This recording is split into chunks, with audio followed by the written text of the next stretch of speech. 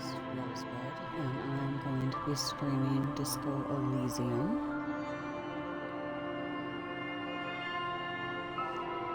Alright, so here we go.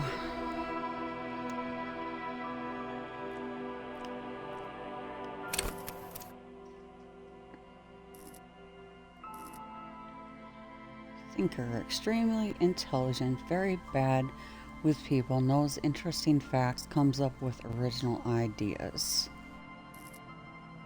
Okay. Sensitive, very psychological, a magnet personality but unstable, might begin to lose his mind. Physical, extremely physical, interacts with the world through his body, gets things done but dumb as a rock. Okay. I'm gonna create my own.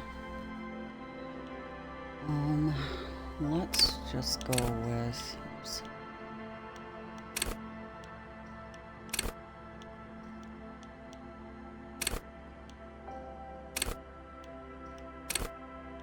Let's just do a well-rounded, I think.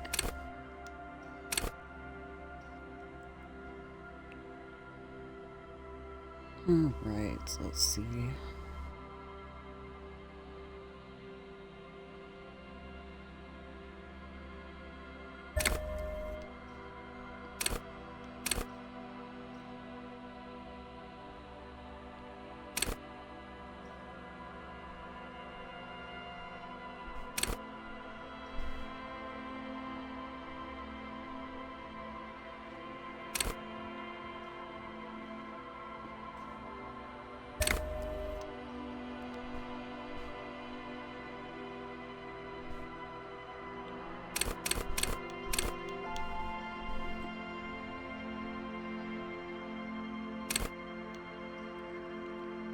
Let's see what else we got.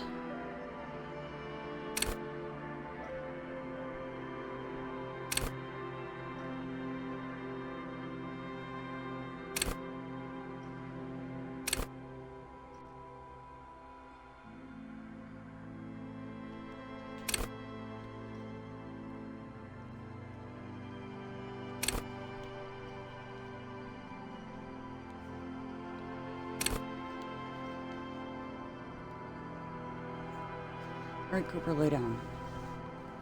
Go, buddy.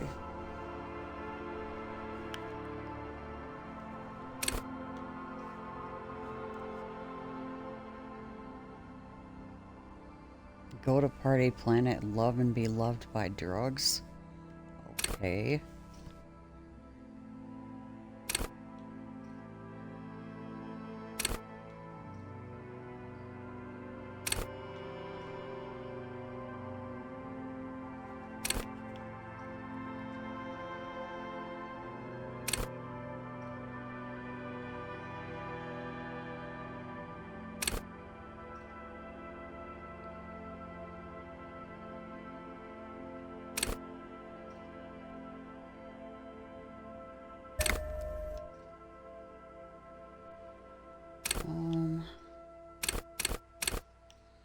Let's just leave this one up. The visual calculus, reconstruct crime scenes, make laws of physical work for the law. Okay.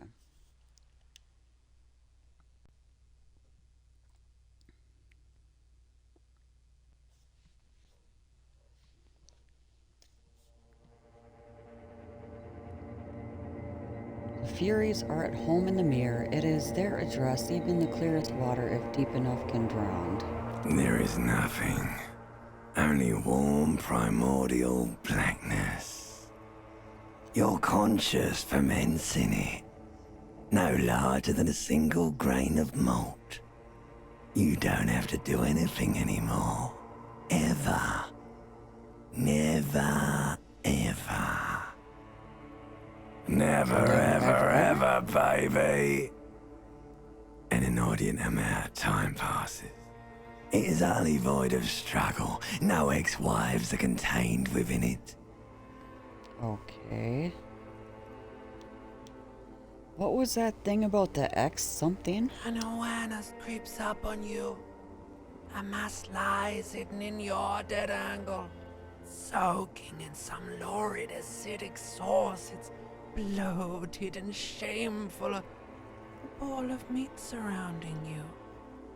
This is a terrible line of questioning, and it will only lead to more awareness of the meat thing. Okay. No, I wanted to know about the X something. Ex-love, ex-tenderness. It is foolish of you to resurface to the loss. Not after all the damage you suffered to get here. Some of it irreversible. Stay. Sail with me through the abyssopelagic zone. Okay. No, I want to get off now. I like pain and burning light and wanting things from people who don't want to give them to me. Do you really?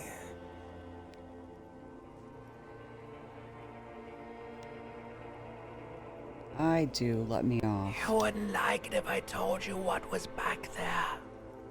Why'd you think you had to bludgeon yourself into oblivion? Or did you not sense yourself marinating? Poured so much on yourself, got a bit carried away, did we, Chef? Alright then. Fear and apprehension. You should ask what's out there first.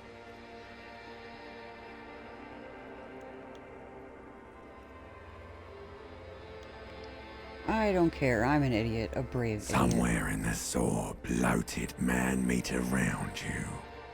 A sensation. Like a fly to the ointment, your conscience sticks to it. The limbed and headed machine of pain and undignified suffering is firing up again.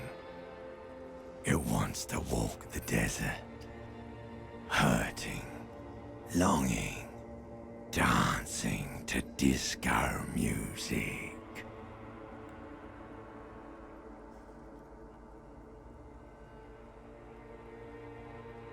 Mother help me. There's a head attached to my neck and I'm in it. The stench of liquor rises from your mouth, and with it, an ungodly headache.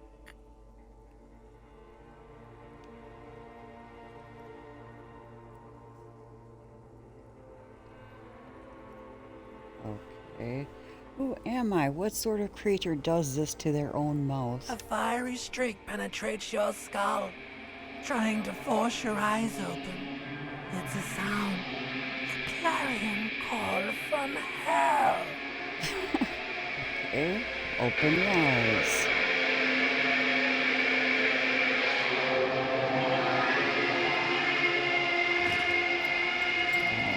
Alright then.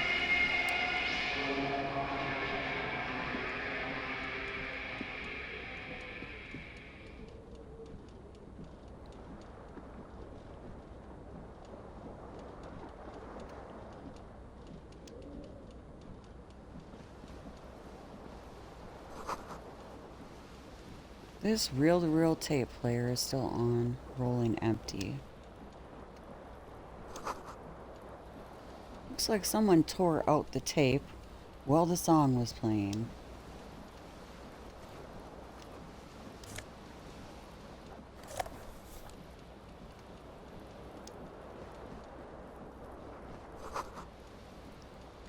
This magnum-sized bottle of Commodore Red is empty. This fan has two chain pull switches. One ends in a tiny fan, the other in a light bulb. A truly horrific necktie has somehow attached itself to one of the blades. The blades come squeaking to a halt. It should be easier to reach the tie now. You swoop up and catch the tie. Snap! It's released from the blade. What you have in your hand is a truly hideous necktie, with 4 or 5 different patterns. The knot reminds you of a noose.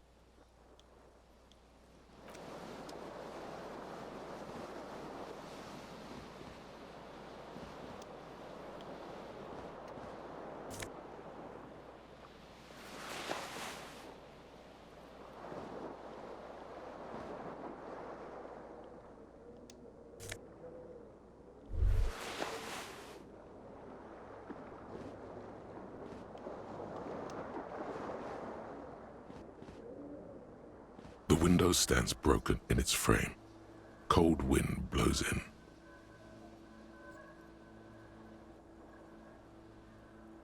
The morning light hurts your eyes. It's hazy, but you see the ocean and some war-torn buildings. The shards face outward. Whatever broke this window came from the inside. Did I break it with my own hands? A fine web of scarring covers the back of your right hand, but none of it is recent. What did this then? More likely a projectile than a held object. There are no fragments on the floor from pulling a tool back in after impact. It is too large for a bullet, yet too small for a piece of furniture. You're looking for something heavy and larger than your fist. Like the green shoe that's on the hat rack in the corner, which, coincidentally, is missing its friend. Congratulations, you smashed the window with your own shoe. Now you only have one. If you're lucky, you can still find the other on the balcony outside. The door to it should be outside your room.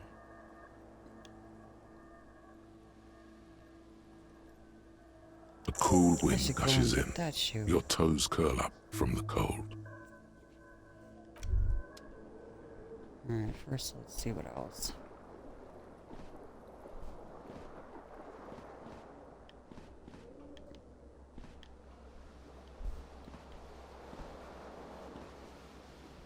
You hear a jingle. Keys are clinking in the pocket of your flare-cut pants. It says, whirling in rags, on the aluminium keyring. There is a single key on the ring. The number 1 is etched on it. It should open the door.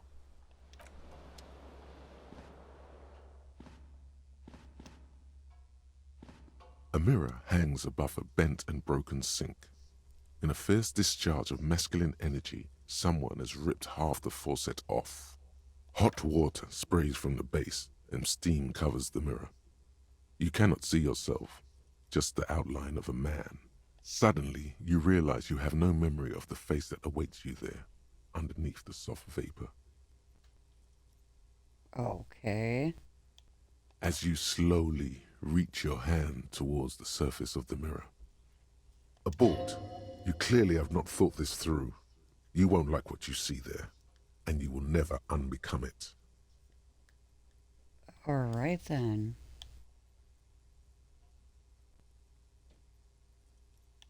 Behold. You have no idea who this thing is, do you?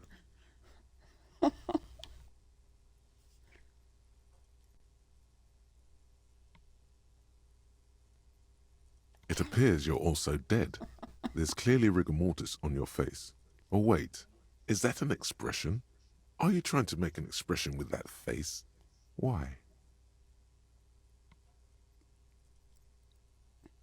I think it might be because I'm a superstar. Sure, why not? Please stop. It's horrible.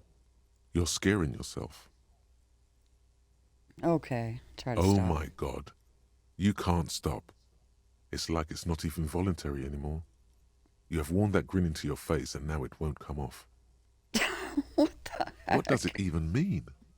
What is the emotion you're trying to convey? Superstardom? God, I don't know. It's indescribable. I think it's supposed to look suggestive, I'm afraid.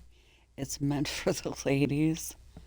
I'm insinuating that I'm vaguely sympathetic. I think I'm sort of pulling it off too in a sad, has-been kind of way.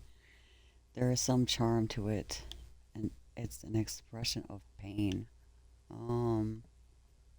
There might have been What's that one? 10 years ago.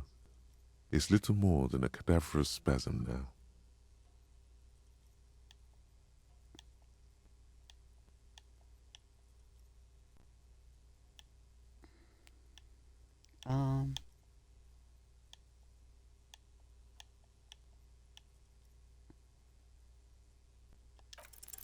Like the rest of you, it comes from a bad place somewhere in the past.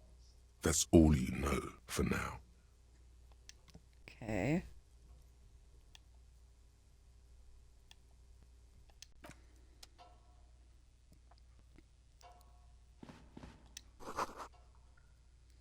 You see bottles in the bathtub, wine, beer, and sweet liquors. Man, this place is a mess.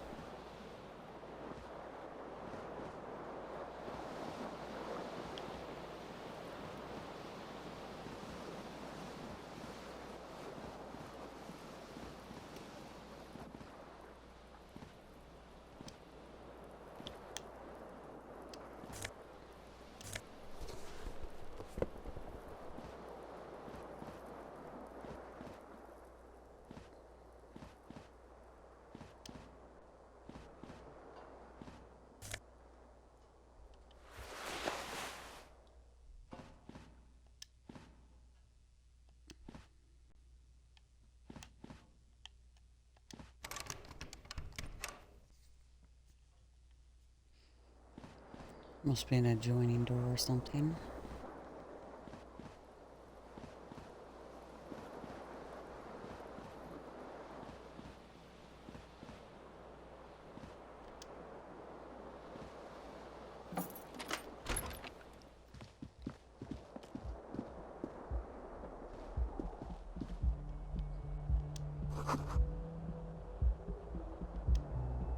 There's something on the table.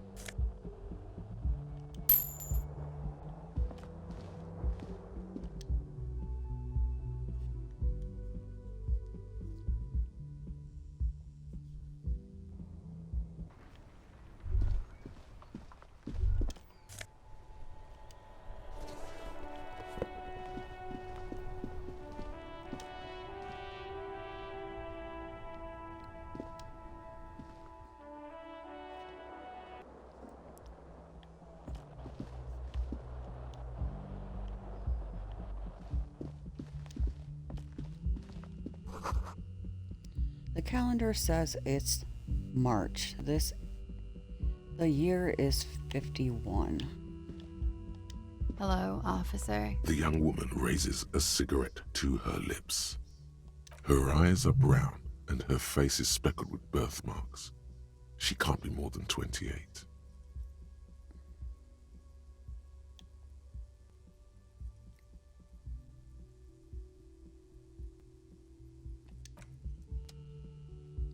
Alright.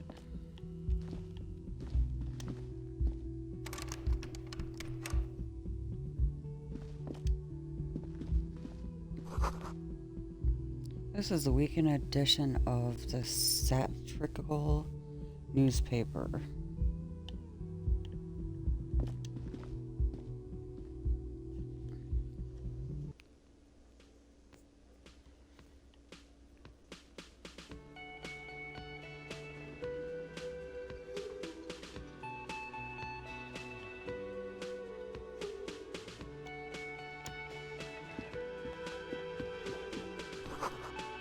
This is where the lyrics would be.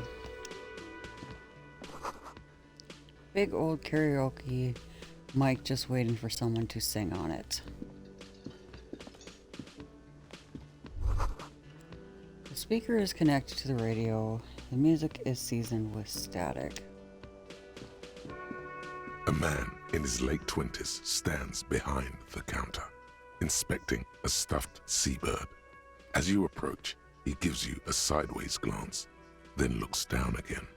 That was disdain in his eyes. Even now he's purposely ignoring you.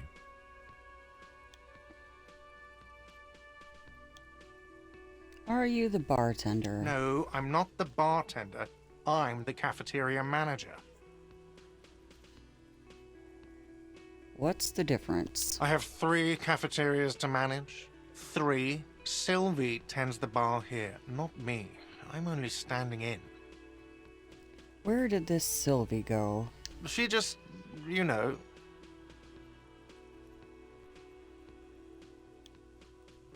A competent work of taxidermy. The white and brown seabird lies among piles of coasters and drying mugs. One of its wings broken. The man is trying to mend it. Looks like the bird was ripped off the shield that was used to mount it, most likely on a wall. Something about it makes you feel bitter. What happened to the bird? Look, your buddy is over there. He looks at the doors where a man in a bomber jacket is tapping his foot on the Why floor. don't you go and talk to him, okay?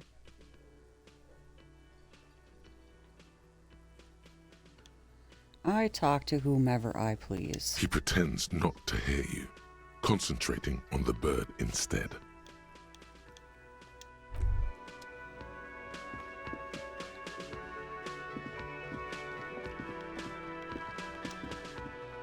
A bespectacled man in an orange bomber jacket is tapping his foot on the floor. Looks like he's waiting for someone. As you approach, he narrows his eyes and extends his hand in greeting. If an assault were launched on this building right now, if the windows came crashing down and the whole world descended upon you, this man would hurl himself in death's way to save you. You are sure of this, but why? Hello, I'm Kim Kitsuragi, Lieutenant, Precinct 57. You must be from the 41st. You realize he's waiting for your name. This is your chance to come up with a really good name for yourself. Get creative. Conceptualize. Okay then. It looks like we had a little scheduling error on Sunday. Saturday too, actually. Have you had time to talk to the manager here?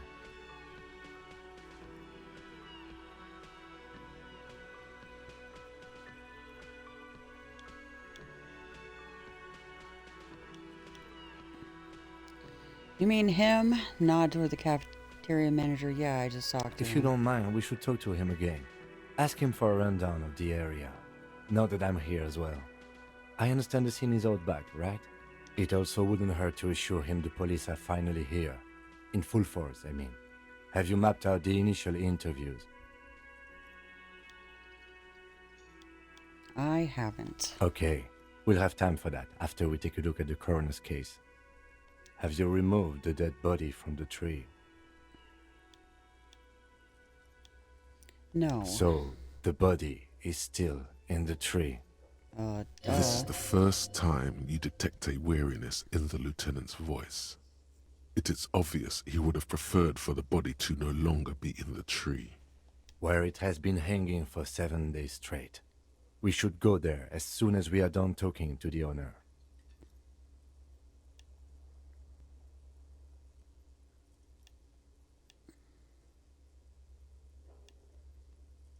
After you, officer.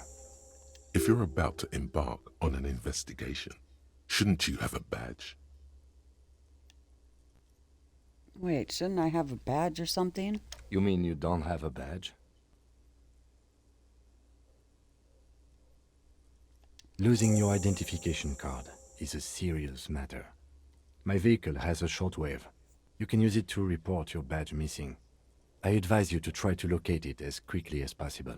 But getting the body down should still take precedence. Lieutenant Kitsuragi is now in your party. You can talk to him whenever by interacting with him.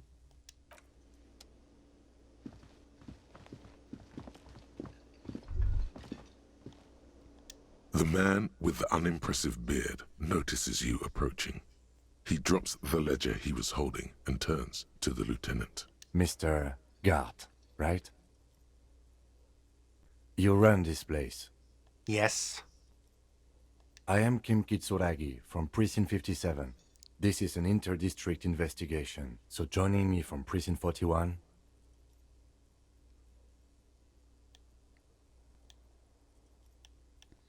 The harbinger of ruin. What?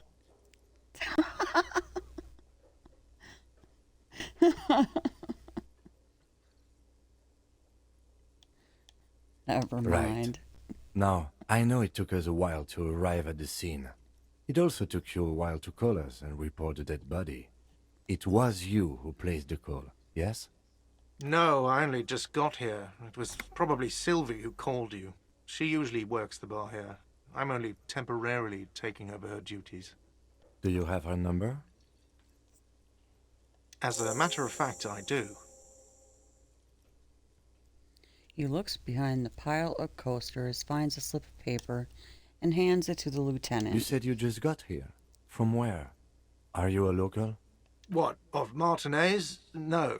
I live in Jamrock. I only sometimes come here to keep an eye on the place. This is just one of the many, many cafeterias I manage. But you still know your way around, yes? In case we need directions.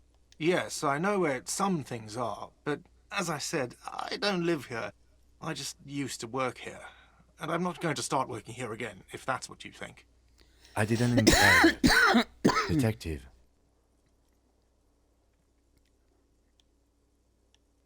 I have everything. You?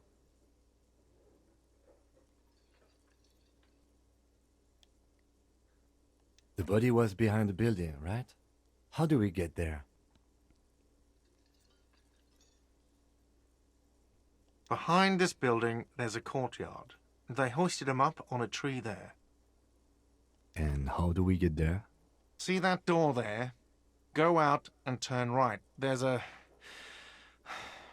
big hole in the fence. No need for a key. Just go through that hole and you'll be in the courtyard. Let's go. Not so fast. You owe me 130 real.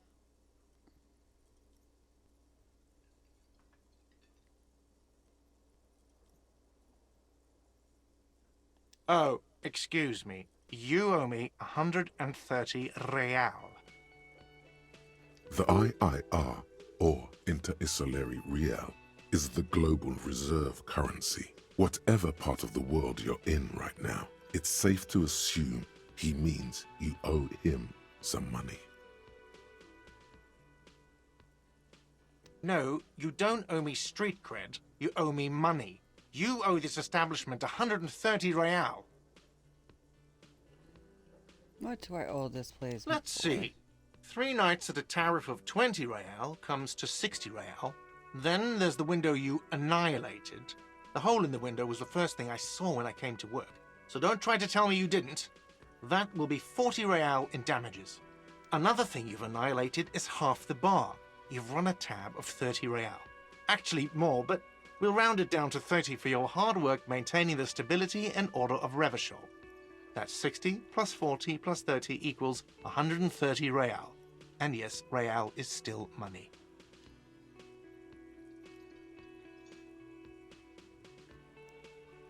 But what exactly is money? What are you, a philosopher?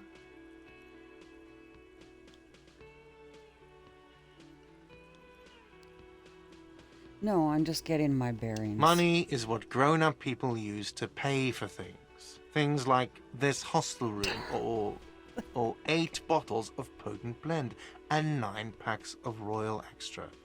We use it for everything, really.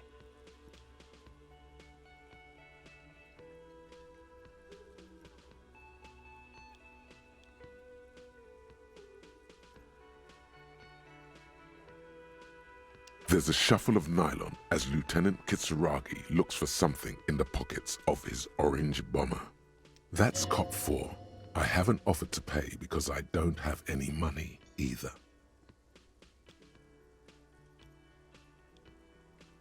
I'm What sorry, happened but to he him? has to pay. I can't let him stay here any longer if he doesn't. If he doesn't have the money by tonight, then... Officer, maybe you're better off working this from home for now. You live in Jamrock, right? It's not that far away.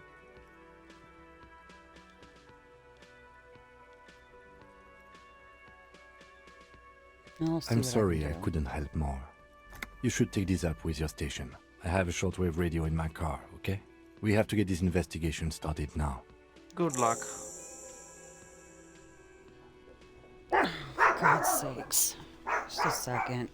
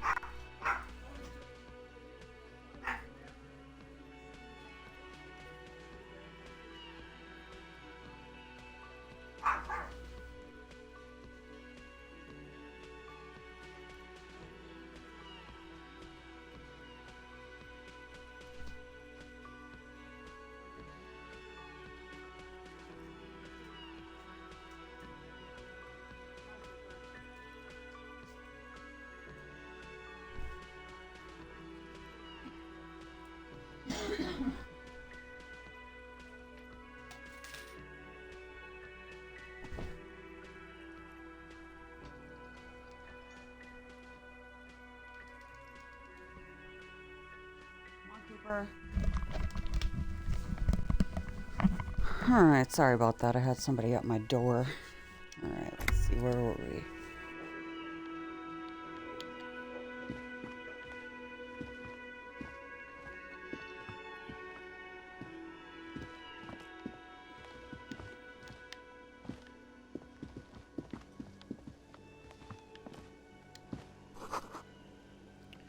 This is a water cooler. A large bubble is rising to the surface.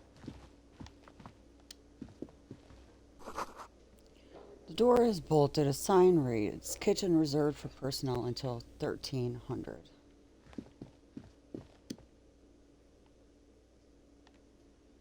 A sign reads, "Mess hall reserved for union members. Doors open 1600." Hello, sweetie.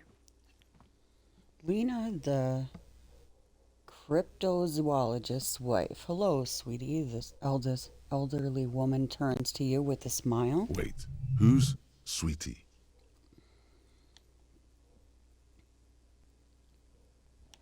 Who's Sweetie? Why, you are, officer. And Maybe have I you am. found anyone to be sweet to?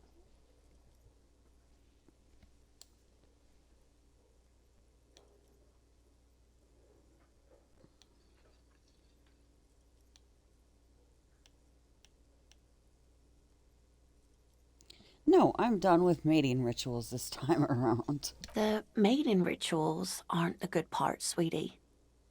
I know it's none of my business, but you look like you need someone to take care of you.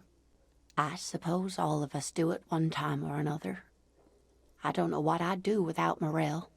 You must forgive me. I'm getting so scatterbrained.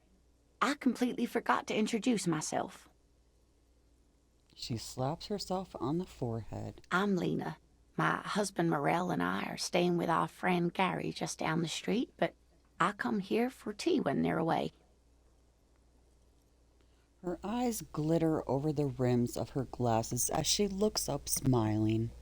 This Lena is wacky enough for the Motley Crew. Hire her on the spot.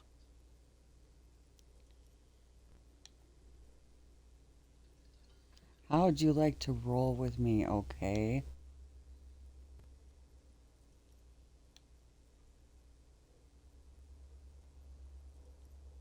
Sweetie needs money. Do sweeties get money? Oh, Alright. sweetie, I heard your conversation with the manager about your financial troubles. When do you get your next paycheck?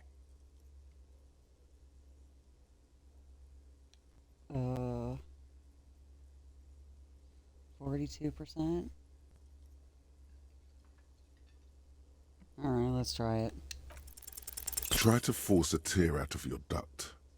Really rip into the whole emotional aggression thing.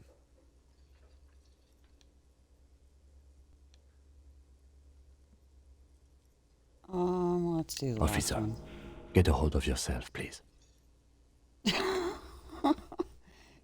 He leans in so that only you can hear, but his tone is forceful. Get a hold of yourself, please. Sweetie, I'm sorry, but I think you need more help than I can give you.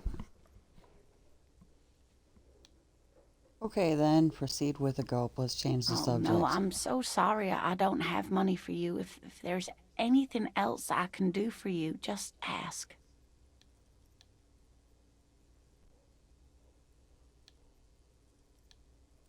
I gotta get going now. Of course, dear. Good luck with your case.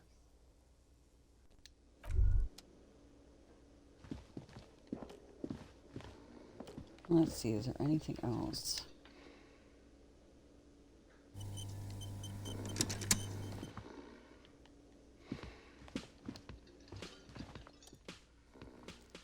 Sleeping dock worker. A man is sleeping at the table wearing mud-caked boots and rolled-down overalls. The back of his shirt reads Wild Pines, encircled by a logo with a tree. On the counter, rolled out of his open hand, you see a blister pack of headache medicine.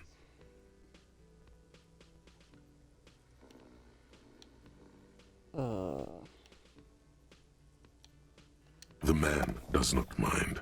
You probably need them more than he does. You've just Okay. picked up some magnesium. This item is stored in the bottom left corner of the screen above your character portrait. Use magnesium to heal your morale if you have morale damage.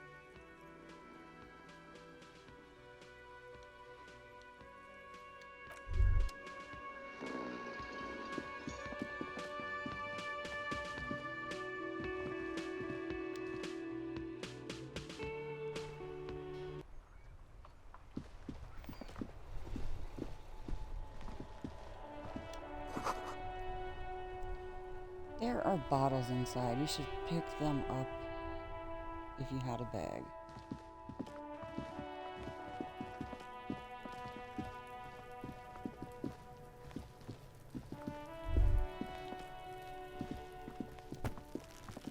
The corpse looks at you with bulging white eyes. The face around them does not look human. It's swollen and ready to burst. His lips are fish-like and his tongue like a ball gag in his mouth. You seem to be holding your breath. A cargo belt twists his neck at an unnatural angle. The body below appears stiff. It's letting out an ungodly rot. The smell seeps in even through your clenched nostrils.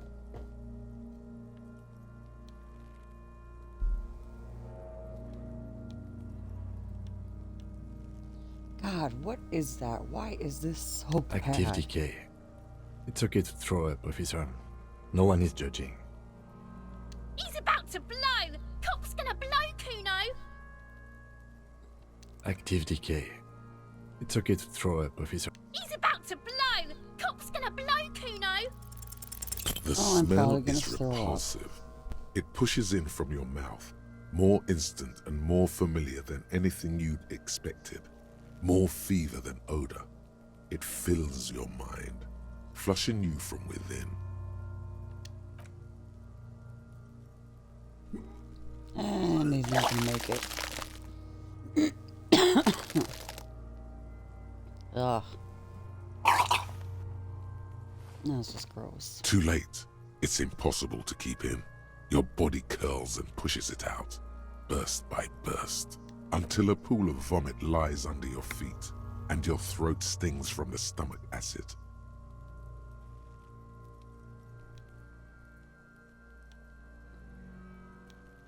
It's okay. Happens to everyone. Keep it. The hangover is clearly making this worse for you. You could use some ammonia to clear your head. If you can handle the headache, some officers use it to deal with cadaverine odor.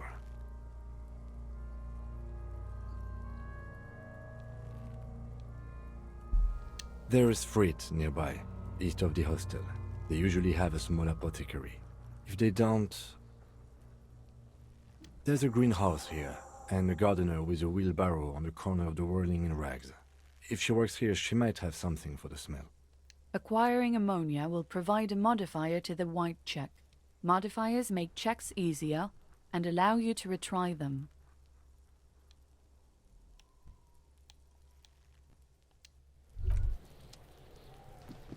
Alright, let's go see if...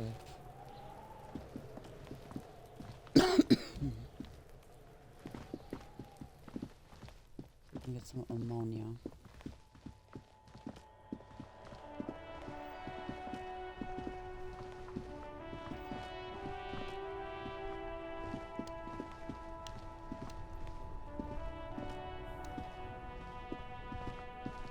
The RCM in Martinez. What can I help you with? You sound surprised. We don't see a lot of police around here, that's all. I have some questions for you. Of course. What can I help you with? My partner told me you may have ammonia. Can I have some? Sure, I'm done with it. She takes a small capsule out of her breast pocket and hands it to you. Go easy on that stuff.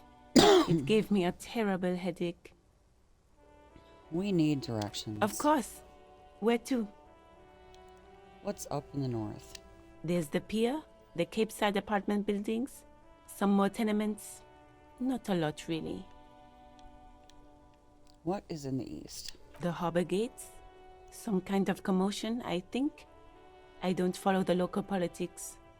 A fleet store, too. What is in the south? Some shops and a bridge. The canal bridge leads to the coast, but it's broken, I think. Some kind of accident, probably. What is on the other side of the canal? Just coast. There's a little fishing village there, and a fish market. But that got closed down ages ago. What is in the west? It's just water. No, actually, I think they call it the Martinez Inlet. There are some islands in the bay, but they're hard to reach. Thanks, that's all for now. No problem. Of course. Whoops. Where to? No problem. I have to run. Of course. I won't hold you back. She wipes her brow with the canary yellow glove. Her gloves. You get the feeling that you need them. You have a dead body to deal with after all. One more thing, can I borrow your gloves? Sure. Keep them. I have another pair. Thank you.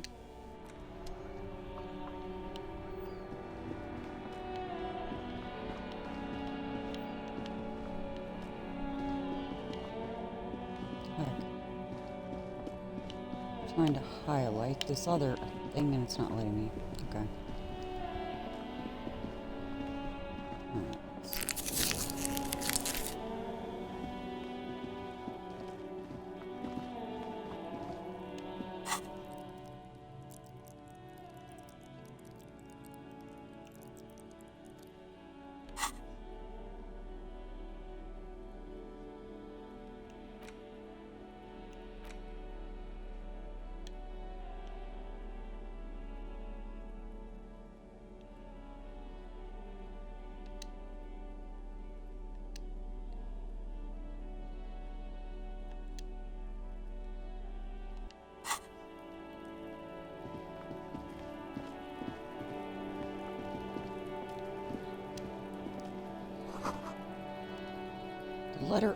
The letter R wears a crown on the ribbon below. And it's This trash container is locked. The sliding lid has a padlock that says, whirling in rags. There's something in there, not necessarily connected to the case, but still. okay.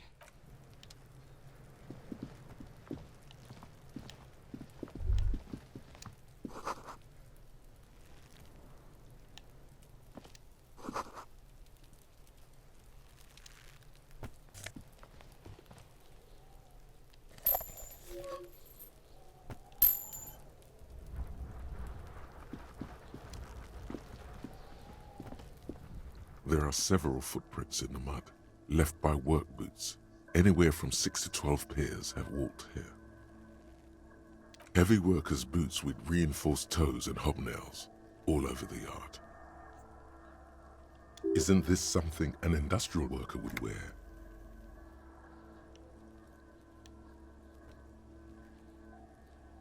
Noted.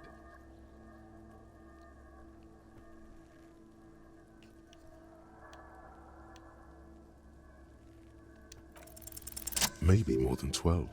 No, 8 pairs of boots have shuffled back and forth in the mud. 1. Standard work boot, steel reinforced toes, number 46. 2. Standard work boot, steel reinforced toes, number 44. 3. Hobnailed work boot, steel reinforced toes, number 43. 4. Standard work boot, number 45 or 46. 5. Another standard work boot, steel reinforced toes, number 44. 6. An aberration, light as air, even pace, same make of boot, but number 41.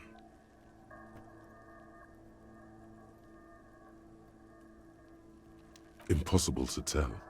Could also have been an adolescent. The gait is undeveloped. 7. the glowing outline of a standard work boot, number 46. But the imprints are twice as deep as the others. The weight exceeds 200 kilograms. 8. And yet another standard work boot, number 44. There's an aberration in the pattern of the sole, however. The right sole is smoother, more worn. How many?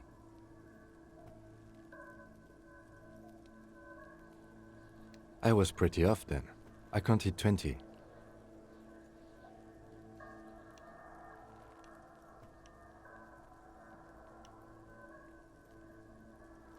I never got the hang of it. Hyperopia. Do you see anything out of the ordinary?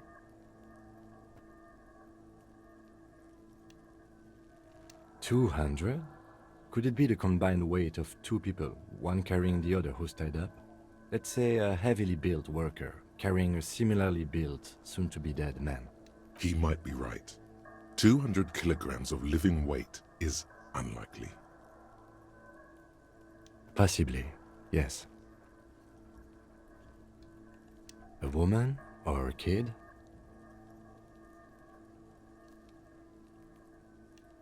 I don't think there's any way to be sure. Understood. Anything else? Interesting. Let's name it the Odd Soul. Someone operating a workbench with a pedal? Like a joiner at the harbor. Or maybe a drummer? A drummer only uses the right foot for the kick drum. You're right, it's stupid. Perhaps it could be a driver. A driver would wear the right shoe before the left. The accelerator is on the right. I was actually thinking the exact same thing. He doesn't seem to hear you, looking south toward the traffic jam instead. The machines are silent. The engines are all turned off.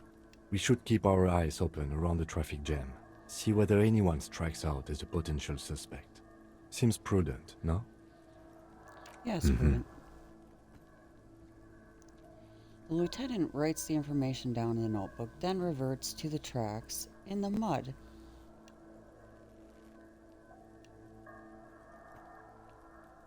How old do you think these tracks are? A week, maybe?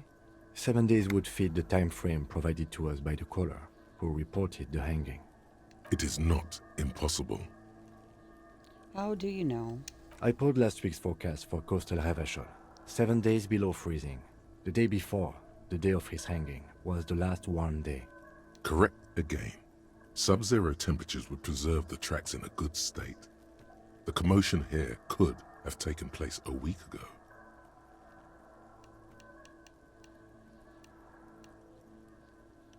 What do you think happened here?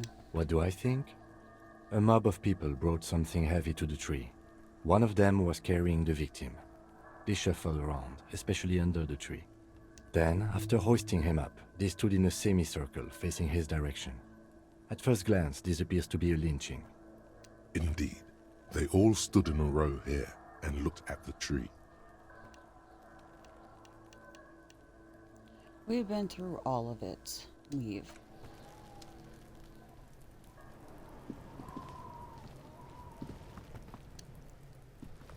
I guess let's go talk to this kid. Kuno's got this!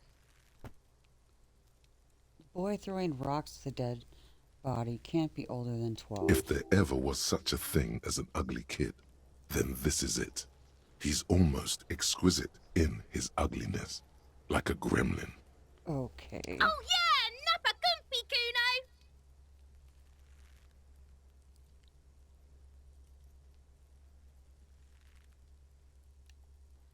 A moment of your time, please. Can't talk, pig! Shit's coming up strong! Throwing rocks! Shit coming up strong. That sounds good. Joyous. You should hang out with this kid and see what that juicy shit is all about. Never Yeah, mind. Kuno, ride the lightning, Kuno! Kuno's riding at sea! The rake, Kuno! You should throw the rake at him, Kuno! The fuck does Kuno know what a rake is? Kuno's not a gardener! Look, I have questions for you. Alright, Entertain the Kuno. Show me what you got. What you got there? What you got, huh? Show me what you got.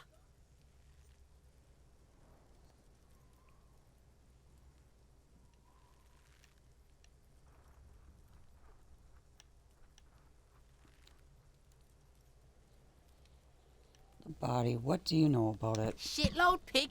What's your question? Don't tell the pig shit, Kuno. Pig's choking. He's totally choking.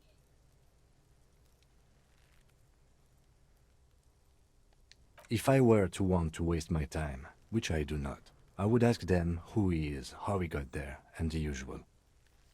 Do you know who he was? Kuno's fuck gimp. Kuno uses the fuck gimp for target practice. What? Do you know how it got up there? Probably climbed. Kuno was busy down the road when that shit went down. So you didn't see it happening. You heard Kuno. Kuno wasn't even in Martinez. Kuno wasn't in Revachol. Kuno wasn't regional. Oh, okay. Where did you go then? I don't know. Some fucking He looks around trying to come up with something. Mesco or I don't know. Some other place. Night City. Kuno was in fucking Night City. Where is Night City?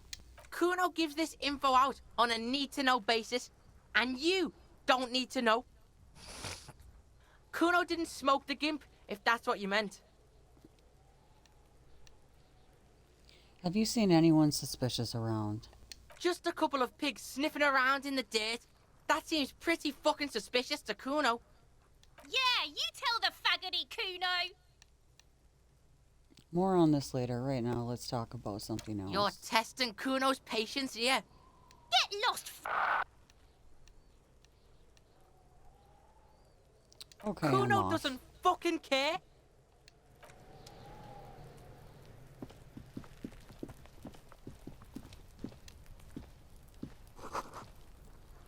This winch mechanism has been oxidating for some years.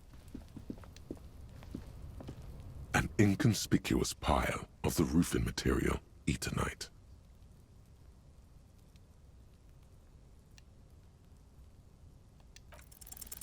Because it's nice and orderly, well-laid pallets, easy on the eyes. No, there's more to this. You get this strange feeling. Hard to say. It's gone now. Feelings pass, you see. Especially the small ones.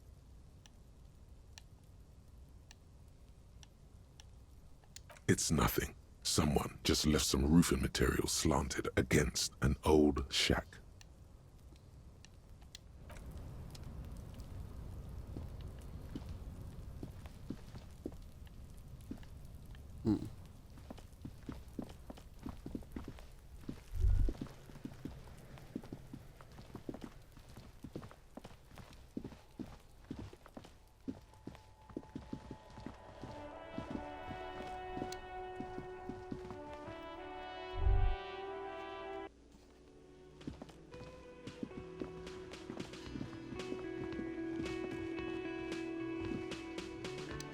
Can I help you?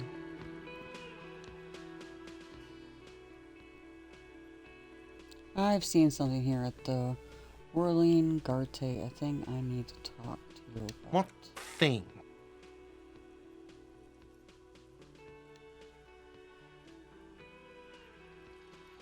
I saw a sign that said I couldn't go into the kitchen. Why can't I go into the kitchen? What are you, a cook now? That's none of your business. There may be something pertinent to investigate in the kitchen. He wasn't pan-fried. He was lynched. What could the kitchen possibly have to do with... Fine, okay. The kitchen is closed until 1 p.m. because the cook is working. You can snoop around after that, if you must. Saw a sign that said the mess hall is reserved for the Union. Yes, not the whole damn Union, thank God. Just the nastiest and loudest faction. Tosses his head in the disdain. They come here in the evenings. Dumb, unruly types. Think they're big shit.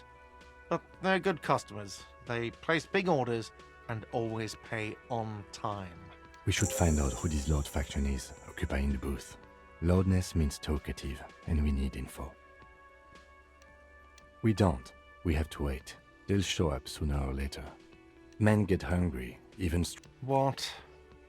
By the way, you should come back to this thing-based questionnaire if you see anything interesting in the whirling later.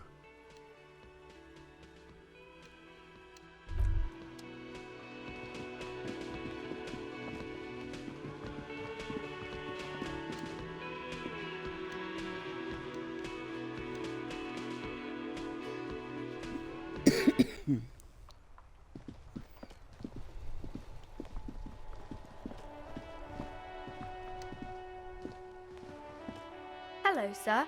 Step right in. The store is open.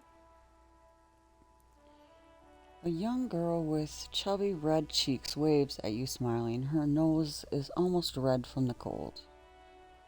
Are you interested in a new and exciting book? She stomps her feet to feel warmer. What kind of store is this anyway? Is it okay if I ask you some questions? Okay, sir. I'll try to answer any questions you have. I hope they're about books. What is your name? My name is Annette, sir. My mum, her name is Plaisance. She owns the store. She's inside minding the register or organising the stock. The girl gazes at the window, then suddenly jolts her eyes wide, as if recalling something. Feel free to step in and browse our wares. And you're standing out here in the cold because? I'm signalling that the store is open. Otherwise, people might not know. They'd miss out on the crime, romance, and biographies of famous people. I should have a word with the store owner, maybe. Oh, no, sir. I'm happy to help Mum by luring in customers. Besides, I have some hot juice in my vacuum bottle to keep warm.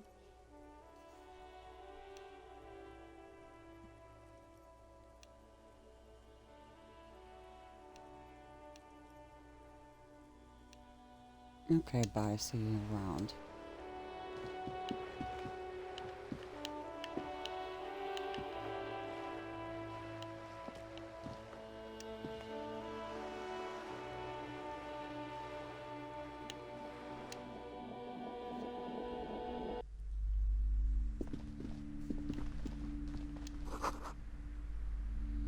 The book collects of national recipes of ardor. They are all about the lake trout. Old sports magazines tucked away in a dark corner.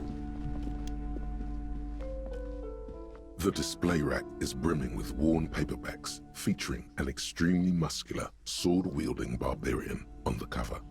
Nearly all the titles contain the word Heimdall somewhere. Look through the display of Rows books. and rows of Heimdall men blur your vision. You make out some titles. Man from Heimdall and the Mammoth Riders. Man from Heimdall, Return to Heimdall. And the solipsistic Man from Heimdall and the Heimdall. The display rack before you is burdened under piles of Man from Heimdall novels. Okay. Do any of these books call out to me? Nothing of interest. Only silence and the cosmic background pain radiation.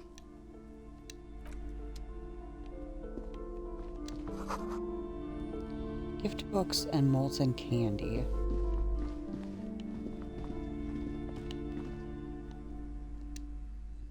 These shelves are overburdened with books from the same series.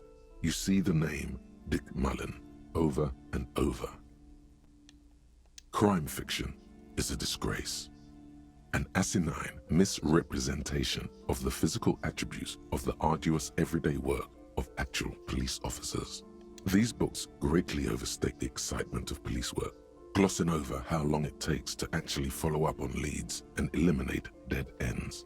What's more, they completely ignore the psychological hardships of year after year coming into contact with people during the worst days of their lives. Not a single mention of all the stress this work creates upon the officer's family. Detective fiction just doesn't tell the truth at all. Now, Would you like a list of all the books found on the shelf? No. Shelves filled to the brim with crime novels featuring supposedly stalwart.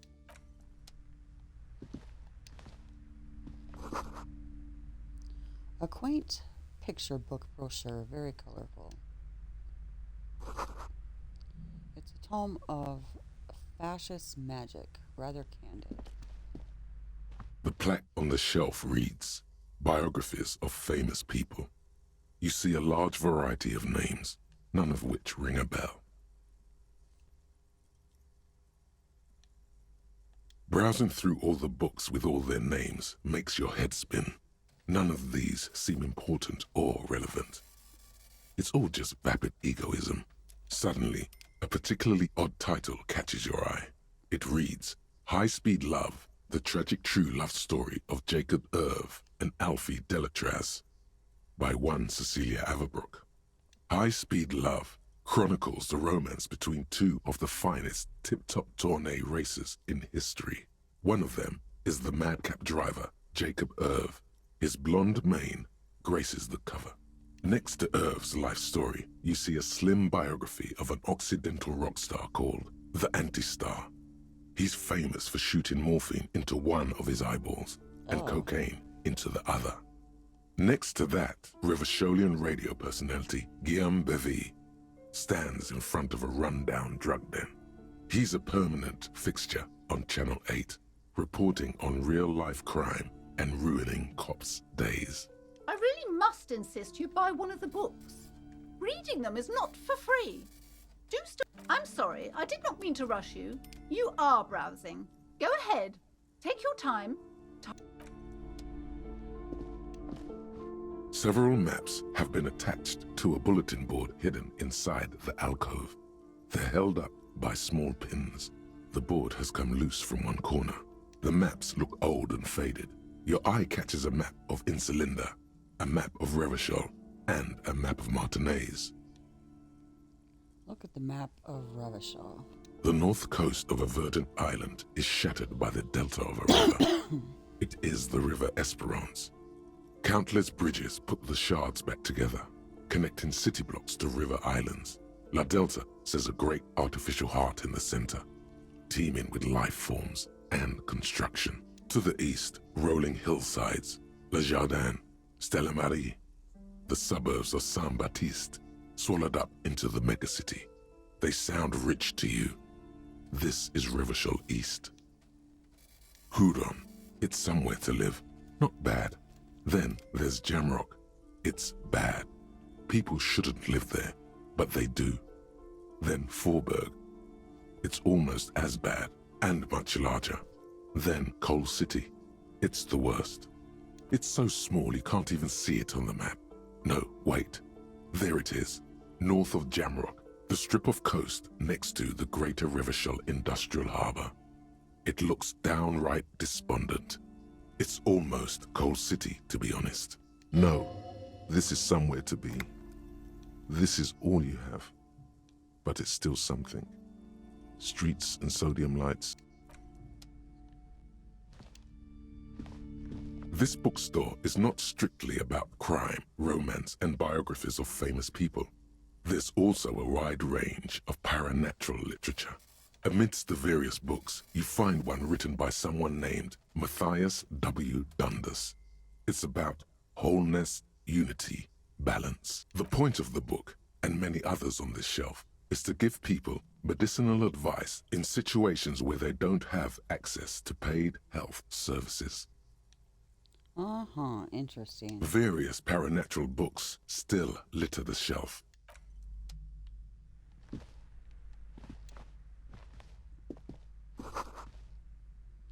Another boring book just discarded here.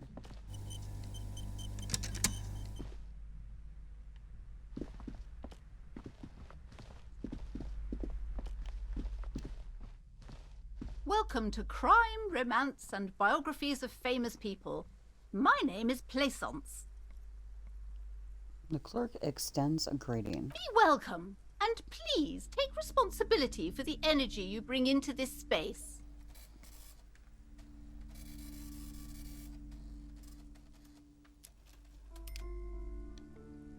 So, are you the owner of the store? I am. The proudest owner of our little shop of culture. Her voice is high pitched as if to give it more penetration.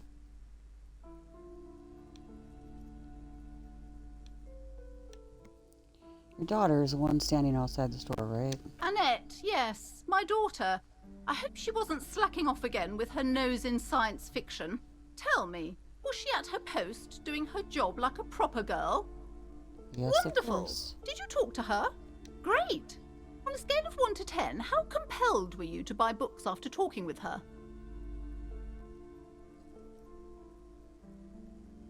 10. She's certainly very polite and My helpful. precious, her dedication brings joy to my heart. If you have children, I hope they turn out as great as my Annette.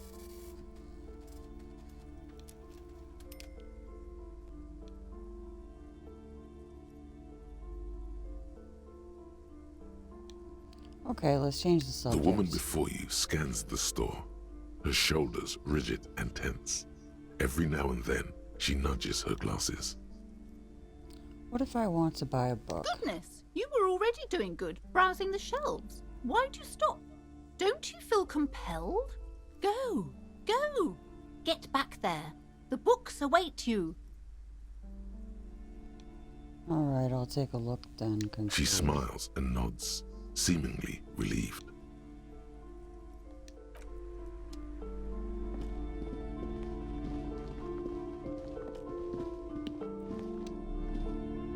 Several maps have been... The maps look old and faded. Your eye catches a map of Insulinda, a Storekeeper, map of if I don't Remish. buy I'm these sorry, maps. officer. The map of Martinez is the only one available. The other two are not for sale anymore. And besides, you could scarcely afford them. They're quite valuable, though they might not look it. The map of Martinez is 90 cents, though.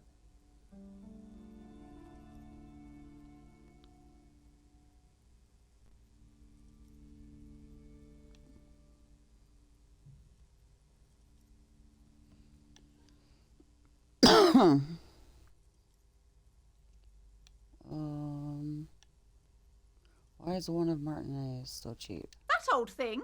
It's an out-of-date map of a tourist location that never was nor came to be. From when some design studio people tried to spruce the place up 4 or 5 years ago. They also renovated the horse statue, set up those coin-operated viewers, and designed the new street lamps. What happened then? They didn't get that far, for some reason. It's a shame the project never got going. Would be nice if someone fixed Martinez up. All these ruins are bad for business.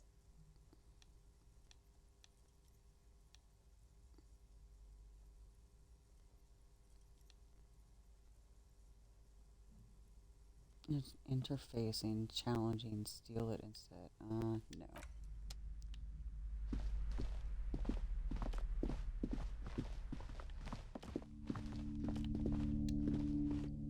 You see a set of tattered curtains blocking the way to another room. A strange cage-like trinket dangles from the curtains. Excuse me, officer. The back room is strictly for employees only. Shopkeeper, what's behind the curtains? Nothing. Now please go back to browsing the books. Don't you feel compelled to look at the books? The books are all you care about. She speaks almost as if she's trying to put a spell on you, urging you to buy more books. Oddly enough, the more she tries to draw you away from the curtains, the more alluring they become.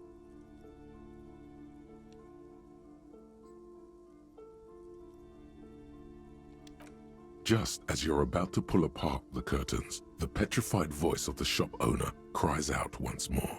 Sir, don't touch that. I told you it's off limits for the customers.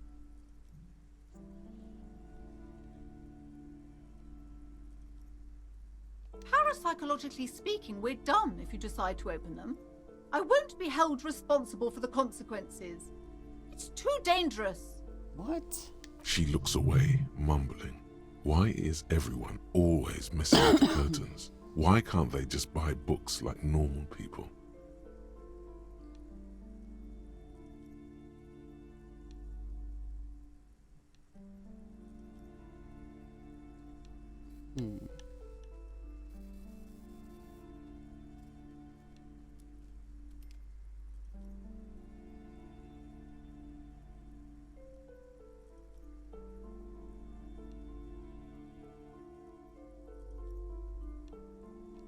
Thank you.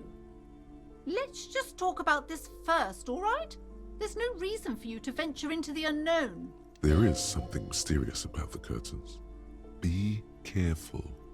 You see a tattered set of curtains and a polyhedron-shaped cage-like trinket.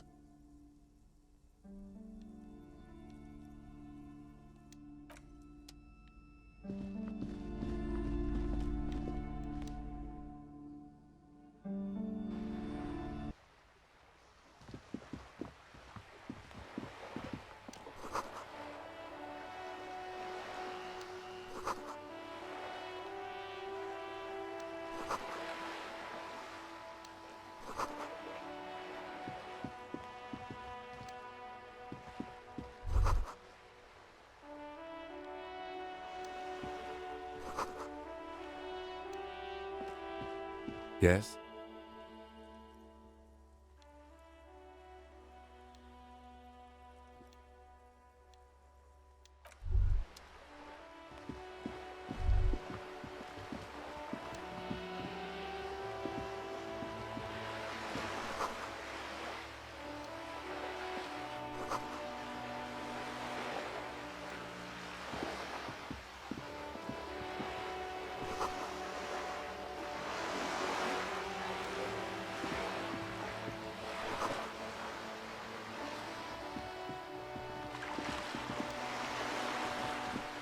This coin-operated viewer is facing south. The instruction manual says to insert 25 centimes and pull the handle while looking inside.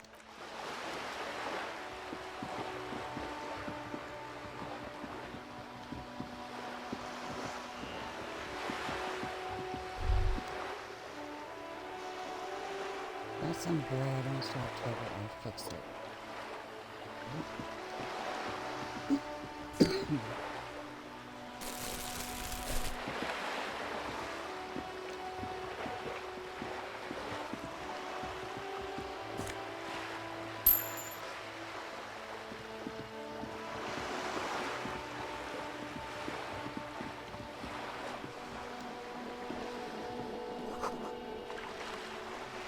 A splatter of bullet holes lines the walls.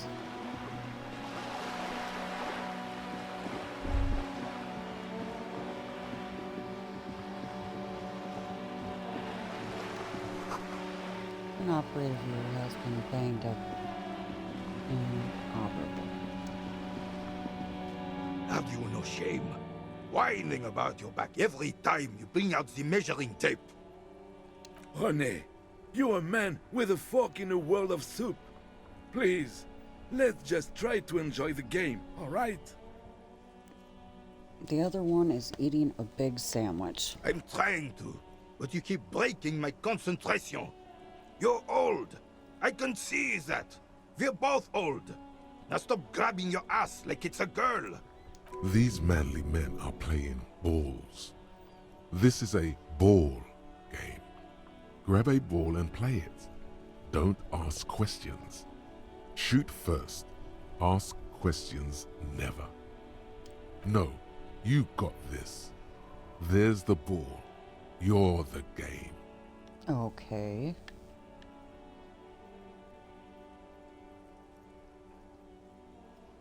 %83 done.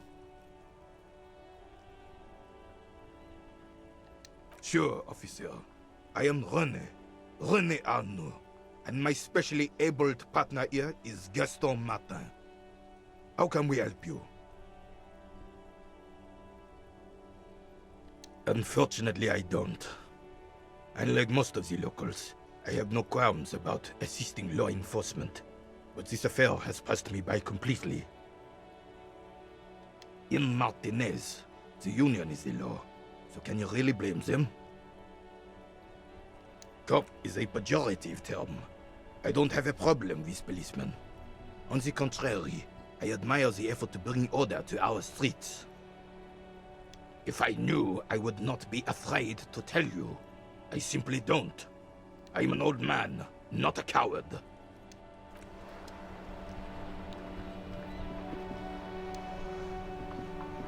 I have really outdone myself. This is divine. Yes, That's what you need, Gaston. More padding on that fat arse of yours. I hope your heart gives out.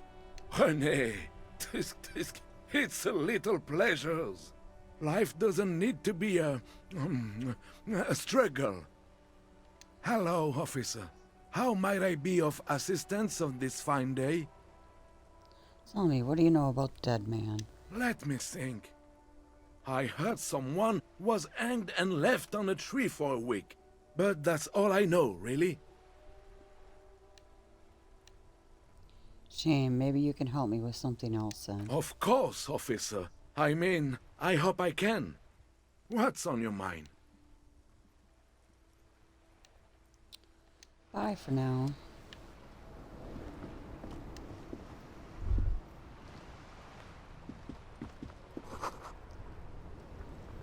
Tire tracks leading onto the roof. The slush and rain. Something. Okay.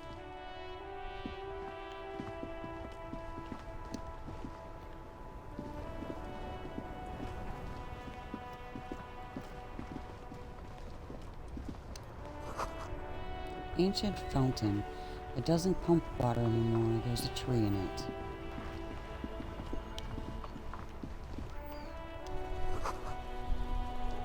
Some great tectonic forces cracked the pavement like an eggshell.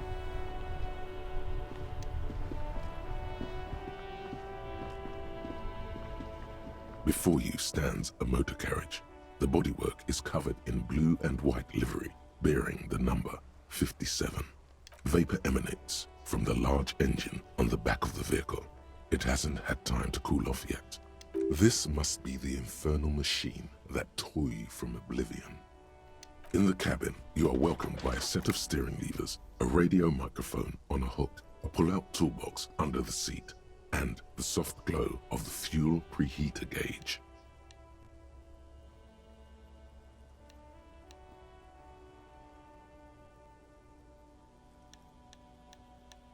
The frequency tableau lights up, and the green button labeled Prime Line glows like a feline eye. And then you hear something. The soft purr of electrical kittens, radio waves cast far and wide over the metropolis. A woman's voice greets you through the static. This is Precinct 57. Hello, Lieutenant. How may I assist you? Hello, Alice. Please assist our colleague from the 41st Precinct here. I'm putting him on. Operating the radio is easy. Just be confident. You've probably done it 1,000 times.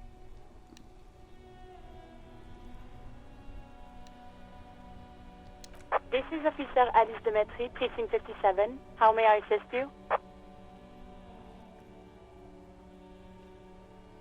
Just a second, officer. She puts you on hold. The static crackling softly like a bonfire. After a while, you hear an old man greet you from the radio. His ratty voice is oddly familiar. 10-2, 10-5. This is 41st. Come in. Over. A scrawny old man sits in a dusty cubicle, smoking, with a large white rectangle sewn on his vest. In front of him is a box-shaped apparatus with an array of wires and antennas. The radio switchboard. Hi, 10-4, what's your status? Over. It's not good. 10-18, 10-20, over.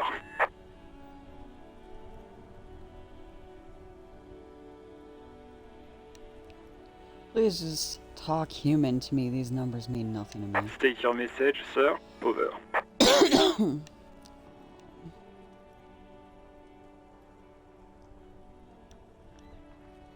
I need to report my badge missing. 10-9, repeat message. Over.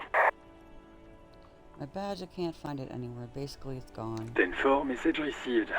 This is a very serious situation. I need to 10-22 the captain. Over.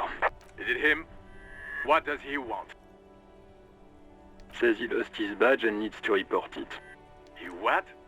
He lost his badge? Hey, who is This is Communication Officer Jules Pidieux, sir. Over. No, the other one. You mean your partner? Over. What is he saying? He's asking who you are. I'm his goddamn partner. It's your partner, Satellite Officer Dietmar, sir. Over. Did he lose his memory along with his fucking badge? Who lost his badge? Dick fucking Mullen. Who do you think? It's Officer Dick Mullen from the bestseller Dick Mullen and the Lost Identity. Dick Mullen is not your name. It's the name of a fictional detective who would not lose his badge. Defend yourself. Immediately. They're laughing at you. Haha, officer has lost his badge. Haha, like I'm the first cop to ever misplace his badge. He says this has probably happened to other policemen before him and laughs sarcastically. Oh god damn it. Is he fucking kidding?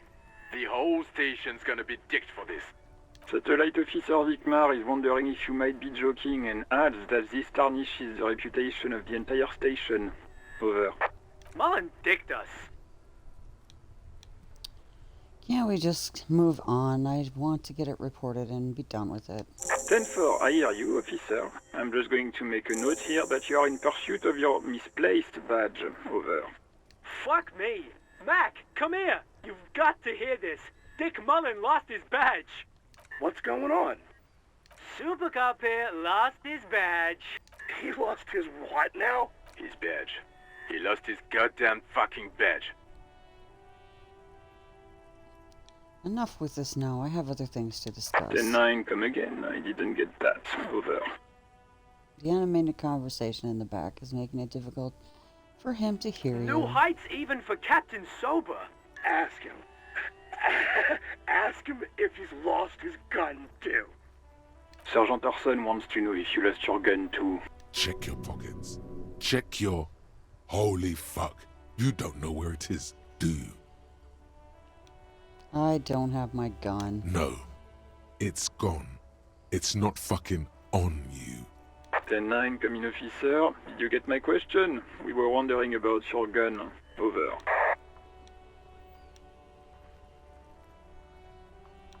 Say nothing. 10-1, you're breaking up. 10-9, repeat please. Over.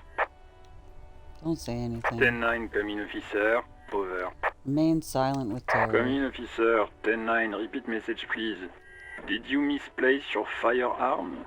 Over. That's affirmative. Over. He says he doesn't have it. Dear God, he lost his gun. Oh my, I can't. This isn't really a laughing matter. Mac can face a giant of Coco Noor by himself, but Disco here made him piss his pants. Oh, I can't. Fuck. He lost his... Ask him if he's still got his wiener. Oh my gosh. I'm not going to. Ask him. Sergeant Orson here is wondering if you are still in possession of your genitalia. I don't need to listen to this firewalker out. The silence is almost deafening after you flick off the switch. That did not go well. I guess the important thing is that you followed protocol and reported your lost items. Did we need anything else here?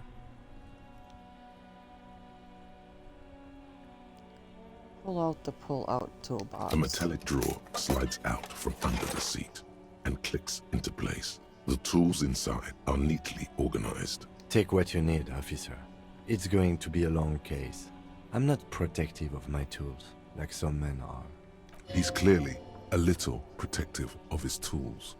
Take But the what can you do? red-tipped primer. Work Take the is work. rubber-handled chain cutters.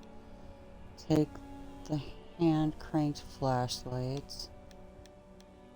Take The pry bar feels nice and cold in your hand, heavier than you'd think. Useful for opening all sorts of doors and lids.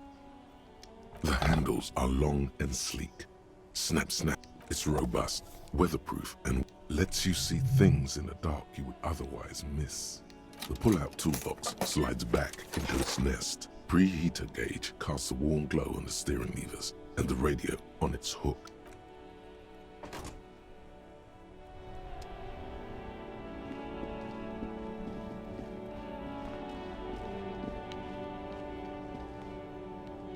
I can't talk to this dude.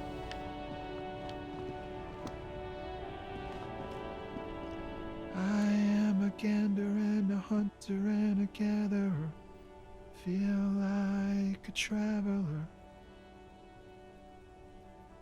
A simple little cadence. He seems to be making it up as he goes. What's going on It's here? the jam, my man. He motions toward the sprawled lorries with a sweeping gesture. What's the jam? It's a traffic jam for the ages. Harbor gates up the street are shut tight. No explanation given. Workers on strike, scabs agitating, an all-around clusterfuck. Meanwhile, we're all stuck here in long-haul limbo for days upon days upon days. Upon days. So how long have you been here? Feels like forever. Like I was born on this here roundabout and this was all I ever knew. Just me and the metal and the tires, the oil and the fumes of mazout.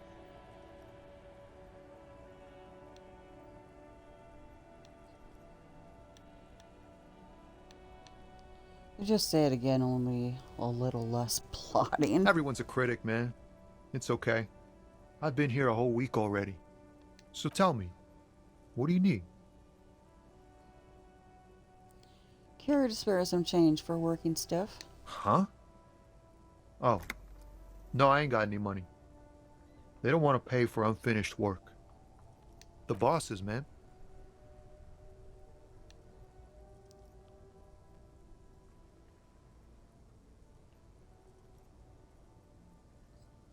I don't know who these bosses think they are, but that sounds like a good arrangement for Yeah, them. it sure ain't good for me.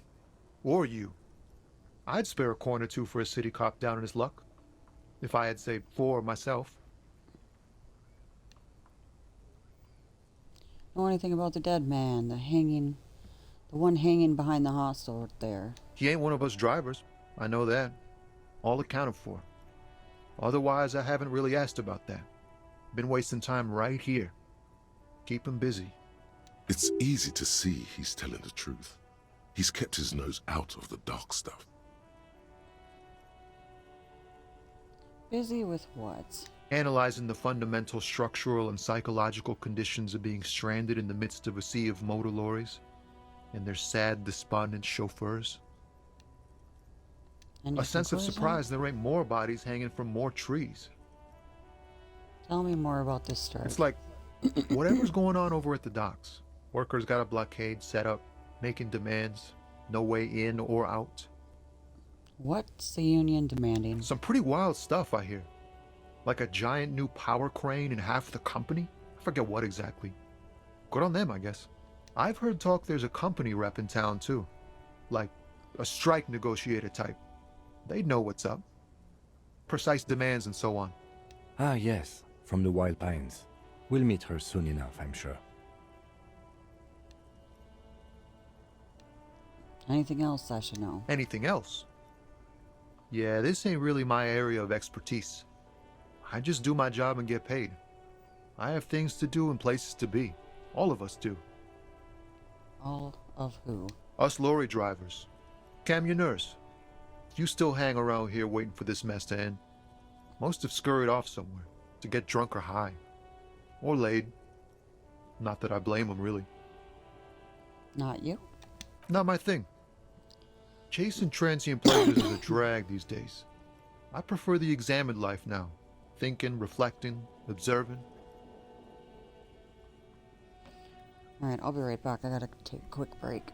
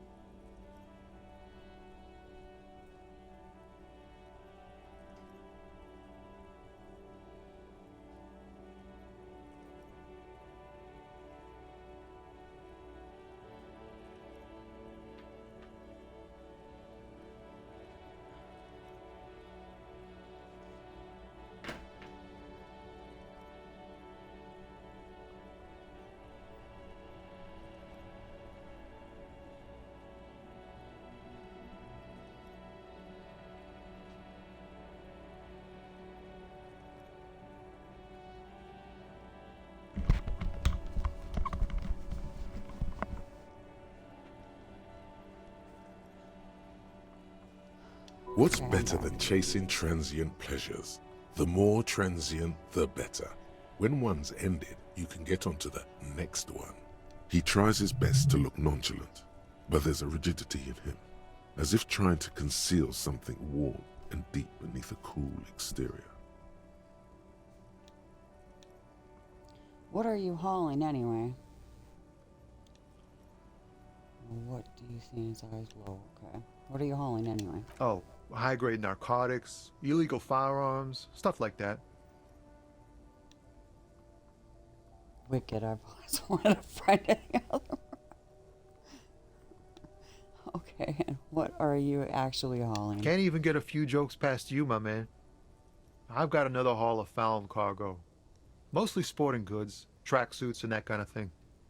They usually get shipped to Grodd and the Occident, though we've been making headway in the Il Moran market lately.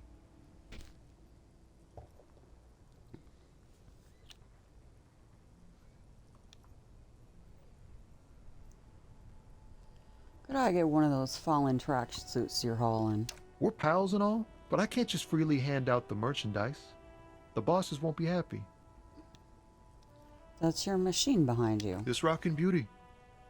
Sure is, like a rash you can't get rid of. You interested in heavy-duty cargo machinery?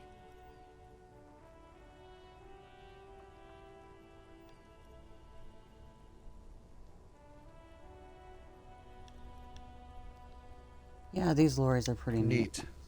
For carrying large quantities of cargo a long distance. These found tracksuits need to find their way to the kids way out in Wamrau and Laurent Bird somehow.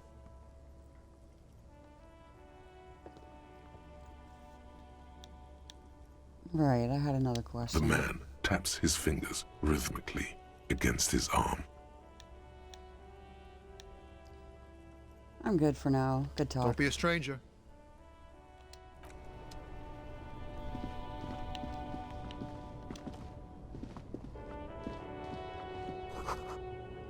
Good small lorry haphazardly litter the surroundings.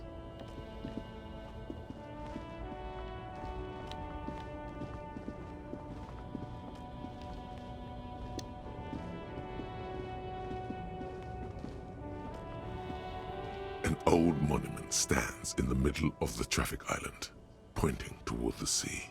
It looks as if it's been reassembled piece by piece, secured and mounted in the air with the aid of numerous ropes and rods.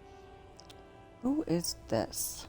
A silver plaque on the statue's pedestal reads, "I am Philip III, the Squanderer, the greatest of the Philippian kings of Revachol, son of Philip II, the opulent, father of Philip IV, the insane."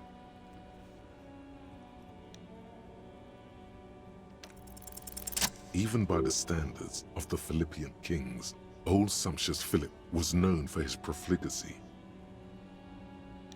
Okay. Well, he blew through the whole national treasury, starting the decline of one of the penultimate century's greatest superpowers, the suzerain of Revachol. His own maladministration foreshadowed the fall of the monarchy during the anti-centennial revolution, an end to his family line and the monarchy on the Insulindian Isola.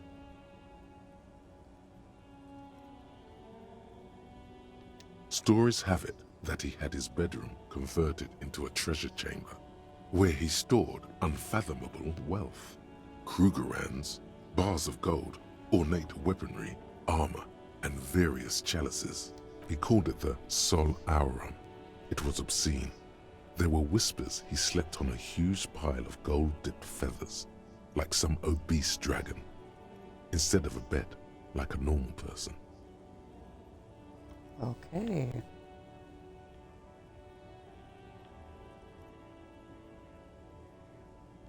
But wait, you haven't even heard about his fabled cocaine addiction. You see, old Philippe wasn't just good at squandering the national treasury on gold and ceremonial weaponry, he was also a prodigious snorter of nose candy. Not just any nose candy, though. We're talking Royal Philippian Blow, allegedly twice as potent as the stuff you find nowadays, and purple. Philippian cocaine was purple.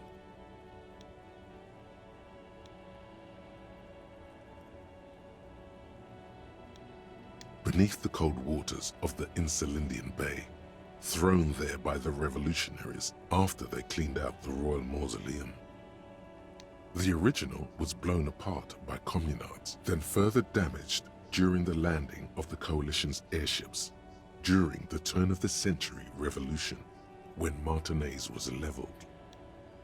Some years ago, a group of liberal, artistically inclined individuals, designers mostly, thought it would be ironic to restore the statue of the most wasteful ruler of Revachol in the poorest part of the city. The statue is supposed to capture the moment it was blown apart, like an instant frozen in time, a rare butterfly trapped in amber, floating on a sea of shit. People in Martinez tend to disagree, as do many prominent art critics and thought leaders with more nuanced social awareness than the young ironists. Philip III, the squanderer, however, with his bronze face up in the air, doesn't seem concerned about what the hoi polloi think of him in death.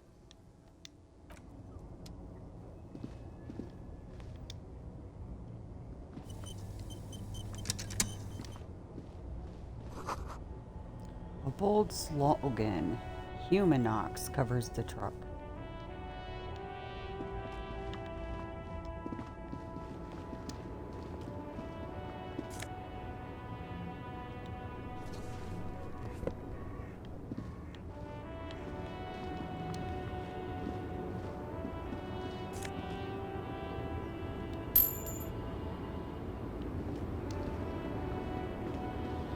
The small, wrinkled woman does not greet you. She nods along to something on her radio. A photograph is clutched in her hands, and there is a warm smile on her face. It's the warmth of a winter night's fire. Maybe she could give you comfort and shelter, some cigarettes and food money. Maybe she's your...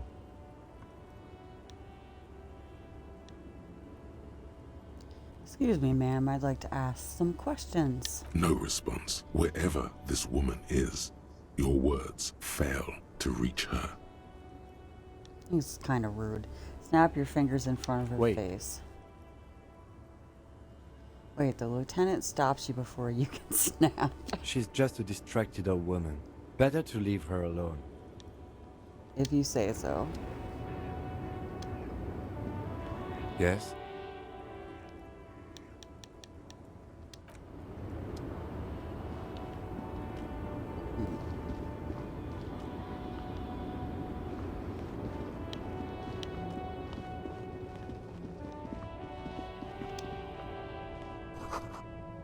Foreign car kept in good condition.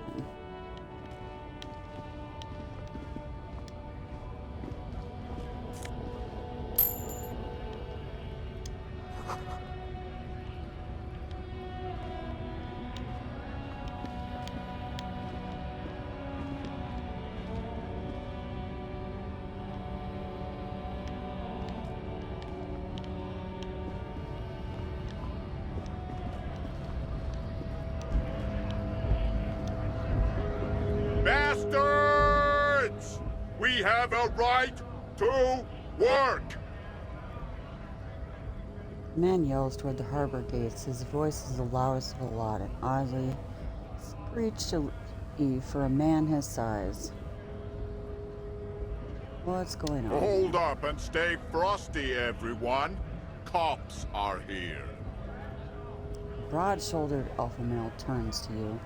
He's a full head taller than everybody else here. You here to fuck with us? Beat the honest worker down. Why should We're I? here to fight for a cause. Stripes usually have problems with people who have causes. Okay, then I'm thinking no. Good. We're fighting for a cause here. Right to work! Right to work!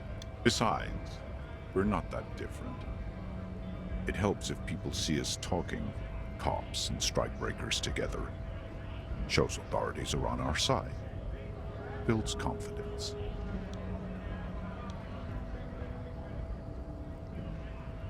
Regardless, I have some questions Maybe for you should ask them the questions, like why we're not allowed to make a living here. Shame on you! We have families to feed, you piece of shit. So do we, Scab. The loitering man hollers in return.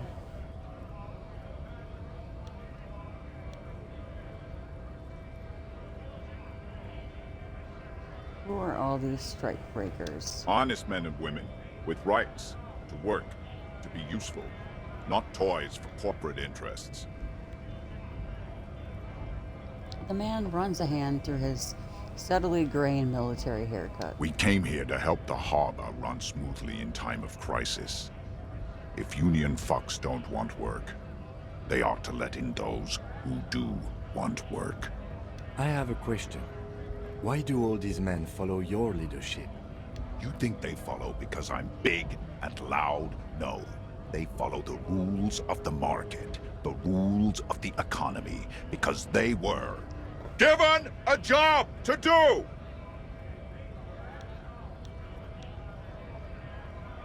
What exactly is your goal here? We were promised work. We'd be in there, working, if the bastards hadn't shut the gates. And you are unable to breach the entrance? Main gate's locked. Would take heavy ordnance to bust it open. Could try to get in through the secretary's office. Door's locked. The guard's blocking the way to the access panel. And I don't mean the scrawny mess punk either. I mean head measurer. Or whatever he is. Wait, head measurer? Huge Seminese guy standing up there on the overhead passage.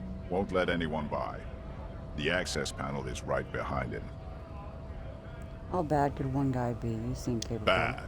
Standing on a narrow bridge, he's got a strategically advantageous position. And he's trained. I don't know how the Union has a trained killer up there. But that one's no joke. And my men are tired and hungry. They're workers, not fighters. Why don't you just talk to them? Like civilized folk, you mean? These native fucks don't understand civilized. It would be better for the neighborhood if you went home, at least for now, if you can't get in anyway. No!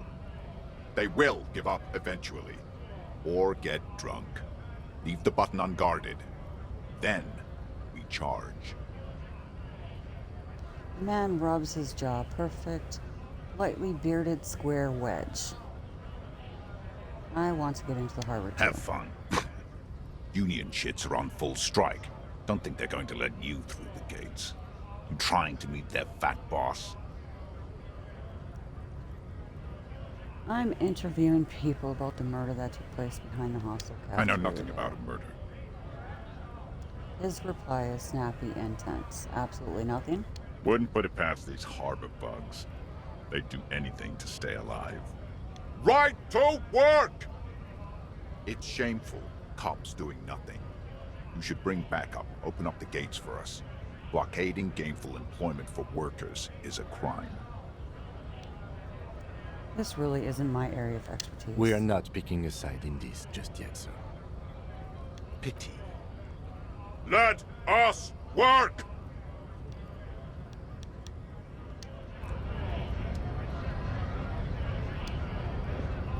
Yes?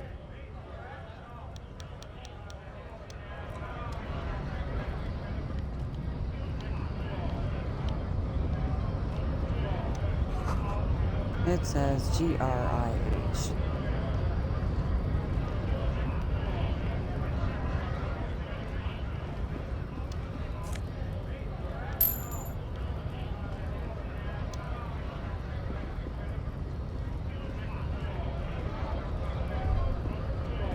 Scab? Call me Manana, asked a man with jolly eyes tilting his head. What exactly is a scab? A kind of a worm, content with mere survival. They come, they want to do our job for shittier pay, screwing over both themselves and us. Everybody loses. Hold on, where did they all come from? Beats me. Somewhere in the ground, I think. You don't seem to like them much. Gotta be bloody stupid or freaking evil to Scab. Or I guess scared, maybe. But scared of what? Of who? He looks at the mask, squinting his eyes as if trying to ascertain what they're scared of. Personally, I'd rather beg than Scab. If the gentleman shouting on the street came begging, maybe they'd have gotten something. Have you tried talking to them? We've explained the matters, but they don't listen. This lot would be reasonable and go home if the big guy wasn't riling them up all the time.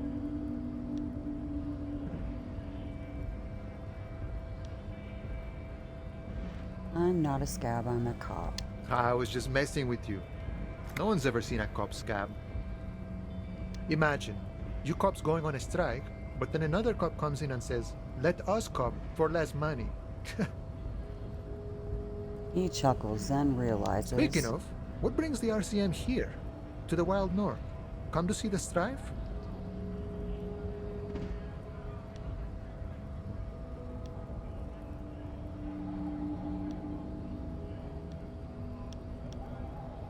I'm a bit short on money right now. Could you give me some? Sure thing, my friend. I can help you out. What? 58%. The coin lands into your hand as if it has always belonged there. The swallow returns. Always glad to help out the RCM. Shame I can't do more. Things are meager at the moment due to... He nods toward the protesters. You know, the winter's fat is slowly running out and all. Still better than scabbing, though. The Union has problems getting by. Nothing to worry about, really. The jam's a bit of a mess. Cargo can't get in or out. The rationing is a bit stricter is all. Supplies should last the strike, though. Every little bit helps, you know? I'm always glad to help out when possible. Not like these slithering scabs. Come to Martinez investing in Murder, huh? That sounds like a lot of hard work. You'd never see me investigating a murder. You're right, it's almost impossible. I'm 91% sure I'll never get it solved. Maybe you want to help me solve it by telling me who did it. Of course, Policia. It wasn't me. You can rule me out. Easier that way. He didn't do it. It's the truth. I need to know what's behind these gates I'm exploring. My friend, I respect the right to roam. The open range awaits. He gazes over the roundabout with a glint of longing. Does this mean you can let me through the gates? I don't operate in that capacity. I'm not a granter of passage. The passage grants itself. That's simple. I just walk in. Aye. Walk right past Measurehead and go in. Past Yeah, Measurehead? the 2.5 meter tall Semini supremacist there. Walk right past him. Then press the button to unlock the door. Then go past him again. And you enter the arbor through the office. Está.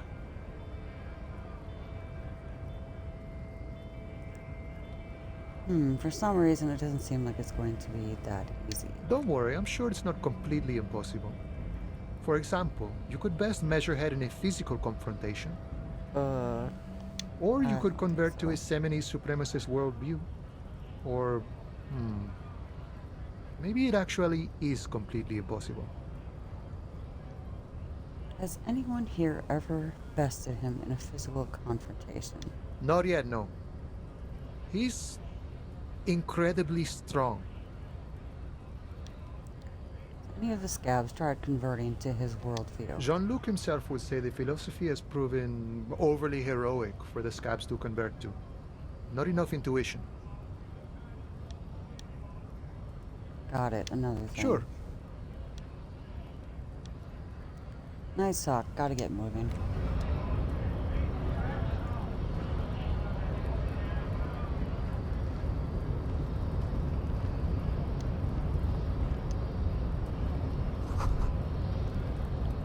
hermetically sealed door locked by electronic means. Notice, in case of strike, press buttons behind the guard.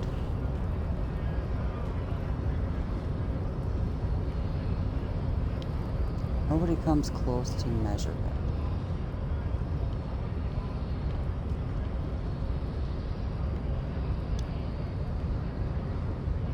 Your body betrays your degeneracy. Yeah, Measurehead. His body totally betrays his degeneracy.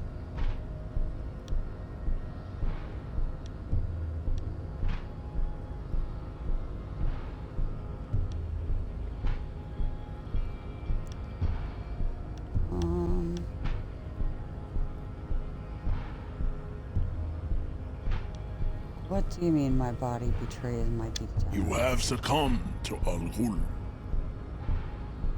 His face contorts in disgust as if he were smelling a dead rat. You reek of it. An invisible sword of Al Ghul emerges from your throat. You cannot see it, but others can. It is making the woman in my company sick.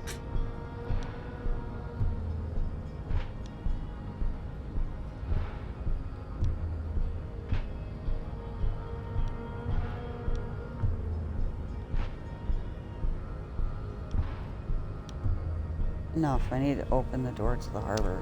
No, you don't. You need to get another drink. Occidental Haplogroup B4 is done giving orders around here.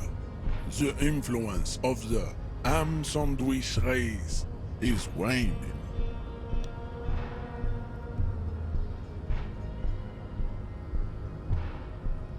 Race stuff is unimportant here. I just need you to help me do my job, please. Begging for help. Attempting to pass fear for cooperation. How far the Occidental Haplogroup has fallen. You were once a noble and powerful race. You gave the world eugenics, electricity, and powerful weapons of war like missiles and aerostatic aircraft. You made great gains in metallurgy, race theory, and statecraft. You dominated lesser cultures, like the deformed Hemians and the inexplicably potato-obsessed Khoikos. But now your ascent to the genetic summit has halted. You are obsessed with sadness and with frivolous pop culture. You will be superseded. Isn't that right, babe? It is, baby, yeah. You know it. There is a button right behind him, just out of reach. It must be the one that opens the door to the harbor.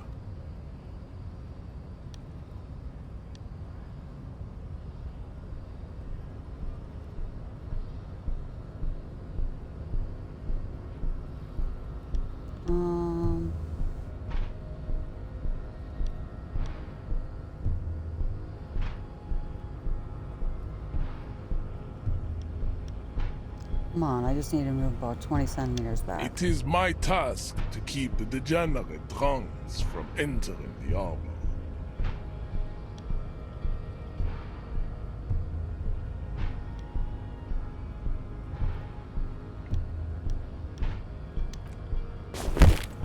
Jeez. That is right.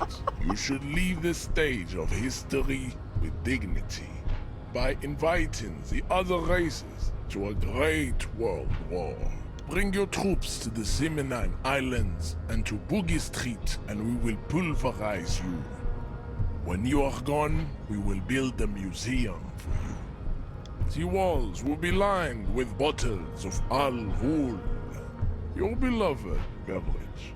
Inside, we will store the odes to homosexuality you call art, and your microcephalic skulls.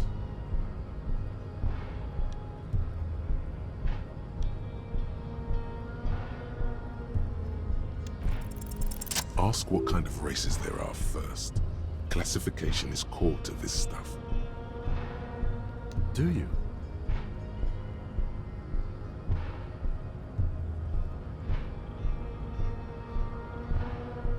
There are three categories of race. Type A, the heroic races. Type B, the servile races. And the vile CF race cauldron of pederasty. Which one do you need education on?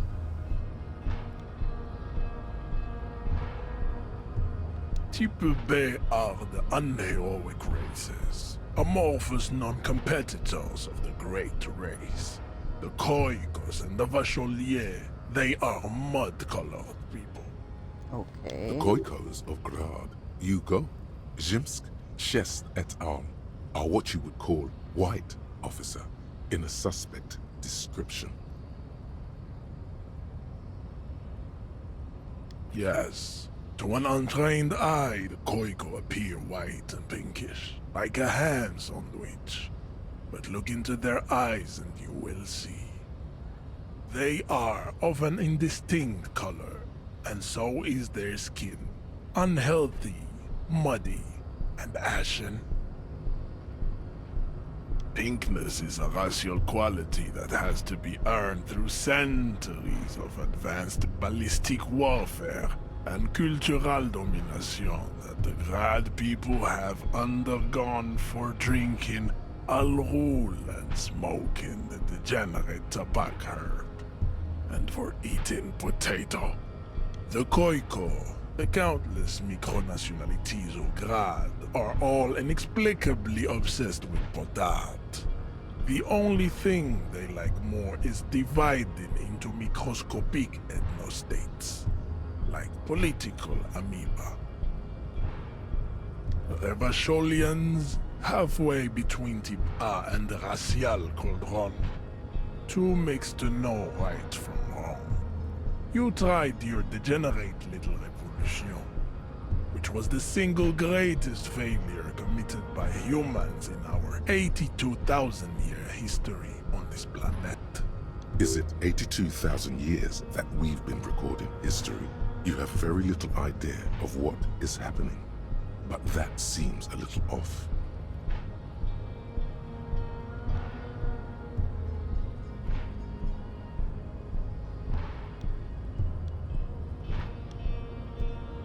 That revolution sounds like it was perpetrated by degenerate marauders, not all the people of The revolution came to Ravachol from Grad, in Zaraz-ridden potato carts.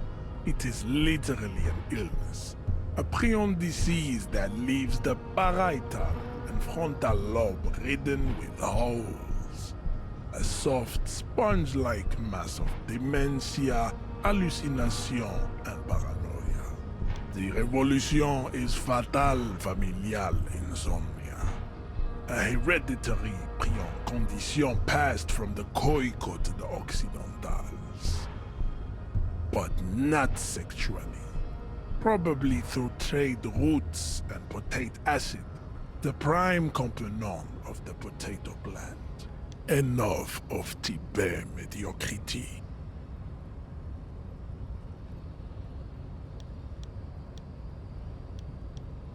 Those are the Simonese, the Areopagite, and the Occidentals, excluding the Maun, of course. The Maun are riddled with eczema to the point where they find it impossible to smile. They are all lactose intolerant, a common result of inbreeding. A receding genetic pool has led the Maun on reprehensible street parades. In Maun cities like Stadskanal and Vredefort, wearing wooden clogs on their feet and little green tassels on their hats.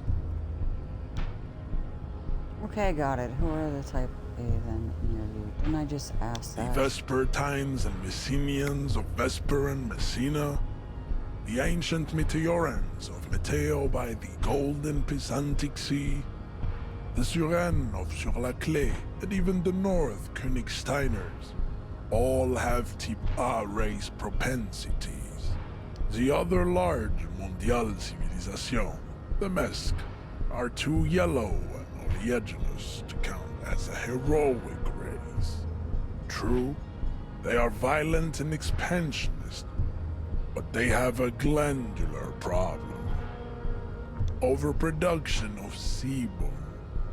Sebum is leaking into their brains, making them listen to El Mariachi music and eat toxic minced meat-based food, which in turn only produces more sebum. As proven by the Mound and the Mask, Occidental Type A is in retrograde. The Simonese and the Areopagite are on the ascent. The indigenous people of this, the Insulindian archipelago, the Simonese inhabit the southern islands. I am Simonese, from the stock of Ulmuir on Ile de Fantôme. The Areopagites are sleek, long-headed. The Simonese are powerful, mesomorphic. The former is an immutable progenitor, unchanged since the Super Isola of Pericarnassus. Ancient brains rest in their slender skulls. The latter is perfected and adapting. Together they form the Simeno-Areopagite, or Simeopagite superrace. That is all. There are no more Type A races in the world. Nature was not capable of more. Types CF are a museum of failed chimeric experiments and tragic maladaptations. They are tortured creatures waiting to be put to sleep. Your morbid interest in them worries me. It would be cruel to entertain ourselves with their deformities. Were there any able-bodied races you needed education on? You understand nothing. To solve the great race enigma, you have to first ask yourself, what is the race enigma? You have not even worded the mystery, let alone solved it. We will see. Access to the Union is important for our investigation, but there may be another way in, without becoming a race theoretician. Am I mildly worried he might take it seriously? The lieutenant thinks. Yes, I am, he concludes. I am worried. Lost, though. Buckled away at the last gate. This is why your haplogroup will never rise from the ashes. Now, I need to luxuriate in the private company of my babe. Leave me. I cannot possibly imagine what else we have to discuss, Tibere Vacholian. Your love for disco music and venereal disease?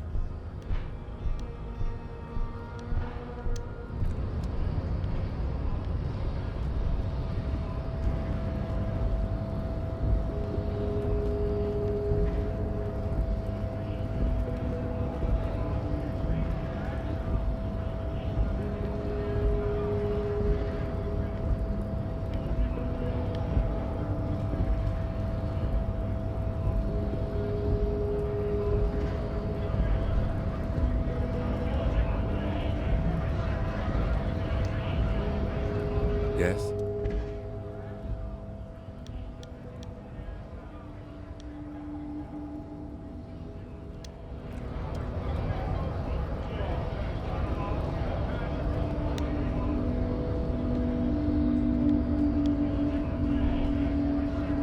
Alright, there's nothing else over here.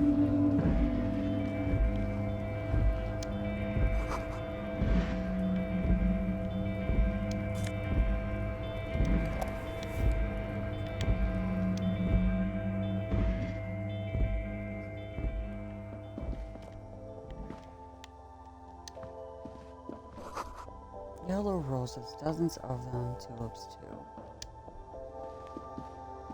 You see several packaged raincoats fill a low shelf beneath a display of croissants and juice bottles. The raincoats are transparent, except for the big Fritta slogan on the back.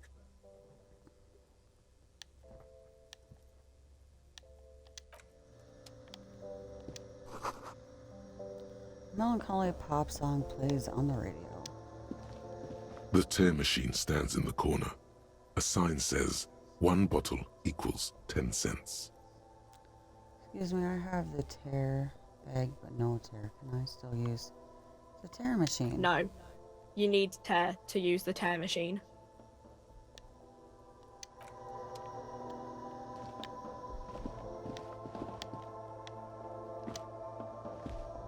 Welcome to Frit. Feel free to look around or something. Everything is out on the shelves. What's that magazine she's reading?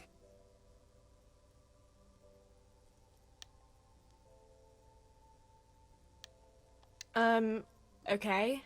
I'm not really supposed to be chatting to anyone, but... Can you tell me anything about the dead body? I don't really know anything.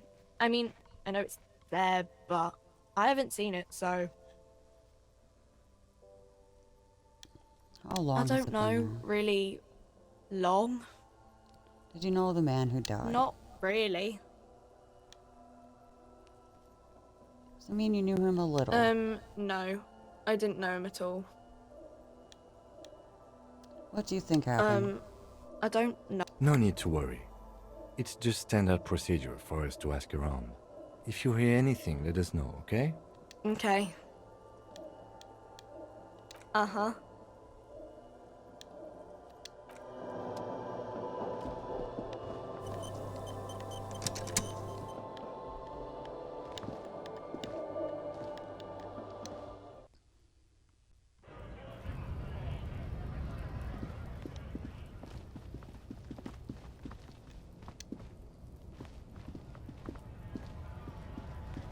Welcome to Rivachol.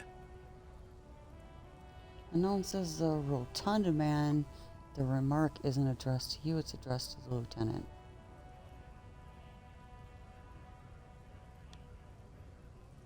Why are you addressing my partner like Don't that? you welcome to Revachol me. My grandfather came here from a 3,000-year-old racist isolationist culture, while your ancestors came to this island a mere 300 years ago. Every school of thought and government has failed in this city, but I love it nonetheless. It belongs to me as much as it belongs to you.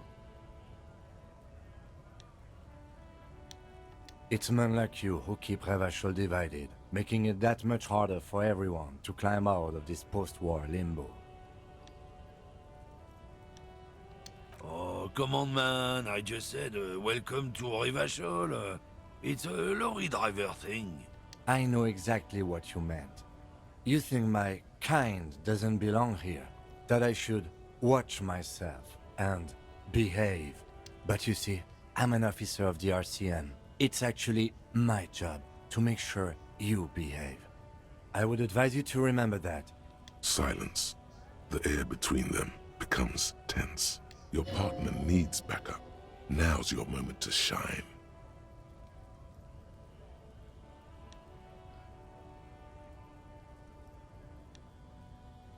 No, that's Whatever all. I you have a say, couple questions. officers.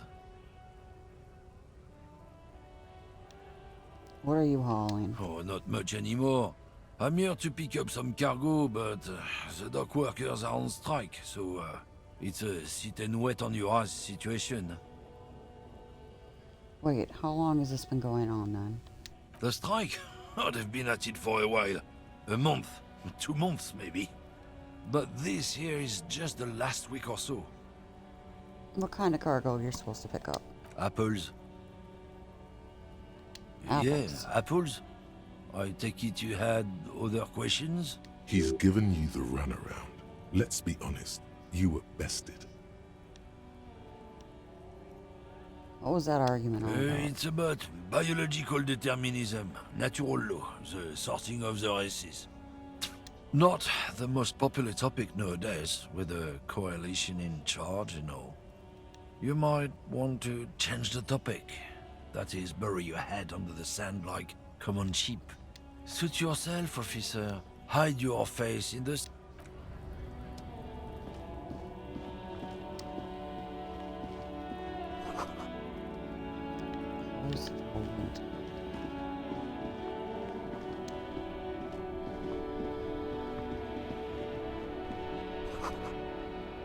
Pigs go home. The street name is illegible.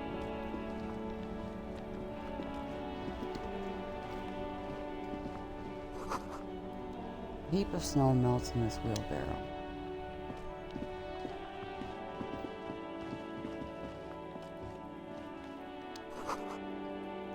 Rue de Saint Isabelle 8. An old call box with a matrix of push buttons lists all the companies in the East Delta Commerce Center.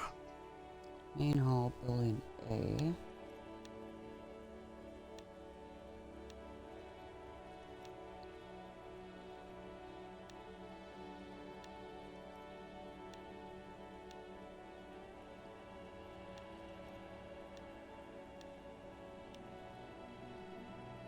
This button looks new, but someone has removed the name card. Nothing happens when you try to ring it. Huh. This button looks new. It's probably not connected yet. An off-key melody starts playing after you ring the doorbell. Then a woman picks up the receiver. Kuno, please stop calling here. Grown-ups don't have time for your stupid games.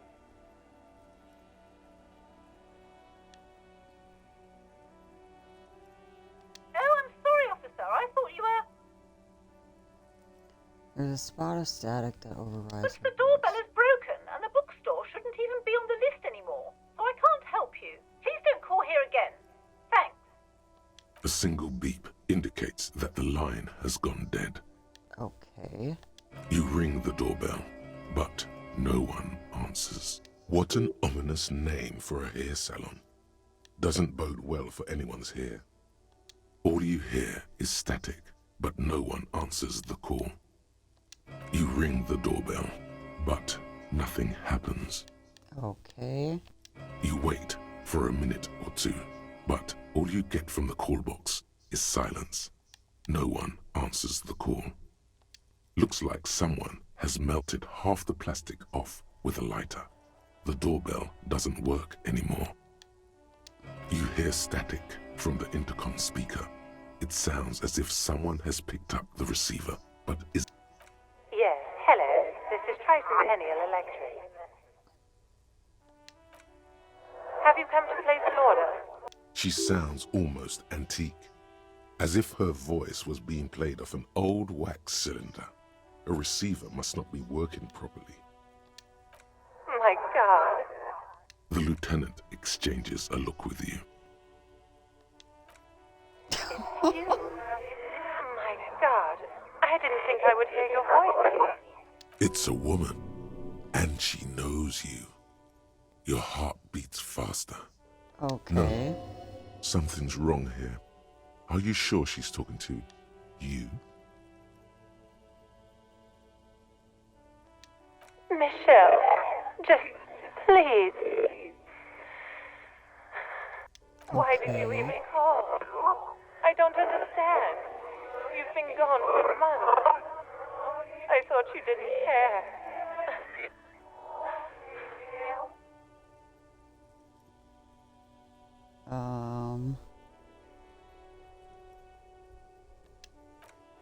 Ever since I came to work here, it's been different. As if my mind's been wiped clean. A spot of static overrides her words. When she speaks again, it sounds like she's submerged. It's so nice. It's so nice to be able to finally meet again. She sounds like she's about to cry. She doesn't answer. Silence. The only thing you can hear now is static and waves washing ashore on the bay. Another seagull passes by. It's getting cold standing here, staring at the silent... I don't know what happened either. We should probably stop playing with this thing. You press the number sign on the keypad that terminates the call. 12. Silence. No one's home at Fortress Accident. Silence. No one answers the doorbell. Nothing happens after you ring the doorbell. They don't want to talk to you. Silence. No one answers your call.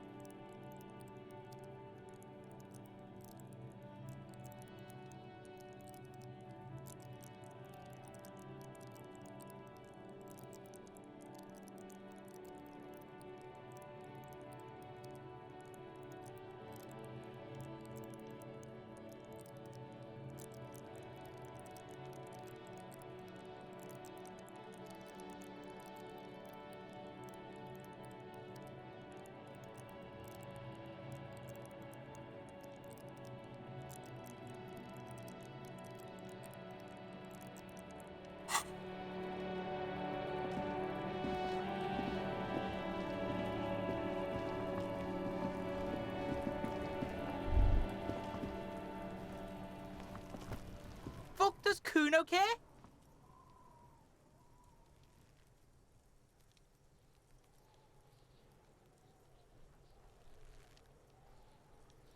Kuno doesn't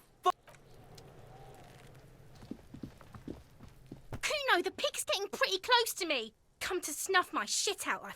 Looks like it's time for me to go, Kuno. Pig's come to take me in. I'm going away for a long, long time, Kuno. Going away for life. What's going on there? Fuck are you trying to pull, pig?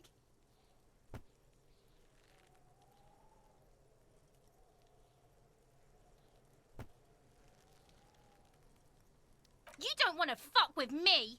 I got my hands bloody. I'm not here, pig. You're not seeing this. You can still see the top of her hat from behind the fence. I'll die before I squeal, pig.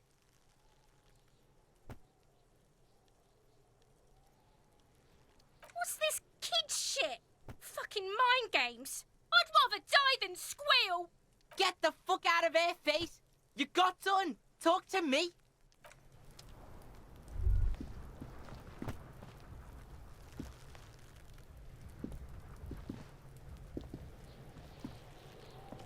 Fuck does Kuno care? The fuck about it? You're testing. Get lost. Kuno doesn't.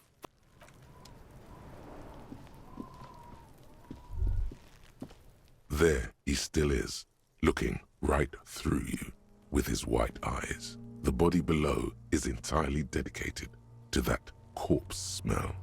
Emitting it is all it does now. Active decay. It's okay to throw up. He's about to blow. Cop's gonna blow, Kuno. The ammonia only makes it worse. The combination for the second time, not so much. When the vomiting is done, your cheeks are wet with tears. I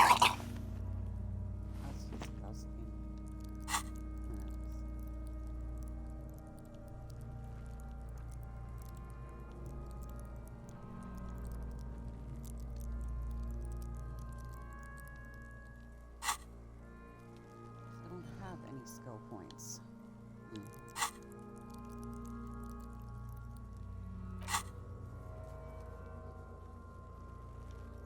Inspect victim's body.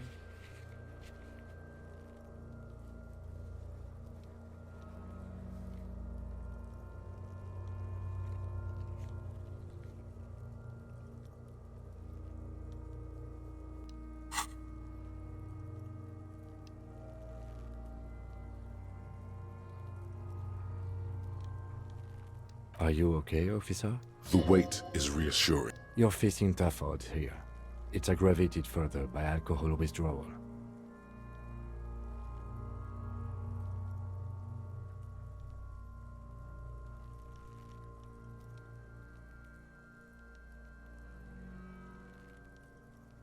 That's probably a good idea. Clear our head. But before we can do that, you need to get your shit together. We should go talk to the locals. Find something else to do while the wind changes. It's pretty bad right now. You've gained a thought. When this dialogue is over, go to your thought cabinet and internalize it with special bonuses and effects. Give it half an hour. Get yourself together. Then come back and have another go.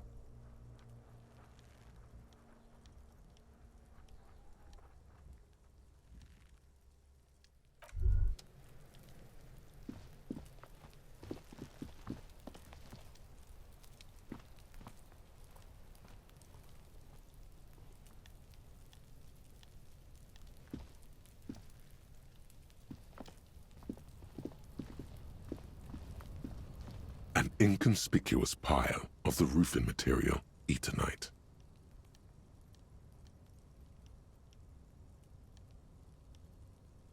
It's nothing. Someone just left some roofing material slanted against an old shack.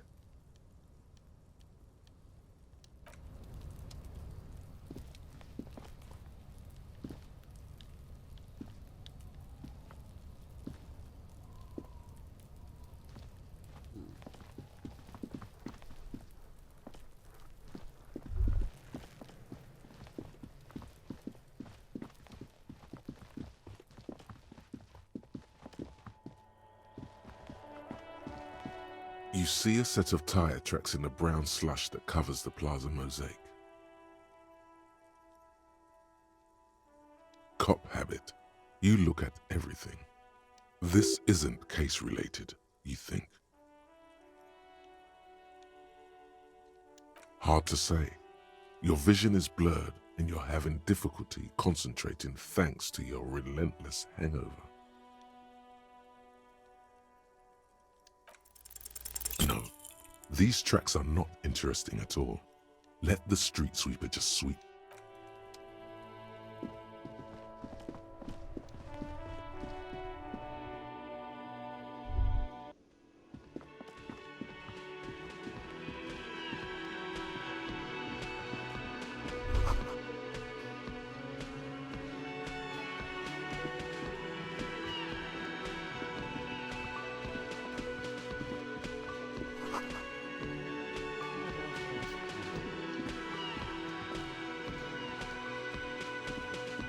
Can I help you?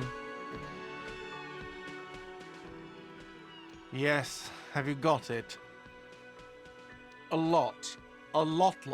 For the room, drinks, and broken window, 130 real. How much money do I have?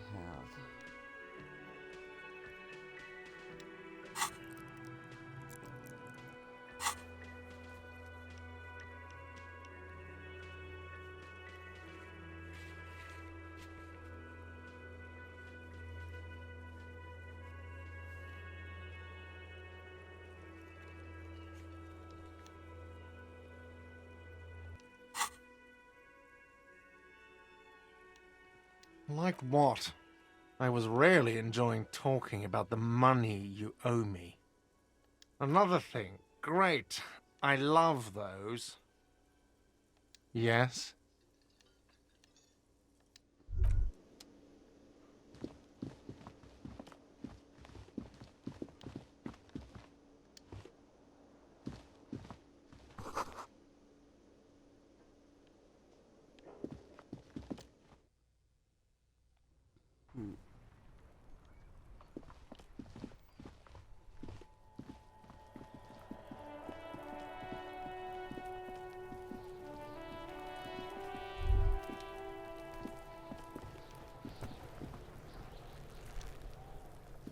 Fuck does Kuno care?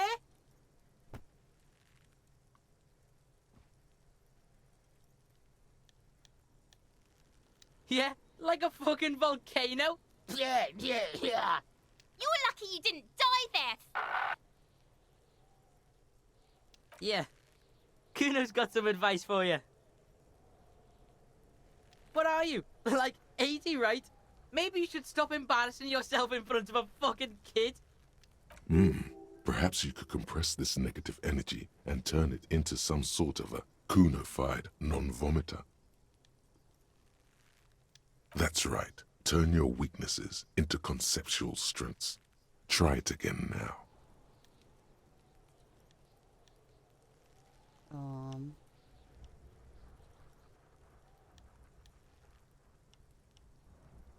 Right, pig. This is where Kuno plays with his little wooden choo-choo. Fuck do you want with it? No, it's not fucking Kuno's. It's ancient. Look at it. He thinks you're fucking fool, Kuno. He says you climb the ladder up to your magic tree house. Get the fuck out of here, pig. Kuno doesn't have a magic tree house. Dunno.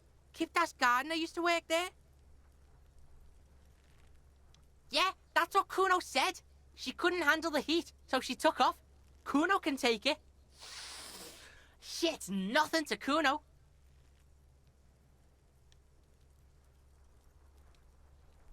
Look it up in the library. Kuno's not a fucking dictionary. Fucking small brain. Kuno means the gardener, alright? Look, Kuno doesn't explain shit. Kuno just says shit. Yeah, her. Don't be wondering about Kuno's shit, pig.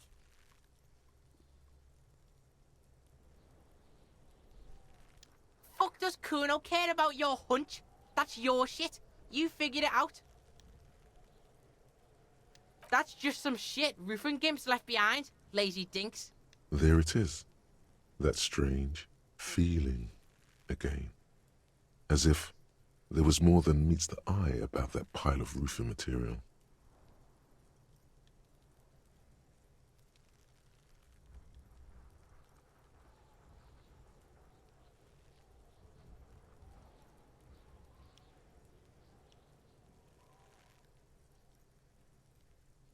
In her eye!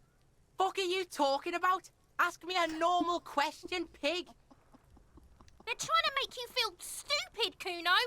You glance again at the roofing material in front of the shack. Yes, you should go back there.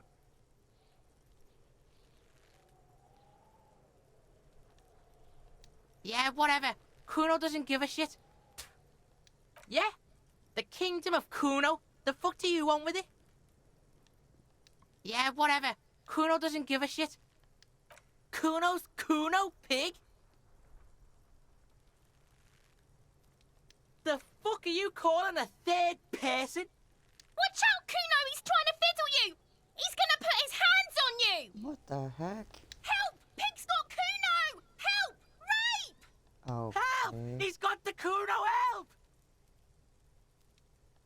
Everybody, please! He's digging his dick out! What the heck? Escalate, Kuno! His dick is out! You're... Pigs in here, Kuno! Somebody, please!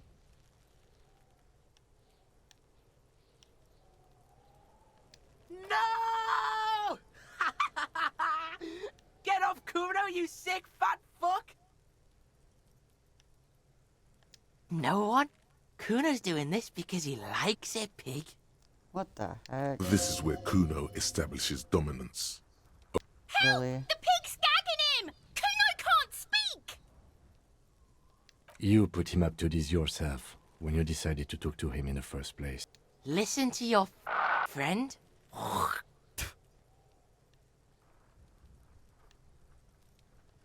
Help! The RCM is trying to fuck Kuno. Look, I know you wanted to hit me. You got that I'm gonna fuck that Kuno up look that Kuno's dad gets. The murder look. The rage look.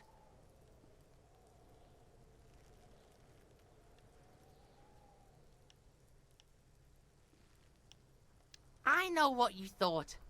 I'm gonna fuck that Kuno up. I'm gonna shut that shit down. You know what? You should've, because now you're nothing. You're a joke to Kuno. Kuno laughs at you. Kuno turned you into his prison, bitch. No, you're not. We can just leave. Bitch, you're gonna be in this shit with Kuno forever.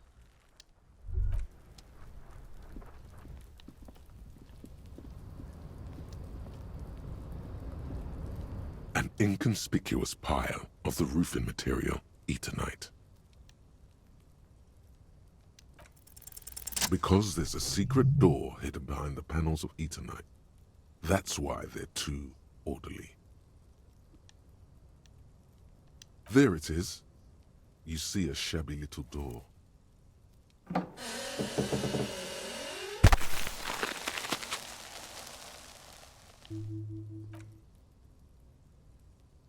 What is this then? A tool shed? Let's investigate.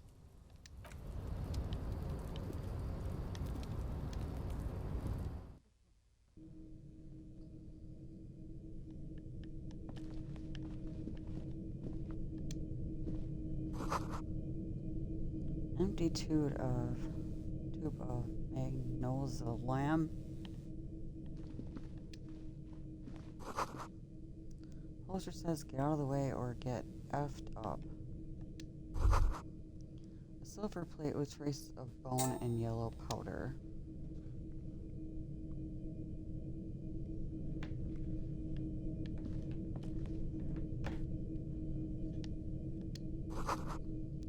Cured pig's head. It looks mummified.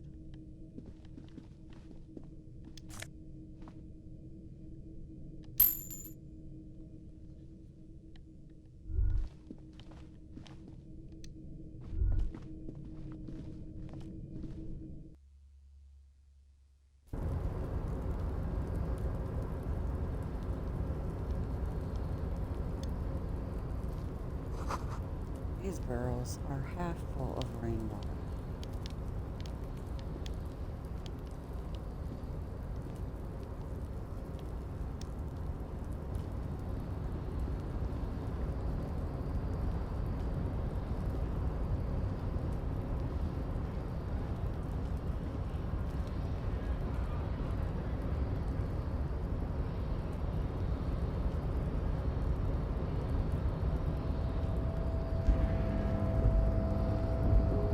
Looks like someone left his tarpaulin cloak hanging on the railing here.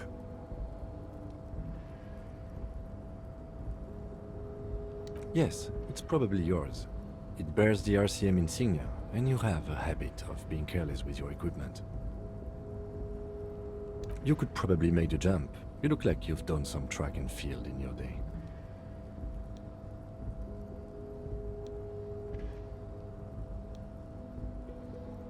Ew, 8%? No.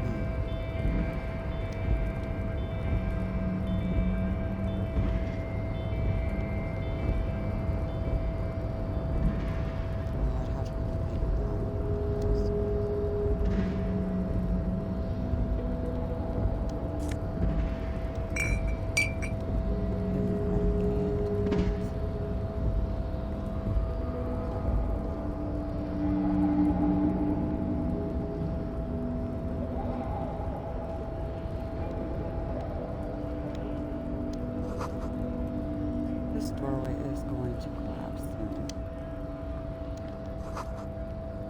Restoration improves help keep the wounds.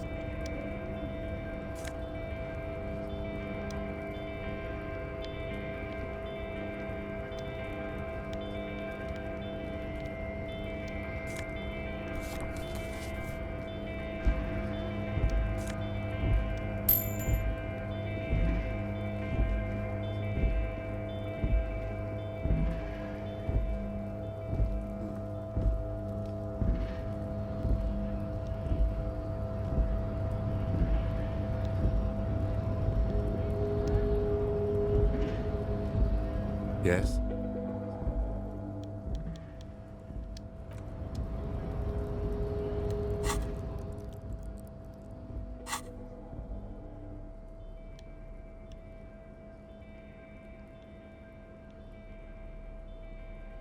This postcard depicts an ill-advised residential area overlooking the Jamrock Quarter 13-story buildings that line the hillside.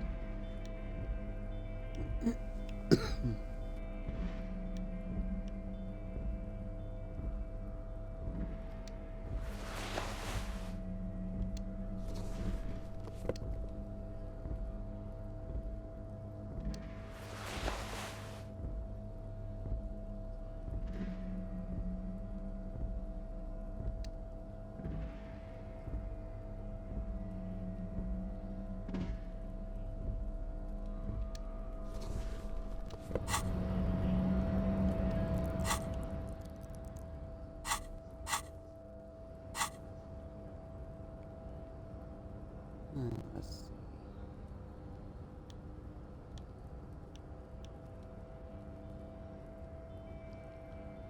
Volumetric shirt compressor. Temporary research bonus. 30 minutes. The shirt is a part in its rather unbecoming of a cop, and the human being is supposed to be the opposite of that together, compressed in small area to achieve a solid level of shirt compression. Squeeze your what?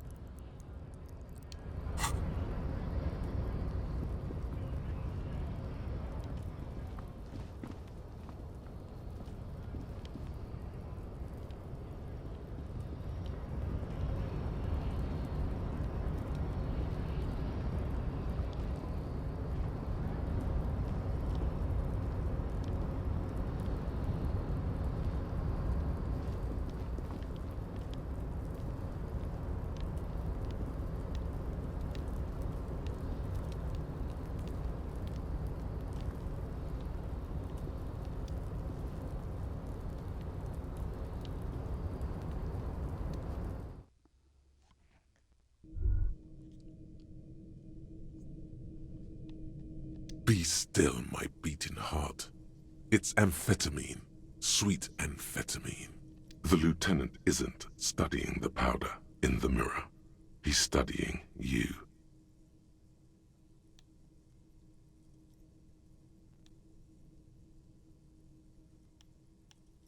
Someone has taken narcotics here. Perhaps the police should Perhaps interfere. not. This is below our pay grade, detective. However, but that there was an interesting find. An alternative path into the harbor that the kid uses. Well done. Yeah, we already went up there. Didn't do anything.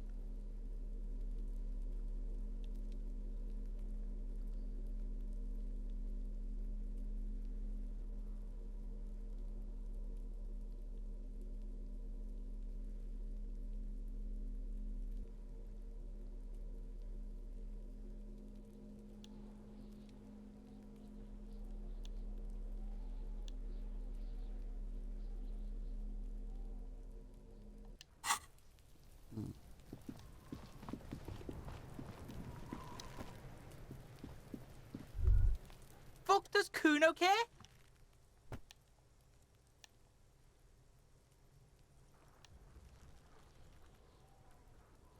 You found Kuno's secret door to Kuno's secret shack. It was closed for 5,000 years. How the fuck did you get in?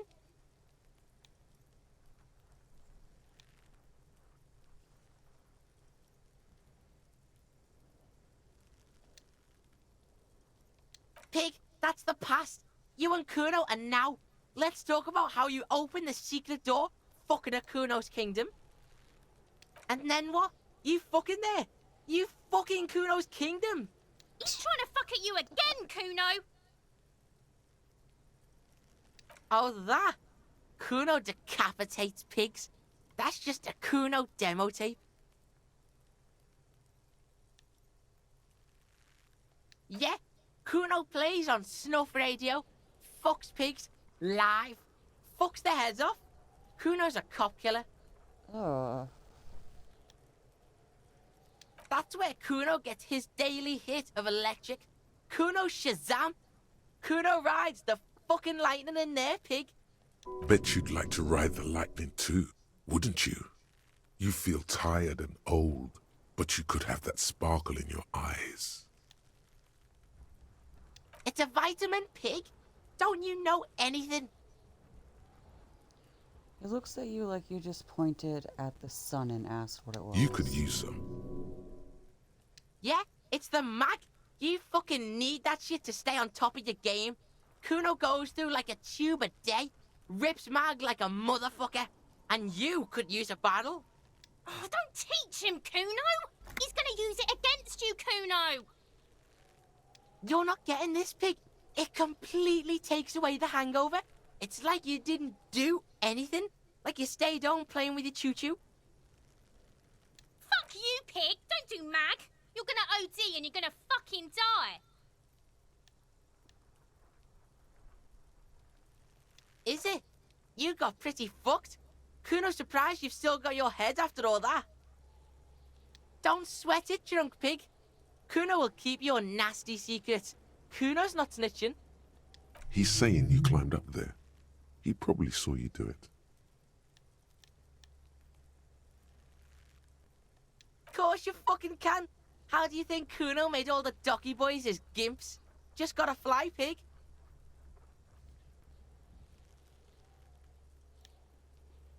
Not everyone can fly like Kuno. You're old. You'll never make it. Moose piss has made you scared in the head. That's all there is to it then. Don't be a pansy. Good call, Pigmeister. Don't come and talk to Kuno about his kingdom. The fuck about it?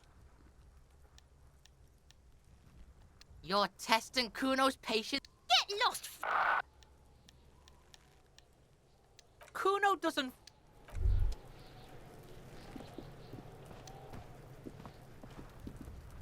This trash container is locked. The sliding lid has a padlock that says, whirling in rags. Yes?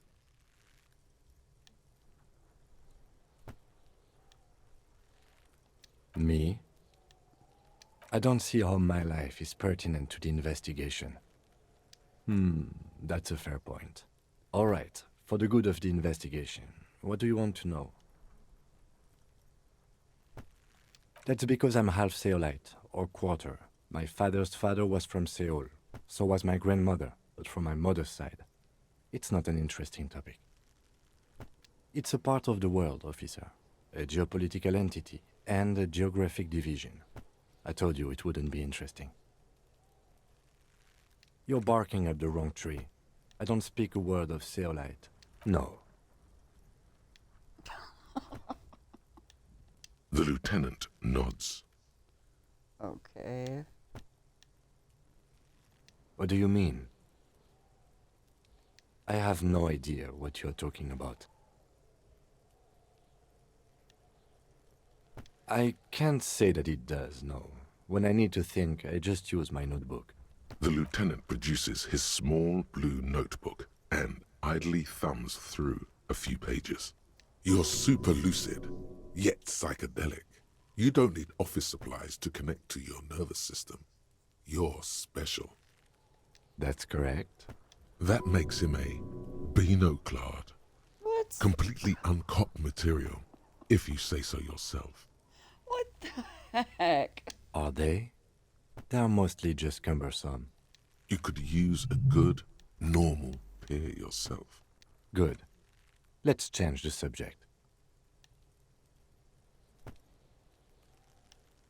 What do you want to know?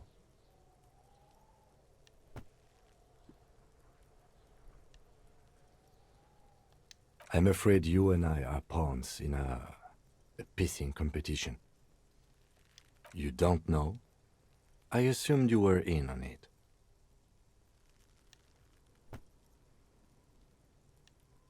It's just stupidity. We shouldn't waste any more time on it. If you want my take, ask me after we've inspected the victim. Was there anything else you wanted to know about the case? No, it's not a particularly mysterious case. The lieutenant adjusts his collar. It doesn't look like he wants. Good. Excuse me? Detective, if I may be frank, you seem to be in a deranged state. You have trouble remembering things. You've misplaced your badge. I cannot let you act in the name of the RCM without supervision until you've regained control of your faculties. Some you time? This is a police investigation, not a journey of self-discovery. You'll still have your evenings to yourself. Please do. We wouldn't want your regiment to spill over into the investigation.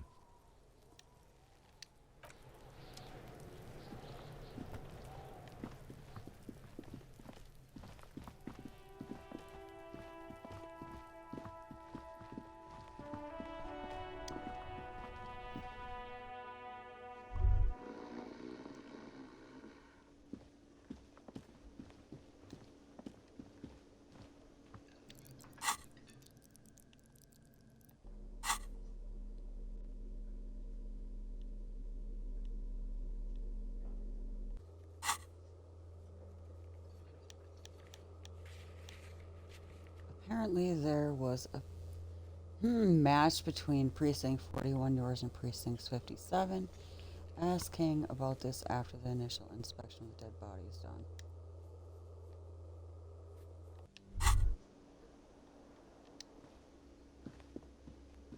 Can I help you?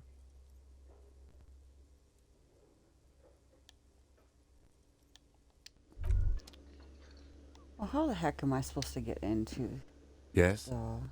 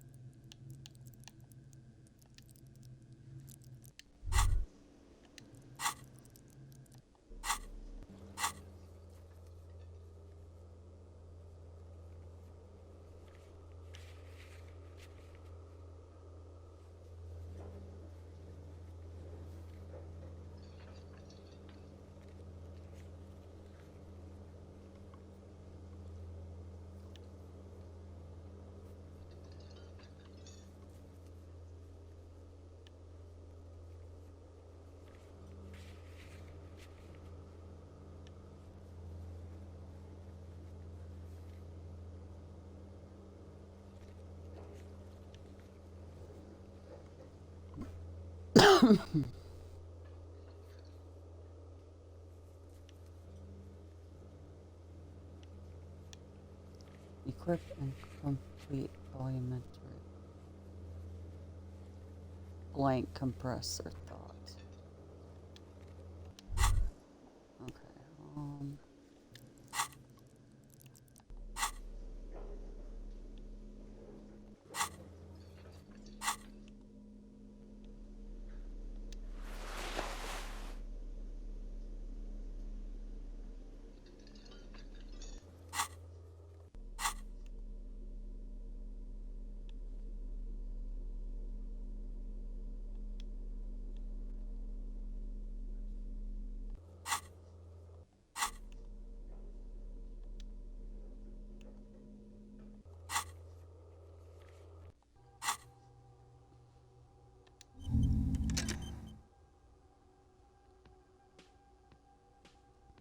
Aces high, aces low, actual art degree, advanced race theory.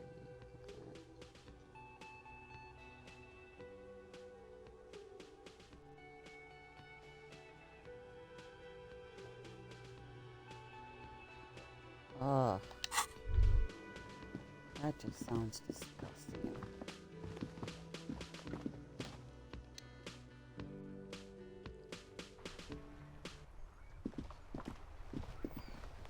Alright, let's see. Where haven't I gone?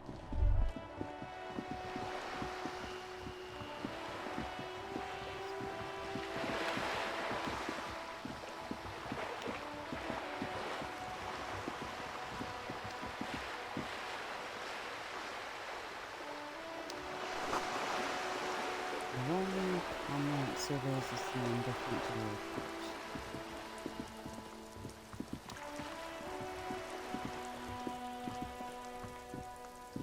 This is a wall on the side of an apartment building.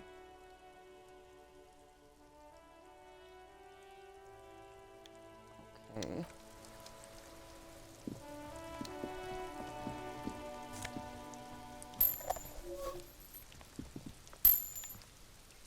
Hey, what's that noise down there? Garden hose, this won't be of use in small melts. There must be another way into the building. Okay.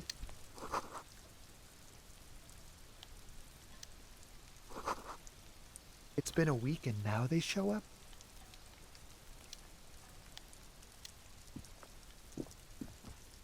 You see a young man on a balcony nursing a cigarette. His eyes have been following you for a while. Not looking for any trouble, officer.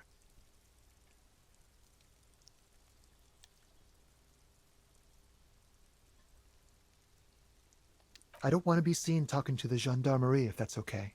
I just want to finish my cigarette. Don't let him go. This could be your witness.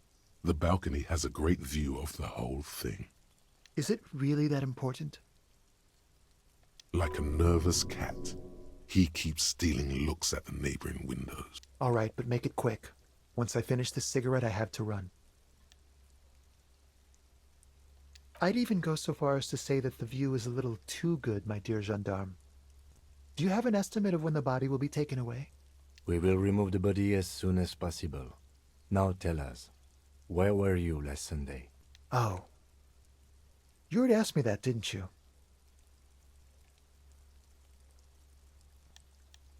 No, not you. Some more muscular type. And when did you speak to this more muscular gentleman? Last week? I don't know. Look. Looks around the courtyard again. Rain patters on the windowsills and dead houseplants. Too late to do any It'll good. take more than rain to bring this place back to life. You didn't answer the question. What were you doing last Sunday? I had a friend over. He was my Sunday friend. A Sunday friend? How intriguing. He doesn't reply, gesturing no with his cigarette. Under the grey sky, My name? My name is Martin Martinez. Martin Martinez? Good local name. Let's go with that. No. We won't. Now, if you'll excuse me, I really need to get going. Time to bring out your secret charm. Tears and begging. Show him your emotional side. Throw yourself before his very feet like a dog. What? No, for God's sake, I don't want you to cry. Listen, I really have to go. Good luck with the investigation.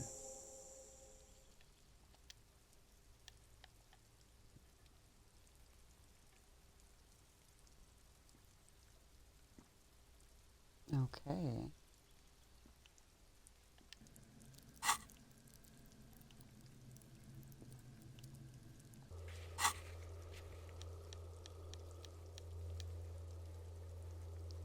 Find a way inside the large apartment building in the north.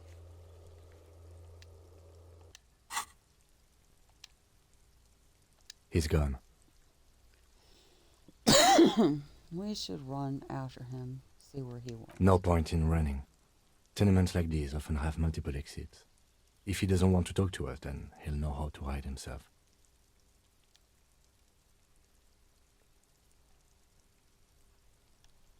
So just He get could up? be a witness. Him or his Sunday friend. Either way, we need to look into that muscular type who's asking about our case. There has to be a way of getting inside the building. Once we've found a way in, we can ask around for his apartment.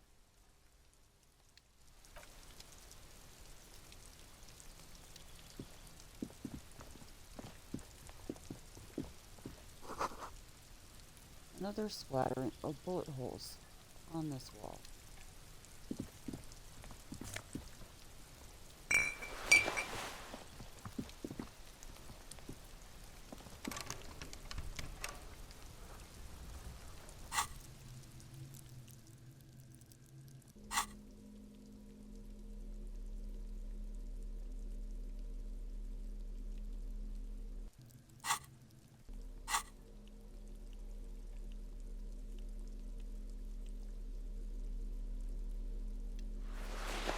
Orange bum hat.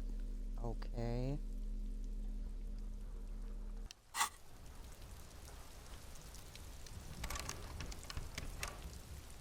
Must be locked.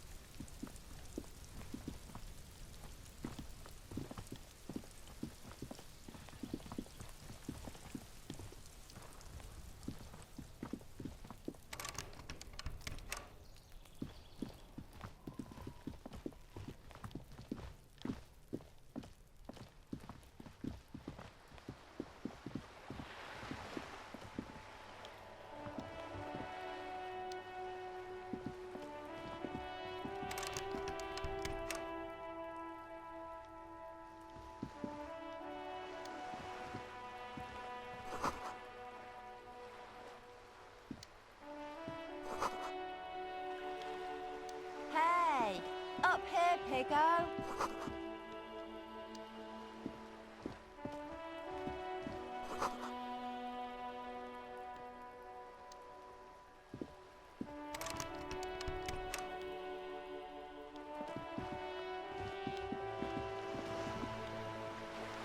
Yeah, you better keep A watch. sturdy metal door guards the southwest entrance to the apartment building. It's locked. This could be a way into the apartment building the smoking man vanished into. The door rattles against your knuckles, but there's no response. The door rattles again, but Stop banging on the door! I'm not letting any more strangers inside. Doesn't matter who I am. Now go on, get out of here. Ha! The police? Everyone knows the police don't come round here. No, I already told you. I won't be responsible for any more strangers getting into the building. Go check the backyard door. Maybe someone there will. backyard door with the smoker. You already were there. Didn't work. Madame, I assure you, we are real police officers. There is no reply. The door rattles again, but this time you hear an elderly woman's voice calling out from inside. Stop banging on the door! I'm not letting any more strangers inside. Ha! The police? Everyone knows the police don't come round here. No, I already told you. I won't be responsible for any more strangers getting into the building. Go check the backyard door. Maybe someone there will. Backyard door with the smoker. Good. We had enough problems with bums and drunks and thieves loitering in the hallway. You're well versed in the kind of threatening legalese that implies criminal liability, but in fact has no meaning whatsoever. I know my rights, and don't you marm me, boy. Miss, would it help if we offer to show you our badges? Hold your horses. I don't care about your stinking badge. Just come in.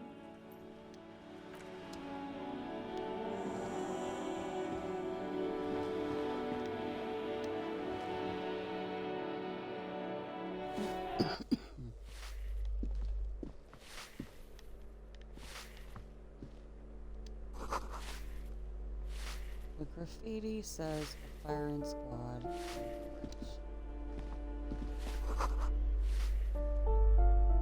7 and 8, their mailbox is overflowing. Give me a moment. Elderly woman is leaning on her broom, her knuckles white as bone. She seems you're having difficulty breathing. The cold never does any good for my bronchitis.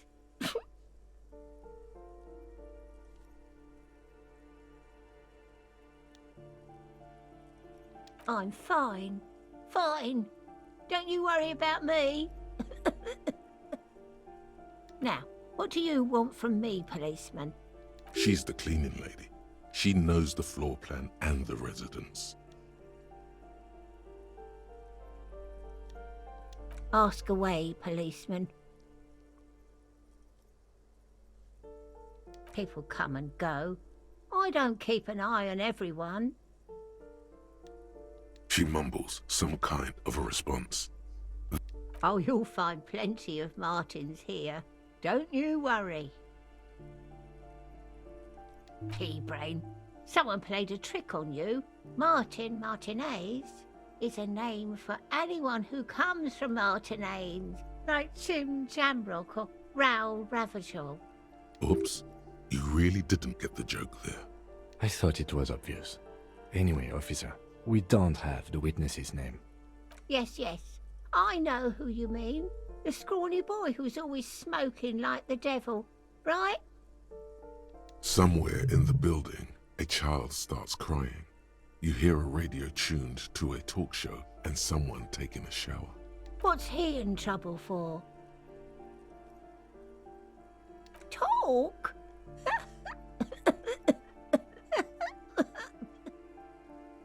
He lives upstairs in room 28. Go to the balcony. It's one of those doors there. He's usually home in the evening. Thank you. We should go check out his apartment.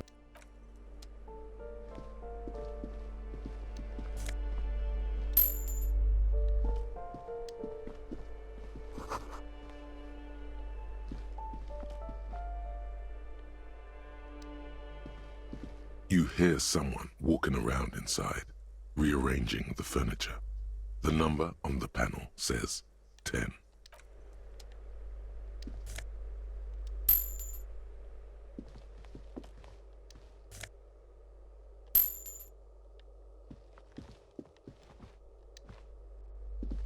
This door has been closed with a padlock. A chalk-drawn number on the board says number 11. It's a solid lump of metal, but the shackle is deeply corroded. A solid pair of chain cutters would make short work of it. Better whip out those cutters. You won't get very far otherwise.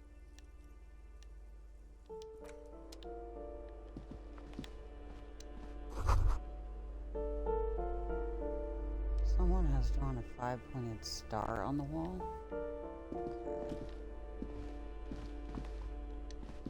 Okay.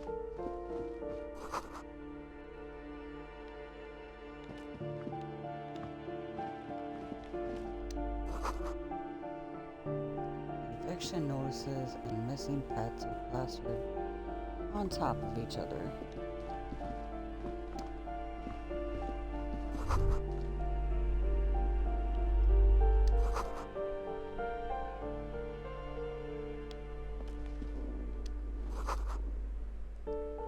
Apartment 12, a loud rumbling snore comes from within.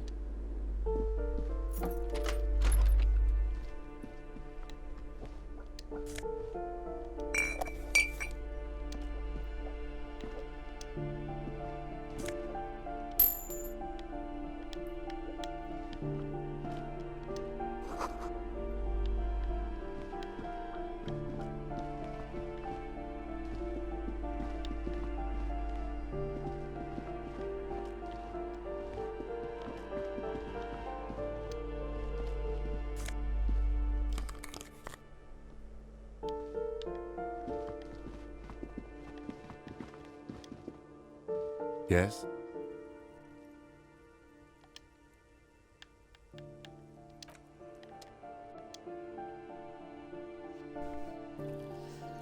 The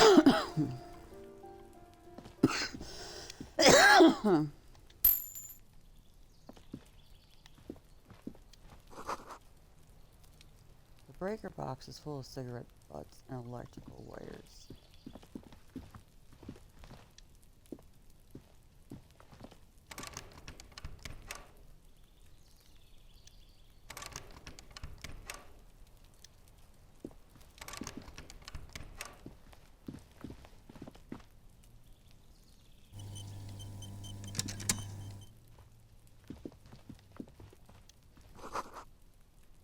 Someone's growing roseberry, thyme, and cactus. This door is made of metal and appears to be reinforced. Someone here really values their security. Number 28. This is where the cleaning lady said the smoker on the balcony lives. Let's see if anyone's home. No one answers. Looks like the young man we are looking for isn't home. I think our best chance to catch him is in the evening. We should return tomorrow after we have finished with our day's work. How about 9 p.m.? Sound good?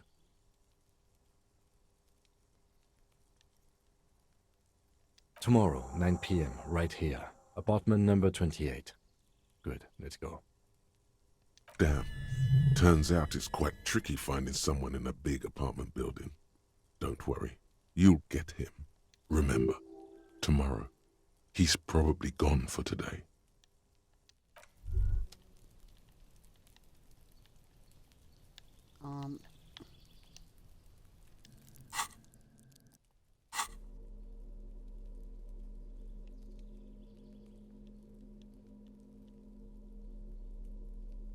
Zeke and morale. Uses 4 left.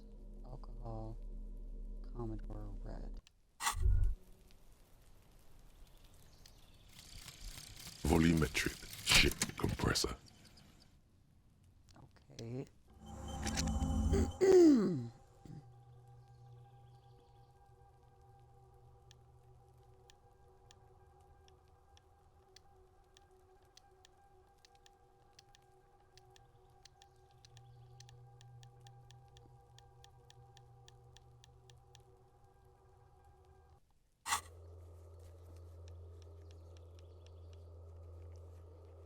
Body hanging in the backyard, for which this is preliminary inspection. You just need to suppress the urge to throw up and approach it.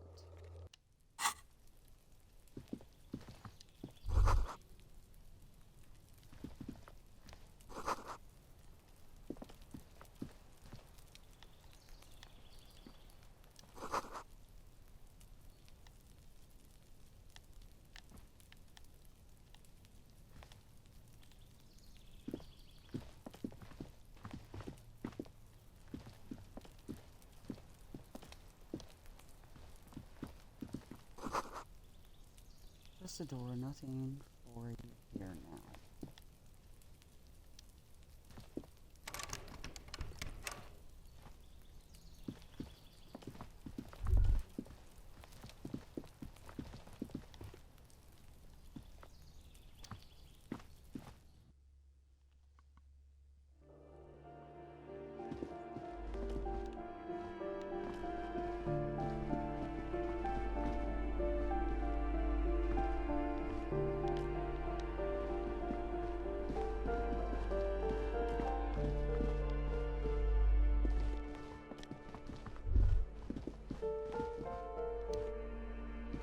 This door has been closed with a padlock. A chalk-drawn number on the board says, number 11. Very low. Tool not in hand. No reply.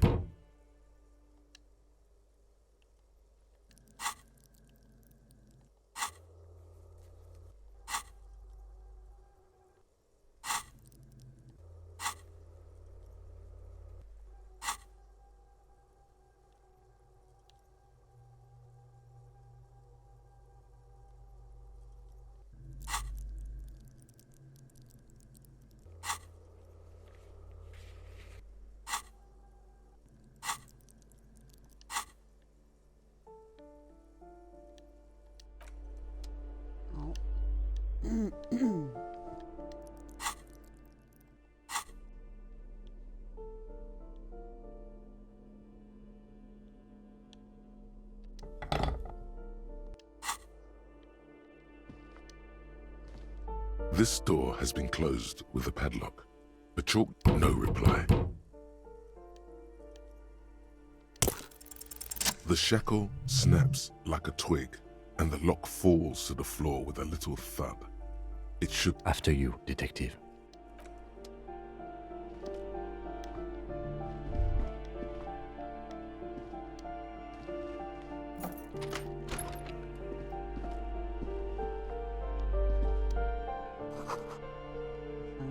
Poster of a White Star real lithography. Photos of revolutionary posing with guns.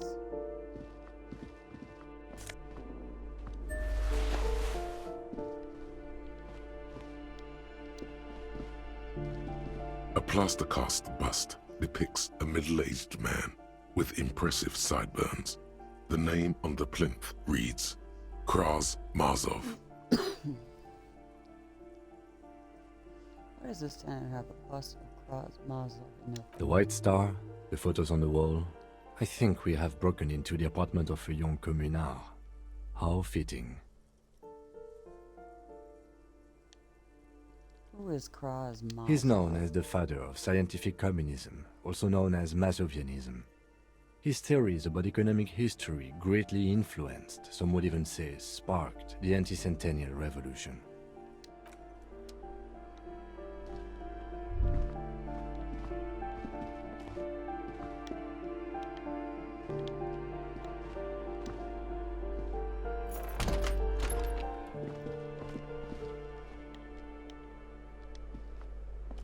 You hear someone walking around inside. The walking stops abruptly, but no one comes to the door. You can feel tension on the other side. A poor communard, from the looks of it. The room is barely bigger than a closet. Do I have to open the door? Do you have a warrant? I'm not obligated to open the door if you don't have a warrant. Let's go. We don't have a reason to get inside the...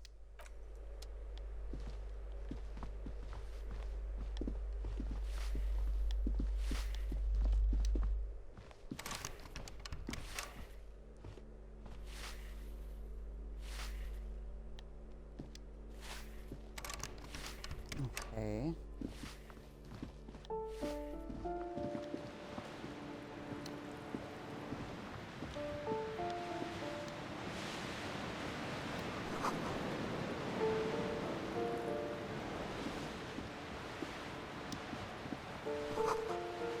Someone has torn down the wall.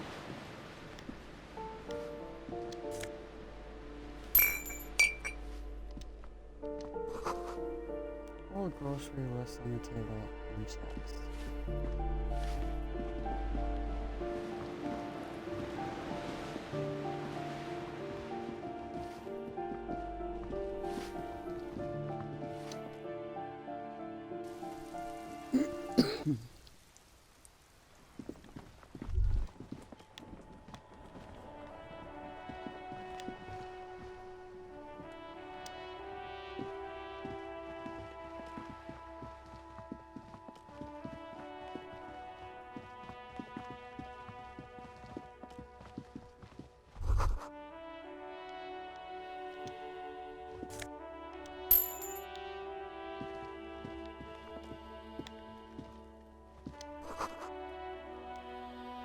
The chair is new. Someone lives back here.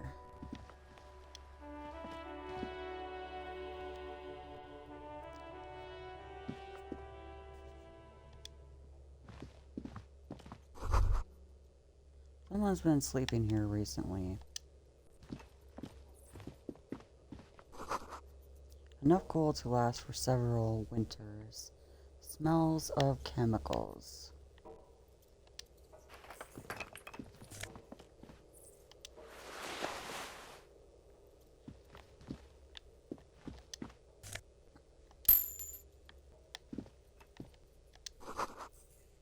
The girl outside.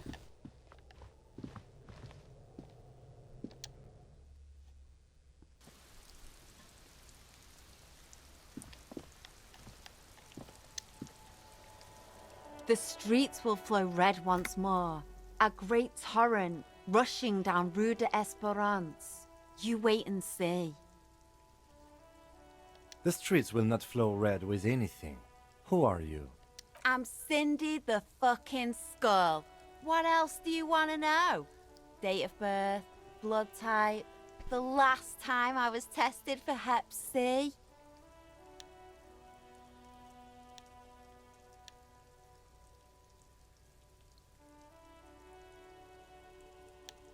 Just answer some questions, okay? Ask away, pigman. But I don't promise to answer.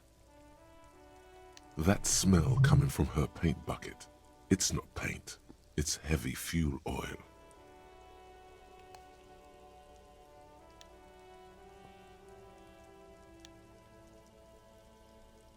I ain't no snitch, pigstein. Go forth and forage in someone else's shit. No shortage of squealers in these parts. Actually, there is a shortage of people who talk to us in a normal, calm, informative manner. We weren't put on this earth to make your life pleasant, fucko. The lieutenant furrows his brow at another one of your eccentricisms. Hatred, disgust. It's difficult to tell which of the two is more present in her girlish features. The woman on the boat does not notice her staring. That is on her. Someone's got to keep an eye on her. Probably the Wild Pines rep. We should talk to her. She's a professional negotiator, though. I have the feeling she will be very cooperative while telling us nothing. You should take the lead. Ask her unexpected questions, you know? Do your thing. Don't be afraid to get a bit wacky. Throwing her off is our best bet. Good idea, piggies. Run along now. Fuck her shit up good. Impound that boat while you're at it. I'd like to watch her swim back to her on. Can't you tell? I'm painting a beautiful mural, an aereo graffitio visible from low orbit. I haven't really started it yet. I'm waiting for the right words.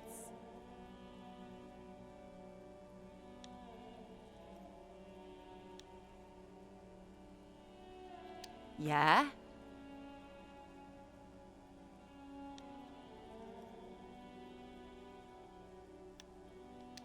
Thanks. I'm sure the inspiration will come to me now that I have an official RCM stamp of approval. Red-dyed heavy fuel oil, intended for exclusive use in government vehicles, to be precise. What did you think I was using? Aquarels? Sucked it out of a cop's fuel tank myself. Back in Jamrock. Or what? You'll push me off this ledge and pry the bucket from my dead hands? Ooh. Not only have you found my address, you've discovered my biggest secret. I'm a coal miner.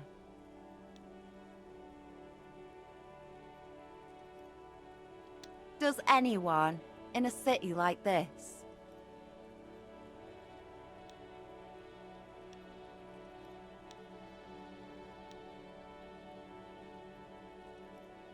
It doesn't have to do anything at all. Nothing does. Like me. Right now, I'm doing nothing at all.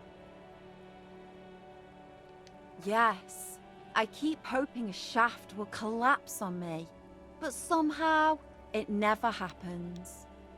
Shoot, Piggy. It's what you do, isn't it? Watch your back, Ungulate. You've got eyes on you. Okay.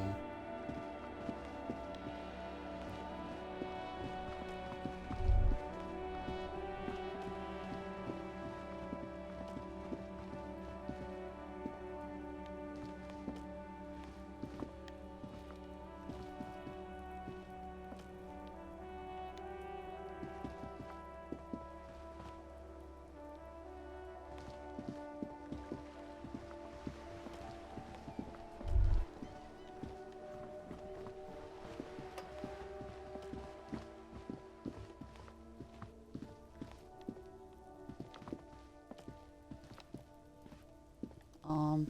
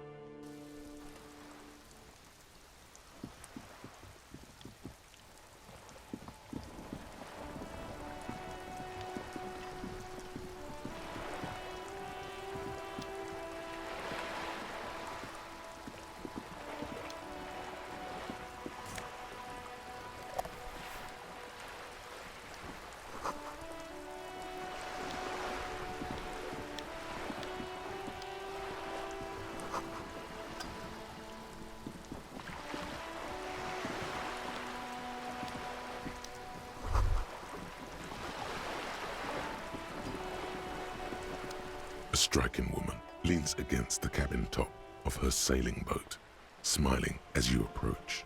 Her green raincoat glistens with droplets. A silk scarf is tied around her throat. Good afternoon, officers. I'm Joyce. Joyce L. Messier. I represent the board of Wild Pines, the owners of the harbour. You gentlemen must be from the RCM.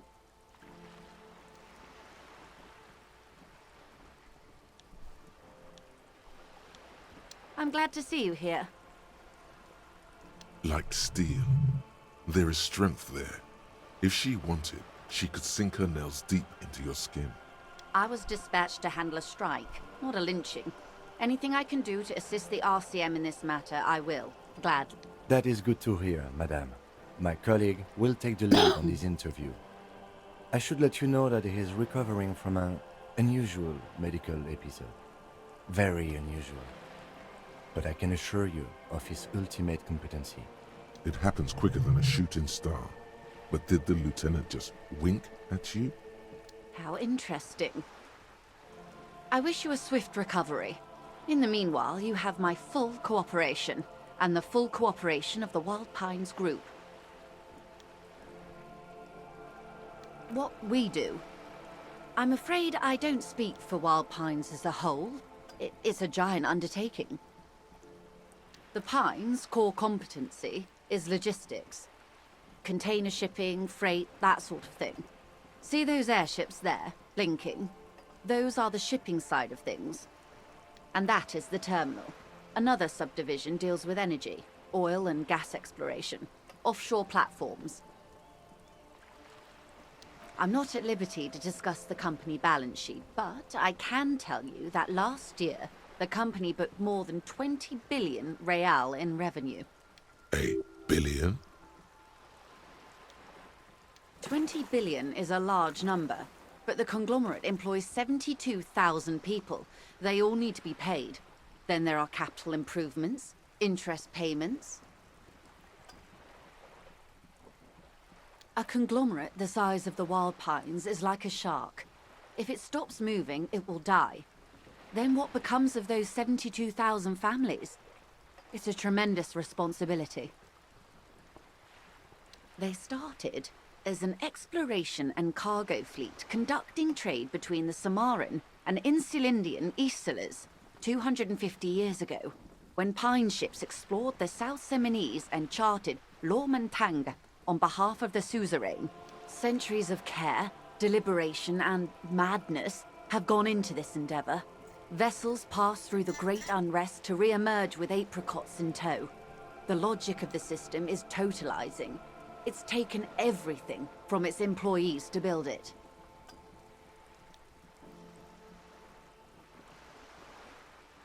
You mean aside from being the terminal's legal owners, who are responsible for moving 8% of the world's cargo? There are no minor cogs in the system. Each terminal must be accounted for, lest the entire system break. Every hiccup in such a system means thousands lose their jobs, the world over. I'm here to assure that doesn't happen. With your help, hopefully, says her warm tone. Everything. Right up to, but not including, trade secrets. I believe the official title is Senior Labor Negotiator. In practice, I'm a grocery clerk. I relay the union's demands to Wild Pines and return with Wild Pines' counteroffer. And how are the talks going? They're not. That's the problem. The union stopped all negotiations a week ago, after that awful lynching took place. Wait, she just admitted that the lynching and the strike are connected. Now they won't even let me into the harbor. There's a 2-meter 20 racist behemoth blocking the gates. Yes, Jean-Luc Measurehead. Yes, I believe there is a connection, but that's a subject for later. Let's say I was not making the kind of progress I'd hoped for when I first arrived. And when did you first arrive? I arrived 3 weeks ago. Yes, in the middle of February. The bay was still partially frozen then. I prefer to do these things on site, like the RCM. But the strike began in December. I wasn't the original negotiator here. I took over after Mr. Gaumont hit a wall with Mr. Clare, the union boss. Mr. Clare refused to speak with Gaumont despite concessions he'd granted the union in prior negotiations. This isn't the first time the union has gone on strike?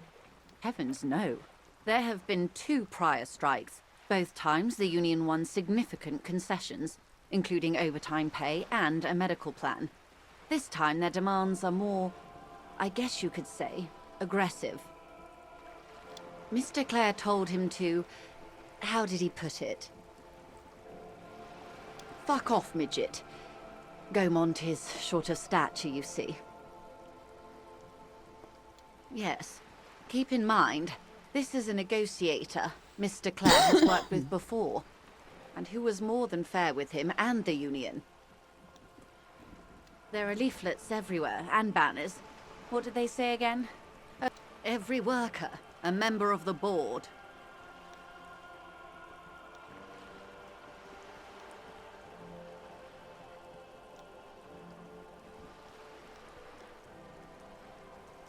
Fortunately, they explained it. Every time the Wild Pines group makes a decision about anything, it needs the signature of each of the 2,200 workers in its Martinez terminal. Just so you understand, this is but one of 22 terminals owned by Wild Pines. Essentially, not only are they kings of the company, they are also kings of the 72,000 employees of Wild Pines Group.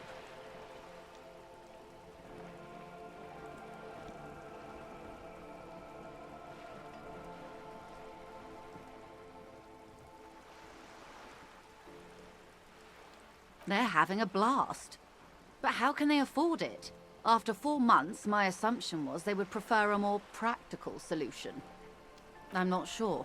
Naturally, I assumed that was just their opening position, a hard-nosed tactic with a side of mockery. But there's been no follow-up, just the same nonsensical slogan repeated over and over again. And now, people are getting lynched, I hear. Behind the whirling in rags. A disastrous situation if there ever was one. Excuse me, from whom did you hear about this lynching? I first heard it from the bowyer at the gates. The one whose very name advertises his aversion to work. I think he said it was, "Call me mañana." This checks out.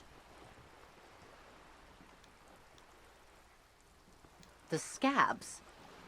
You mean the huddled masses of Jamrock, come to plead for work where the Union refuses to? Don't let her answer it herself.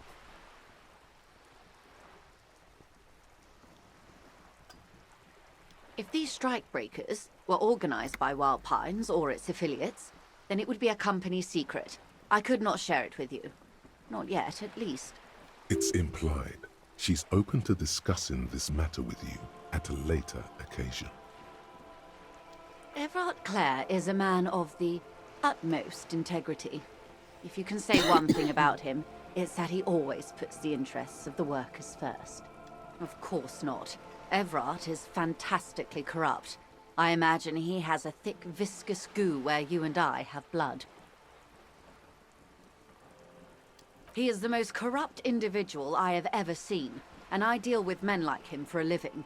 If there is anyone more venal, more irredeemably nepotistic, then it's his twin brother, Edgar. Yes, Edgar looks exactly like his brother, except for that lazy eye. He also talks exactly like Everard does, and when one's term as foreman is up, the other takes over. It's how they circumvent the term limits, you see, with a funny little switcheroo. While in office, they've embezzled God knows how much of their workers' dues. The Débardeurs Union was once a perfectly normal institution. 20 years ago, anyway. It must not have been easy to establish under the Emergency Act, but they did it. I can respect that. Organized labor at its best, as they say. Then something happened in the local chapter elections. The brothers Clare came and transformed it into a... how do you say? A mob. The Débardeurs are a crime syndicate. Sad as it may be, I suspect we'll be forced to cooperate with them. Refreshingly honest, officer. The company has tried appeasing in the past, but I'm afraid our concessions have only emboldened Everard and his brother. And your opinion, detective, if I may ask?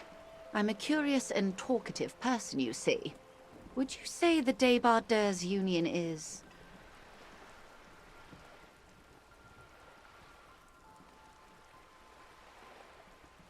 Thank you for being candid. Sadly, Wild Pines have cooperated with what amounts to a crime syndicate for 2 decades. However much you feed the wolf always hungers.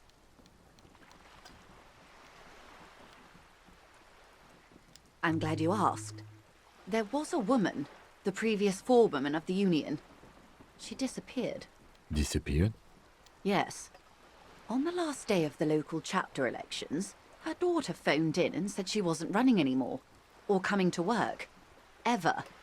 End of story. This forewoman, her name?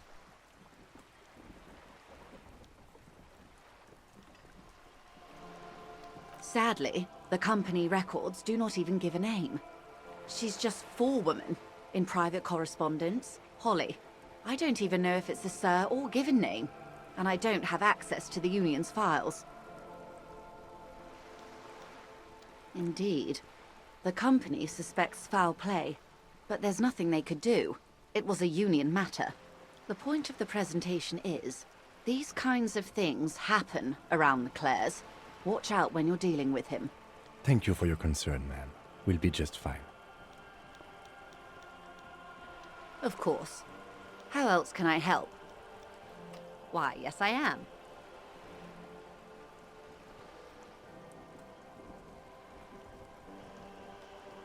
Of course there are. We're on an archipelago. How else are you supposed to get around?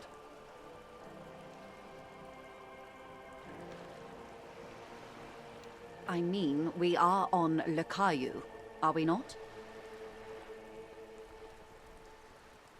We are, and the city of Revachol is on the island of Le Caillou.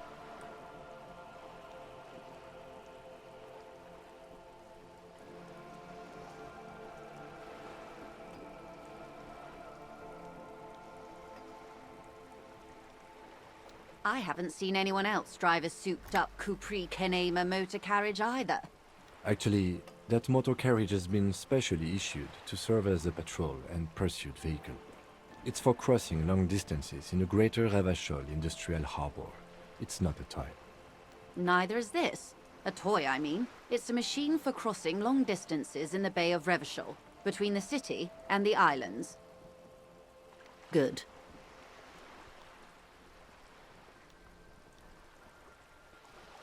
Quite a few things, I'm afraid. The information I'm to share with you includes sensitive trade secrets. For the sake of my employer, I have to ask for your names and badge numbers. Of course, ma'am. We should have introduced ourselves. I am Lieutenant Kitsuragi from Precinct 57. And this is my colleague from Precinct 41. I'm afraid he doesn't have his badge at the moment. I hope mine will suffice. How curious. Why is that, Detective? I see. So, are you saying you lost your badge during the course of this episode?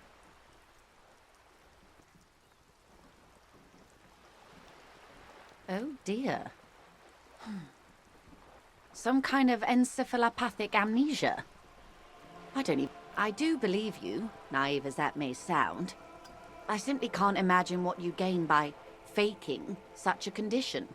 As I said, ma'am, his technique may be very unconventional, but he is an officer of the RCM. Of course, I sympathize, but I'm afraid I simply can't share anything more until I've seen that badge.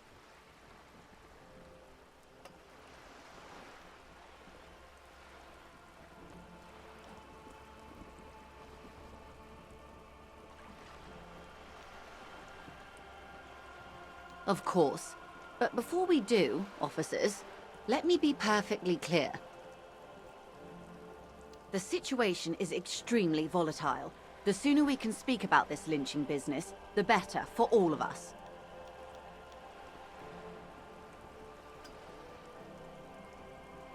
Is what you want to say, but it isn't that easy, is it?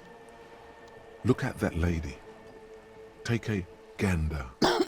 Squint your eyes, bub. Why, yes.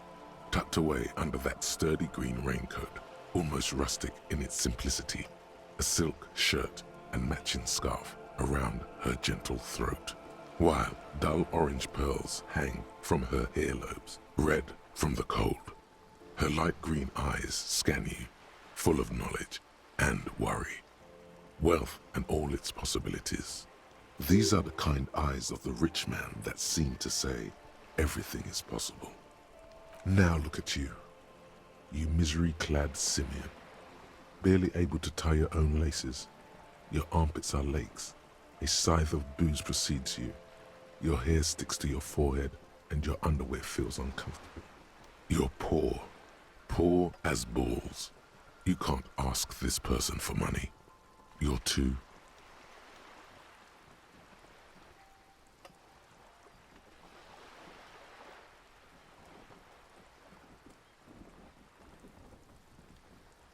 Maybe you could ask her for some stock tips.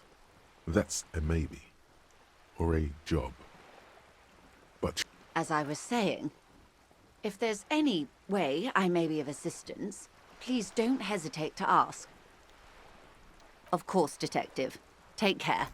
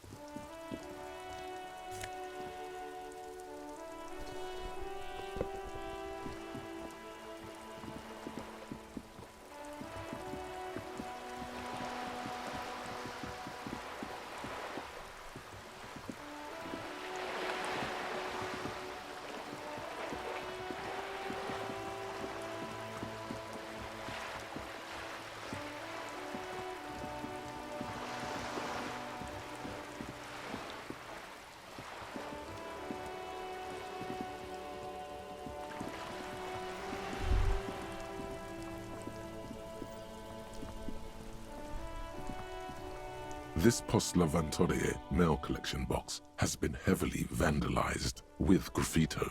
A closer inspection reveals 2 bullet holes in the front. Okay. Why would I pack a mailbox? Hello again, sir.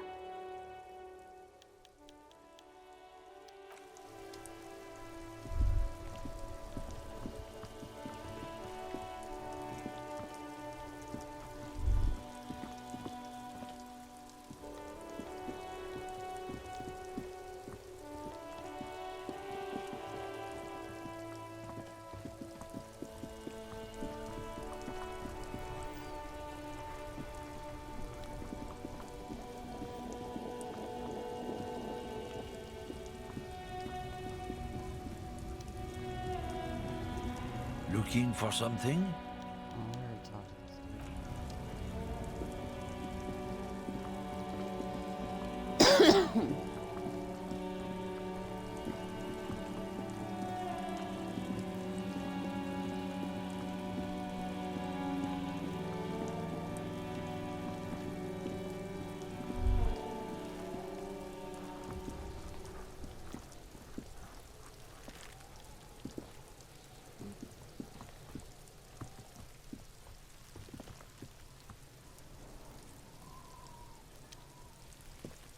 There he still is, looking right through you with his active decay.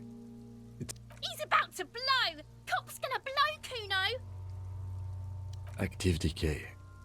He's about to blow! Cop's gonna blow, Kuno! Active decay. He's about to blow! Cop's gonna blow, Kuno!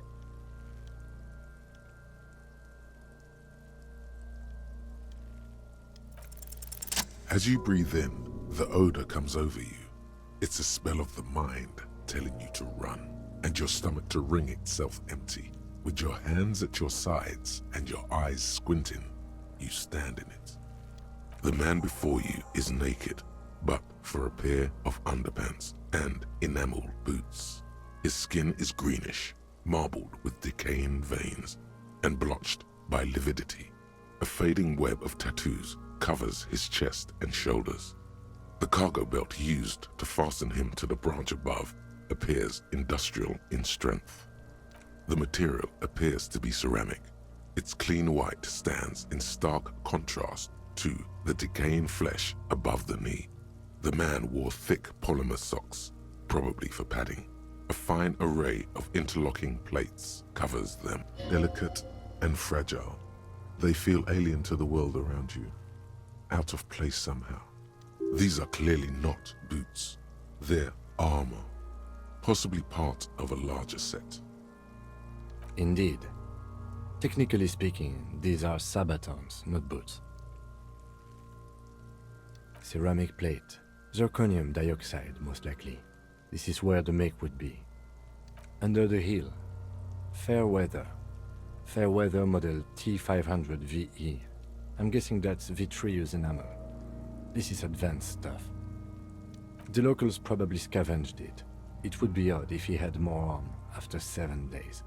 We should keep a lookout for these pieces. The armor could yield information. Maybe he'll know something.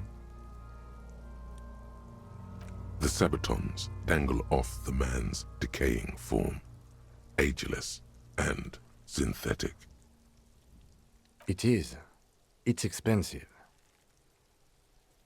We've requested similar material for our tactical units for years now. The constabularies deemed it too costly. For a full set, about 4 years of wages.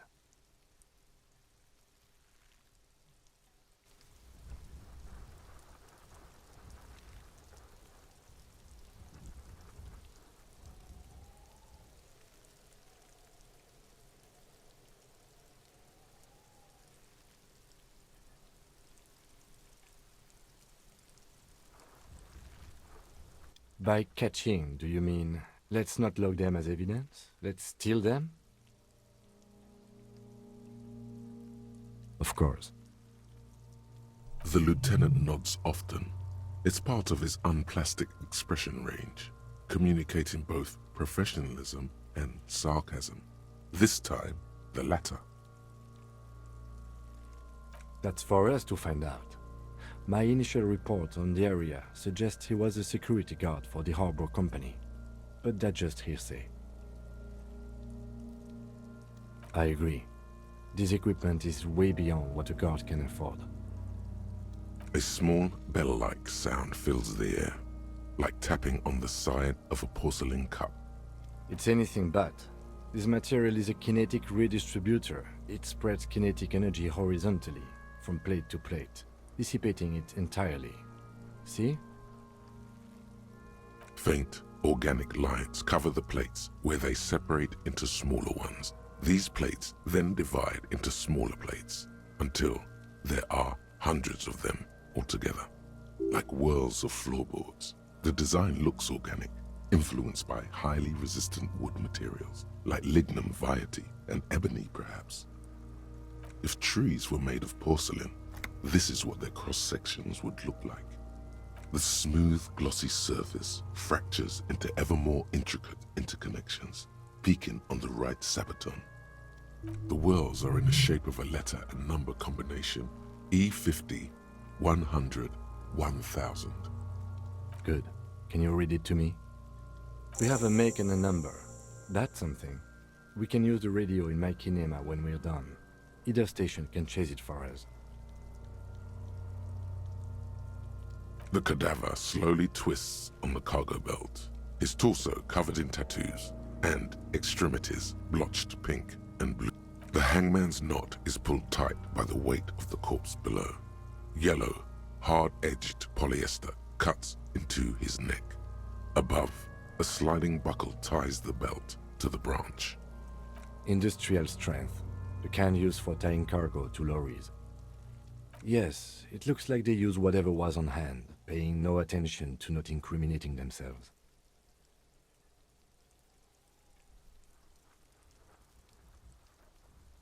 The brief suggested as much, politically motivated by the ongoing strike.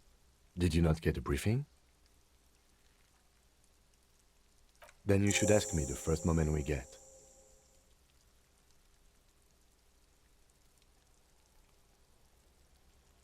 It's not merely polyester, it's steel reinforced. See these lines? This is where the wires run. I see rabbits for more than 20 strands. This makes getting him down much more problematic than I had assumed. A noose is one of those things that's easier to use one way around. I think they lassoed the branch, then pulled on the belt, buckle closes. It's what I would do. Seems easier than climbing up there. Could be. The shape of the branch supports the theory. The cadaver hangs from the cargo belt. An intricate web of blue lines stretches across the torso, from the right shoulder to the solar plexus. Each time they intersect, a small white star is formed in their crossing. Hundreds of fading asterisks riddle his skin. Their concentration is highest around his heart. His corpse is marked by stars.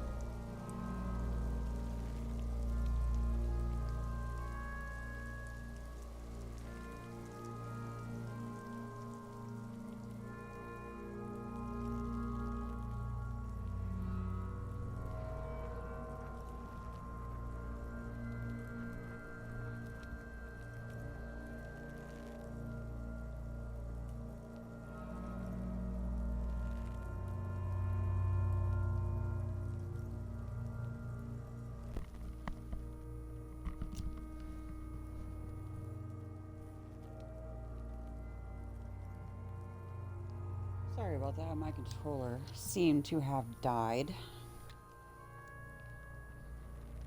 Alcohol and heartbreak. A map of the stars. I do see some similarity to astronomical charts. Great century Messinian, maybe. But this... As if someone left out most of the night sky, filtering it through personal choice. The principle of this filter remains unknown to you. The thought dissipates, and you feel as though you were only half right. So am I.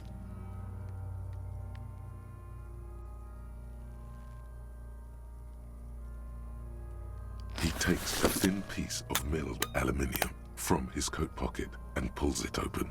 Sound. Shit, Kuno! What the fuck is that? An instant color camera. He produces two metal-capped ampoules and clicks them into place on the side of the apparatus. A thin slot shines. I have there. only 2 ampoules, so nobody move. I don't want to waste one.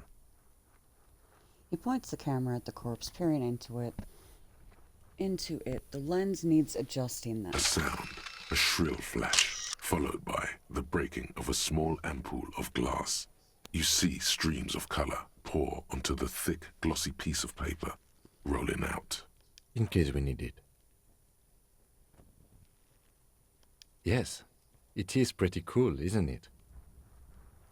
There is only one ampoule left. Use it wisely. It contains insight to the victim's person. By his build, I'd say this was a man of physical violence. The story he wanted his body to tell was important to him. It is his letter. To us. Someone should decipher it. We'll need to show it around. Sure. Just don't lose it. The glossy-eyed corpse looks by, his mouth mute and his skin as colorful as the chemical rainbow on the photo paper, teeming with opportunistic organisms. You've acquired an interactable item. Investigate this item further by going to the Interact tab in your inventory.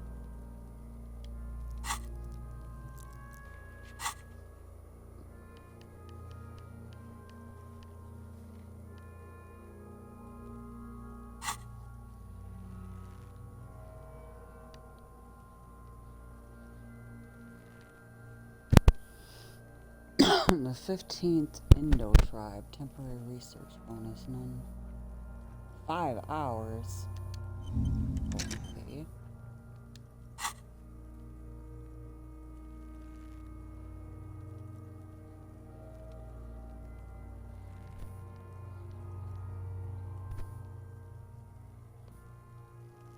His eyes are milky white and blind to the world, protruding comically from their sockets.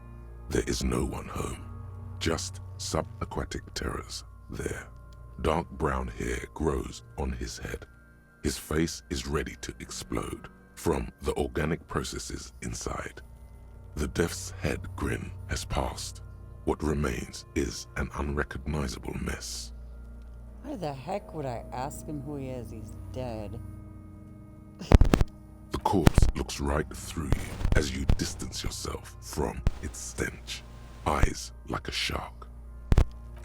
As you narrow your eyes, the monster before you blurs into a violent mess of green and pink. This is a trick. You've done it before. Pink is where the blood settled in the first hours post-mortem. You can use it to see if the corpse has been tampered with. Does his position at the time of death match the discoloration?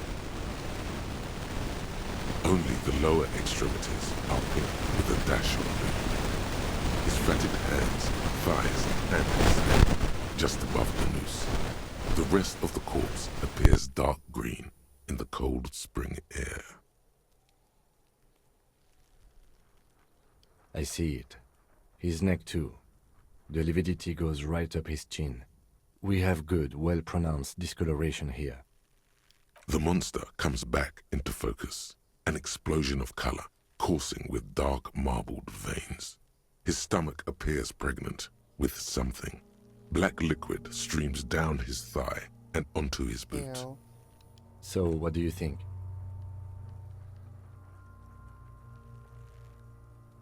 A pool of blood and feces has eaten into the frozen mud below the man's feet.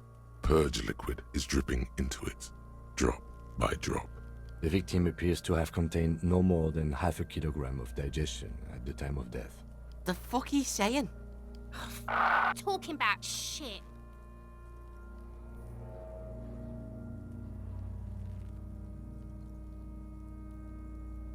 Maybe.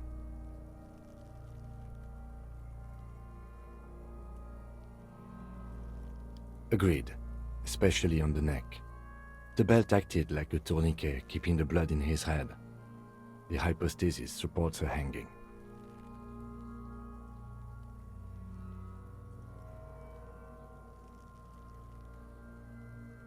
There's always a chance.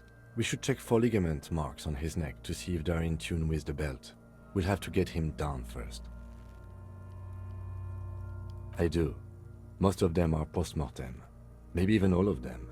The delinquents have made our jobs harder with their little sport. Stop talking in riddles, coin slot. He means you fucked him up good, Kuno. Fucked him up brutal like. Really? I think he's I dead. agree.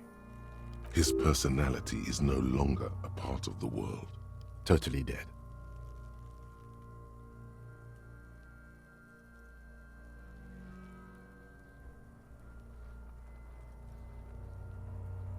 That sounds about right, yes.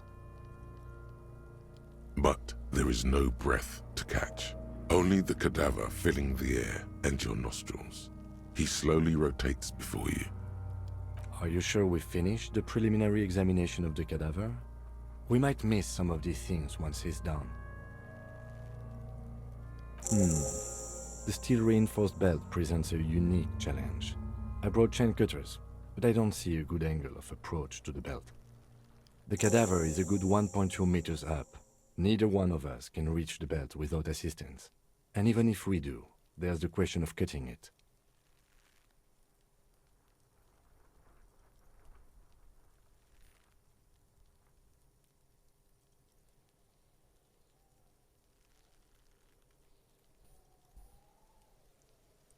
Someone else? You mean like the police?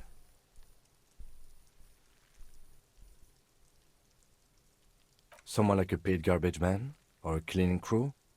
I have bad news for you. That is a detective. I know it's hard, but I assure you, the others won't come to help us. And we have a growing sanitary concern here. We need to climb up there and saw the branch?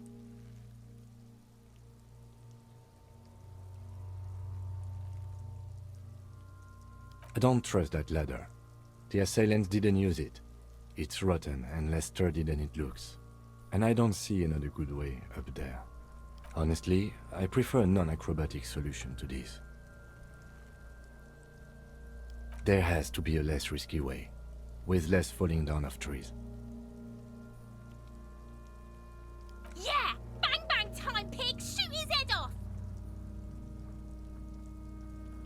How? Where the buckle ties the rope to the branch, that's a good spot to aim. Where? Ah, yes, I see. If the shot hits that, there might be a chance to release the belt. Yeah, now we're talking. Entertain the Kuno with some shit.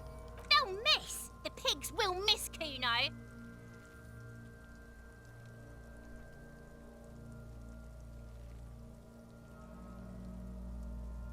Silence. With his elbow sharp, the lieutenant unzips his jacket and produces a lightweight firearm. He drops a paper cartridge in the barrel, separates the scouring stick, and gives the cartridge 5 tucks, securing it in place. He then steps back and assumes the fellow's desk position, taking... He's gonna fucking miss! The kid's voice is drowned in a shrill blast that echoes off the walls of the surrounding tenements. A cloud of smoke slowly parts in the air as the lieutenant steps back and says to himself, God damn it. Fucking idiot! Mukabat asshole! Kuno could have hit it easy, but then Kuno's not fucking handicapped, is he? Kuno's sorry too. Kuno feels sorry for the Beano Cloud. The lieutenant doesn't say a word, just looks at the gun in his hand. No, we are lucky as it is. We didn't break anything, and the victim remains uncompromised. Any more mistakes could put us in an unfortunate position with the locals. We have eyes on us. I didn't do us any favors with that. I have to say, it's beginning to look unlikely we can get him down without assistance. It's bad as it is, us shooting firearms like punks. Go ahead, I'm not stopping you. Just don't lose it. They only have one gun! This is the sorriest pair of pigs Kuno's ever seen. Yeah, take it, you fucking banani poika! The cold piece of bakelite and gunmetal is surprisingly light. Your fingers fit right through the guard, instinctively resting on the trigger. The fuck are you waiting for, Kuno? Tell him to shoot himself in the mouth! The buckle comes into focus in your sights. You stand with your feet planted firmly in the ground and your left hand supporting your gun arm. Why don't you just shoot yourself in your mouth? At least you won't miss. 28%? Your field of view narrows. The slow movement of the branch in the wind and your shoulders directing the gun sink up, dancing hypnotically. Look, he's crying. You gonna cry now, fucking faggoty? 42% chance. Come on, let me shoot him down. Yes! The buckle explodes into tiny pieces, coming loose with a whir. With your hand numb from the recoil, you look at the body slump down. For a moment, the man appears to kneel in front of you, looking straight at you, helpless, trapped within itself. Communism. It takes a millisecond for the association to flash within your cortex. You have no idea where it's coming from, only that it's right. Then the rigor in his muscles gives up, and he smashes sideways into the spring mud, letting out a horrid stench. Fuck you, Kurpale! What? Ace is high. The Ace is High, a custom invented by the aerostatic brigades during the revolution, is used to celebrate success in Revachol, especially in sports. The gesture is spread across the world, despite the defeat of the revolutionaries themselves.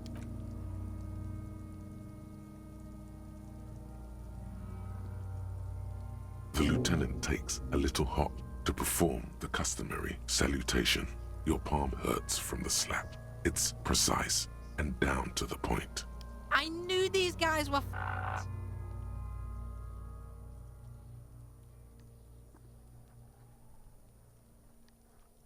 We will perform a field autopsy and determine the cause of death. But before... Excuse me. It looks like I feel like taking a break from the stench.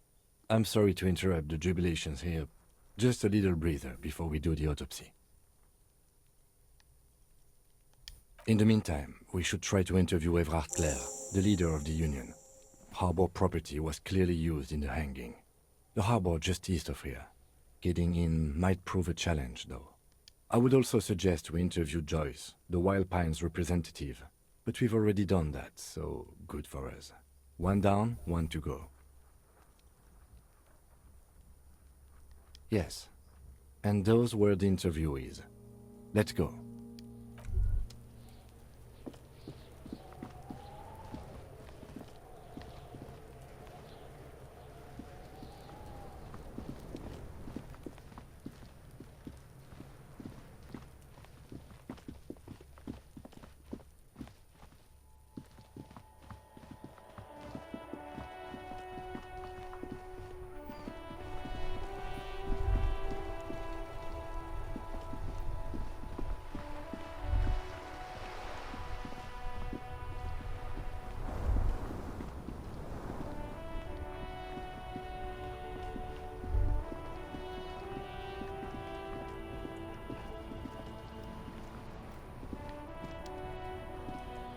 Inside, you see a set of steering levers, a radio microphone, a pull-out toolbox, and the soft glow of the fuel preheater gauge. This is Precinct 57. How may I assist you? Right. 10-4, come in. Firework, over. 10-4, I hear you. I don't have the authority to grant your request, but... What does he want now? He's asking for money. Is he fucking kidding? I don't think he is. Don't give that asshole anything. He's just gonna drink it all. Alright, that's a negative on the additional funds, sir. Over. He says he's in trouble, doesn't have a place to sleep. Well, I guess he'd better crack the case before sundown then. Vigmar said... He says it's important to the case. He isn't getting a red cent. You can tell him that. Request denied, sir. Over. Anything else, sir? Over. Okay, 10-4, sir. I hear you. Wait. Before you say anything stupid, think it through. You're going to be looking at a straitjacket if you tell everyone you lost your memory. 10-4, sir. I'm not hearing your question.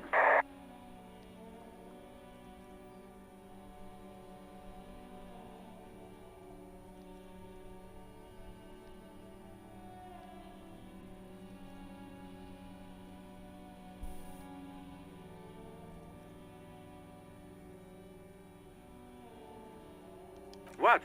What is it? He's still on the line? He wants to verify the information on his badge. But of course, it says Dick Mullen, High General of the Revacholian Cavalry Force. Tell him to stop wasting time. What do you need, sir? Over.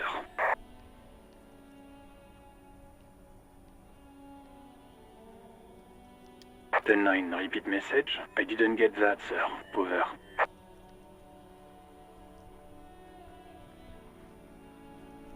Sir, I will not have you talk to me in this manner. Over. What? What is it? What can he possibly... He seems intoxicated and keeps asking me to call him. Mullen's drunk and emotional. Wrap it up. Don't indulge in his drunken antics.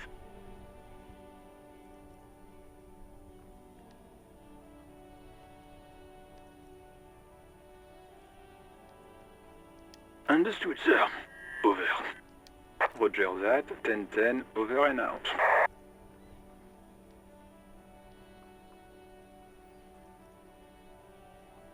This is the Coupe Cinema, my motor carriage.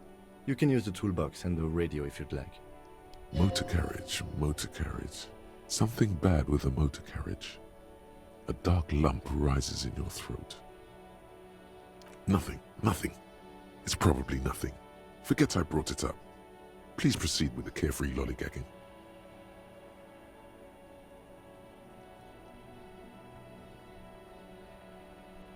The Caprice motorcar does provide most of our patrol vehicles, yes. But this is different. This is a sports model. You're right. I didn't take you for a motorcar enthusiast. Do you also like tip-top, detective?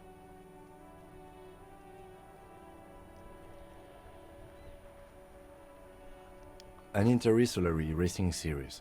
You should definitely give it a go if you like motor carriages. It has fantastic competition.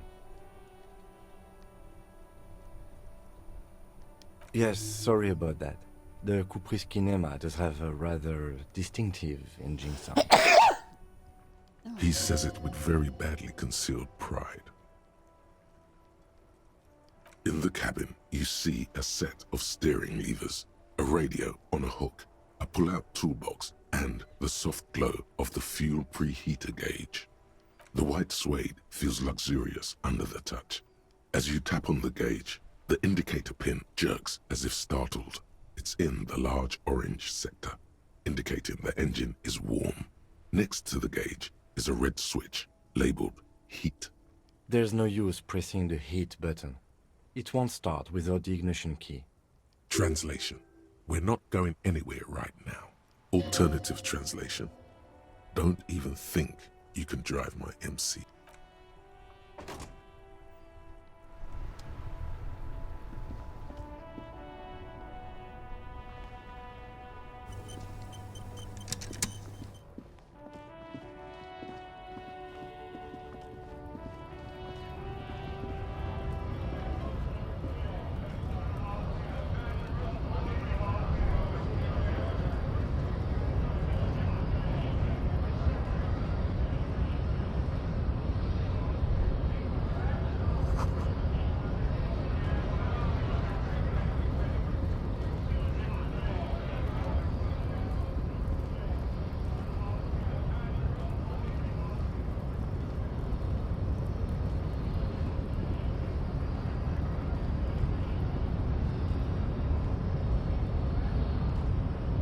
Your race descent has only worsened since I last saw you. You have really let yourself go. Don't be vulgar. White or not has got little to do with this. The race enigma runs much deeper than that. Mr. Clare is a man of vision and means. He has the will to confront international capital. Something your race, naivistic communists, never did.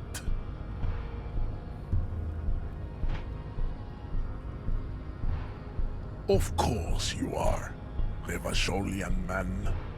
The failure of communism to challenge the world order is the core of your race's fate. All around you, the fruits of its defeat. Individualism, rock and roll music, sexually transmitted disease, above all, rampant multinational finance still reigning large. Tell me, where have you gotten your love of pathetic communism from? Degenerate youth culture? Rock and roll music?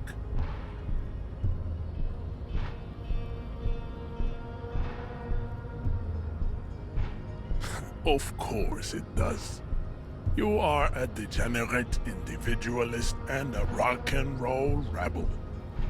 A pawn of international finance, just like the rest of your ham-colored race. I am not surprised you enjoy it so much. This has happened to many of the side products of the inevitable cultural victory of the Seminoles race.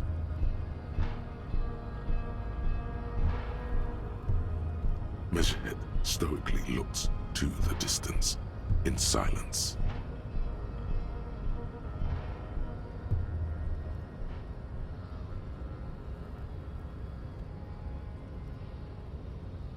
I think this racist is better than the last, but the next racist will be the really good one. That will be the...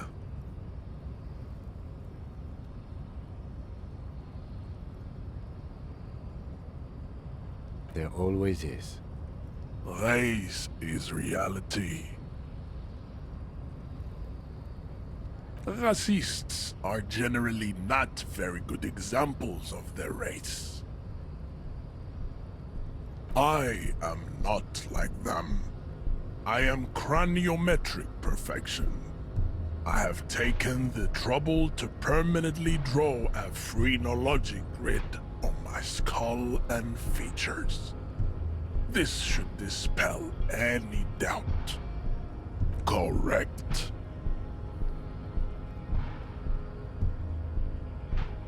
There is nothing funky about it.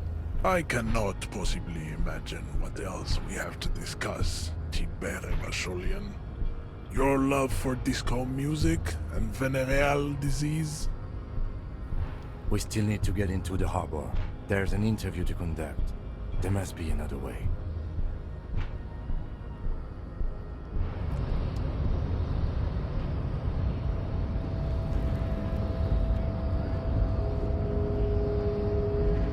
Your race descent has only worsened since I last saw you. You have really... don't be vulgar. White or not has got little to do with this. Mr. Claire is a man. Also, to serve is noble. It takes discipline. Your petulant, of course, you... Above all, rampant multinational finance still reigning large. Tell me, where have you gotten your love of pathetic offshoots of the Seminoles people invented disco while having sex under the influence of cocaine? It is a shame upon... I am not surprised you enjoy it so much. This has happened to many of the side products of the inevitable cultural victory of this. What you need is to come to terms with extinction and never getting into this harbor.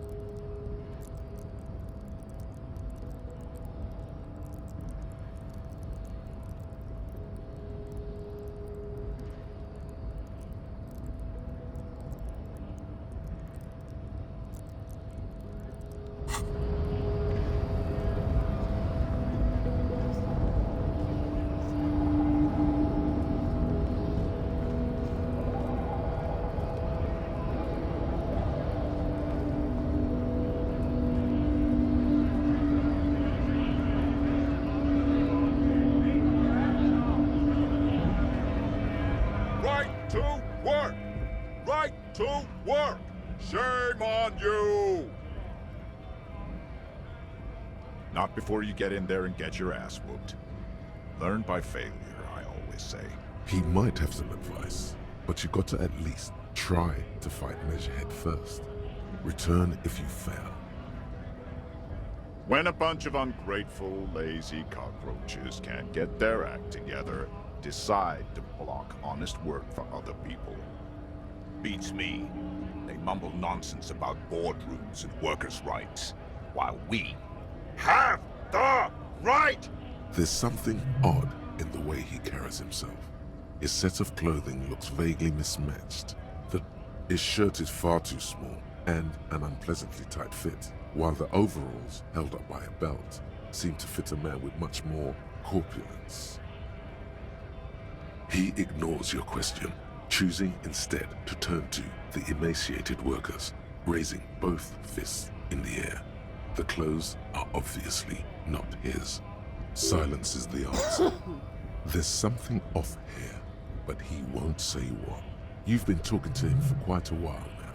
Something is off with this guy. Ask him where he's from. What's it to you?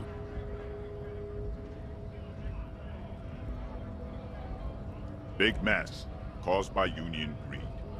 But I only fight for the rights of people. We're all workers, right? Workers stick together. Came from the eminent domain, in Jamrock. Backgrounds in odd jobs, heavy lifting, cargo hauling, bouncer work. I know the drill. Worked at Territorial. Ring a bell? Uh-huh. It was a long time ago.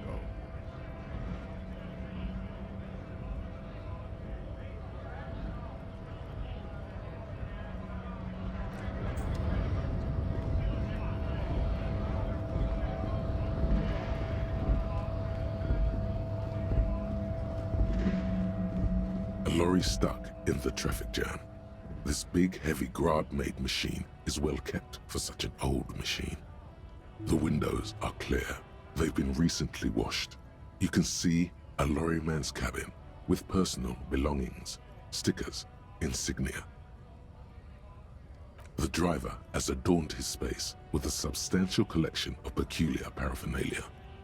Proclamations about honor, strength, and purity are glued to various panels. The back end of the cabin has a small perch to sleep, large ashtrays. There are several suns and wheels sewn into the curtains. Racist nationalist paraphernalia. Not unusual in this part of town. This is our guy. Likely, yes. This guy's proud of who he is. Drapes it all over his machine.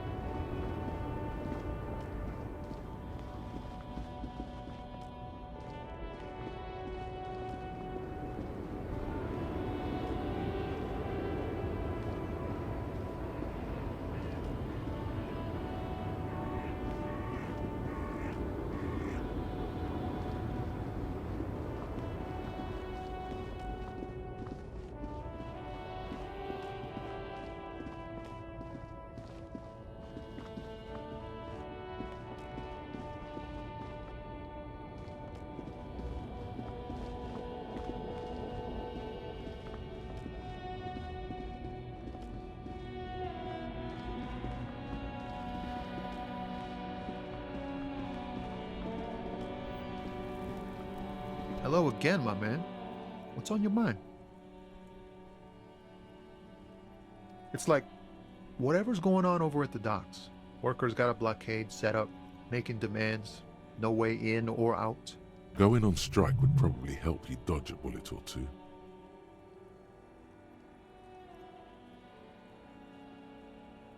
Maybe you should. Cops don't get paid much and the hours are long. Plus, you can get shot. Why not? The RCM is a self-managing organization that operates on donations. We promote our own leaders. It would be like striking against your own mother.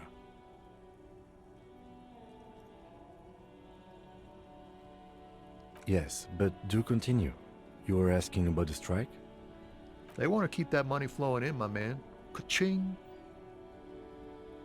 Anything else? Yeah, this ain't really my area of expertise. Us lorry drivers, camionneurs, you still hang around here waiting for this mess to end. Most have scurried off somewhere to get drunk or high. Or laid. Not my thing. What's better than chasing transient pleasures? The more transient, the better. When he tries his best to look nonchalant, but there's a rigidity in him, as if trying to conceal something warm and deep beneath a cool exterior.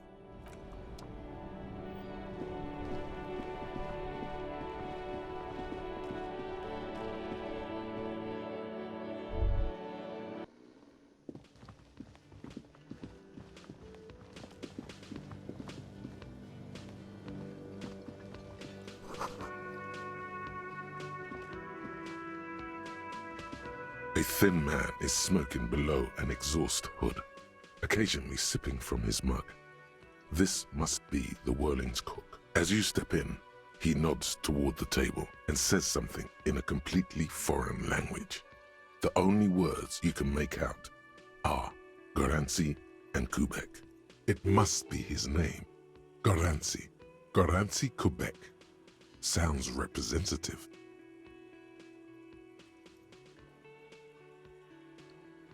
The man puts his cup down and replies something, his left hand drawing arcs in the air. He smiles and bangs his ladle against each of his pots in turn.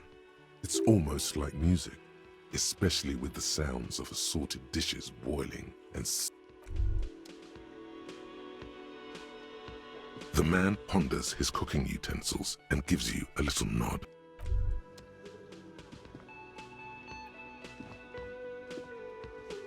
You see a heavy steel door with a prominent dimple lock. It's painted blue. You immediately feel drawn to the color. Blue is for mystery. The cobalt blue surface feels rough to touch. The stainless steel door is flush with its frame on every side.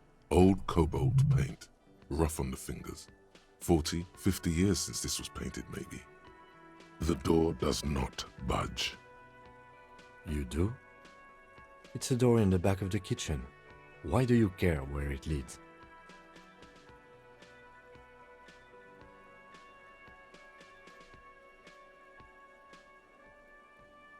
Eccentric. But okay, I suppose we could look into it. As a side investigation.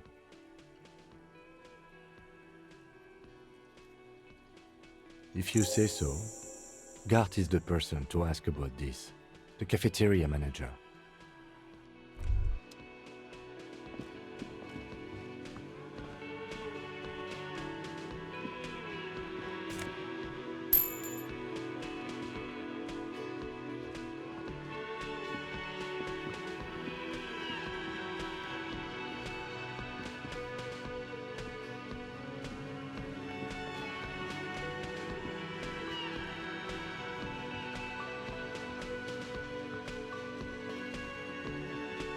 By the way, where is home?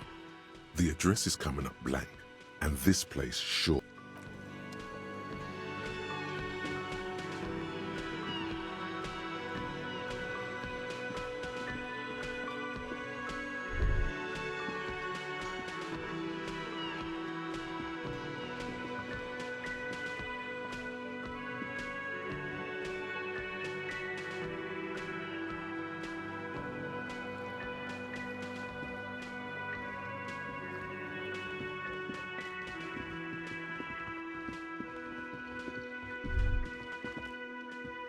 Can I help you? Yes, have you got it? A lot. A lot. For the room, drinks, and broken window, 130 real. A lot. A lot. For the room. Yes. Another thing. Great. I love those. Oh, yes, that door, sure. There's nothing mysterious about it. It's just a door. No, I don't have a key. I don't know how to get there. And I don't care either. It's not like I've been wondering about it for 10 years. It's just a frit warehouse, probably. Or some boring storage space with a bunch of old junk and dust. Junk and dust. He's attempting to maintain an air of indifference. It's absolutely not convincing. Fine, okay, a little. But my job doesn't leave me time for wondering about one locked door in one of the cafeterias I manage. So I haven't opened it. I have cleaned the whole place 100 times over, though, after the animals. And I haven't found a key, so good luck with that.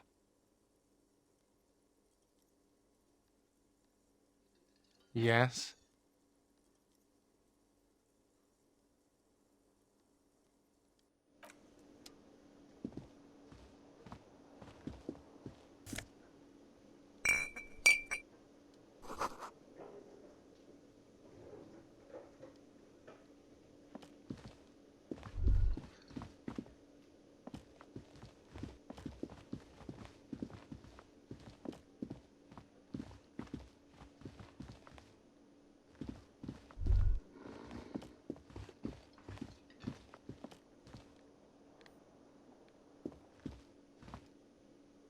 Yes?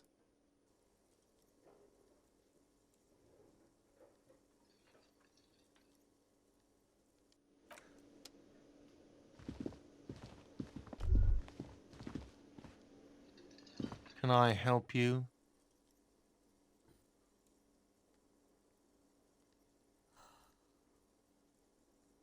Another thing. Great. I love those. Yes, not the whole damn union, thank God. They come here in the evenings. We should find out who this Lord faction is. We don't. We have to wait. They'll show up sooner or later. Men get... Yes?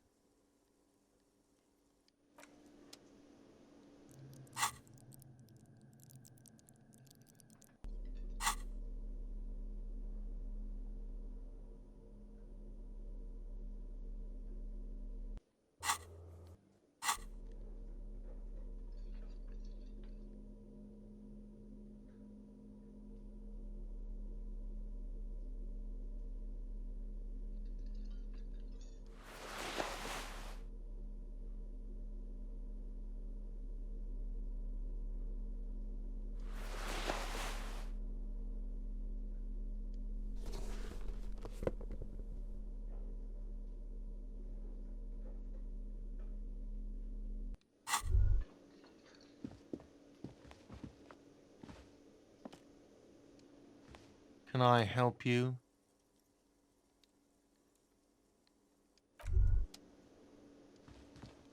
Yes?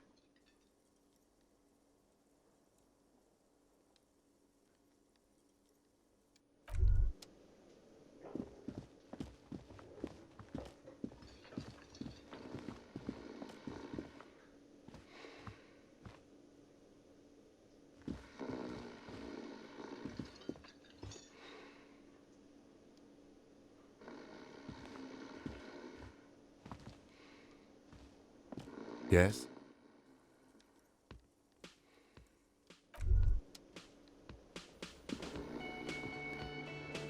The worker is in a deep slumber. Perhaps he's on his way to where you just came from, into the primordial darkness. A colorful piece of plastic is dangling from his carabiner.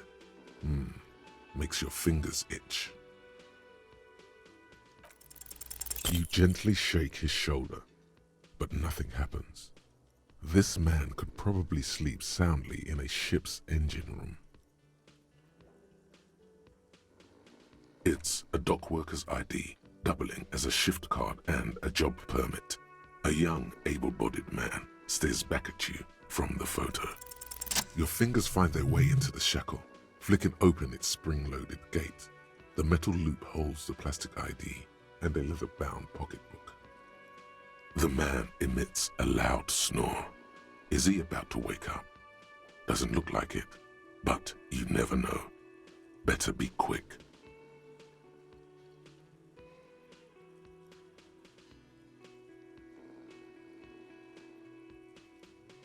You find a black paper note with a woman's profile on it. Seems like this woman lived centuries ago. The note says, 5 real. It feels nice and greasy. Yum yum. Money. Think of all the things you can buy with this. The synapses in your brain fire with glee. You slip the plastic ID card out of the loop and pocket it. The man, just for the record, you look nothing like the man on the document.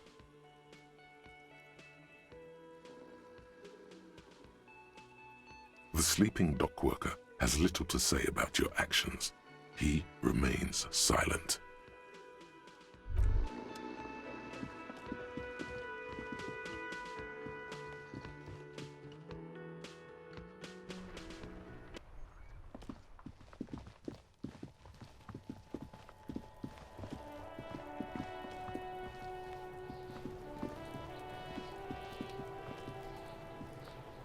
This trash container is locked.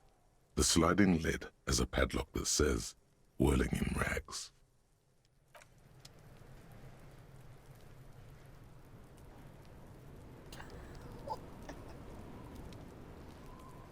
Yes?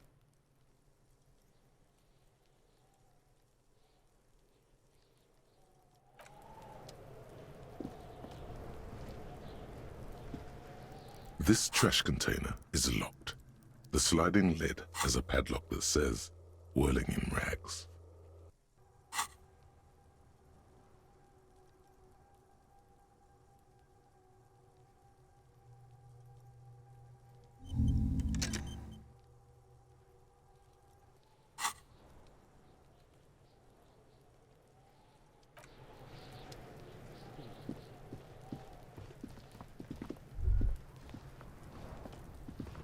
The rotting man lies on his side. The lieutenant adjusts his glasses and takes a deep breath.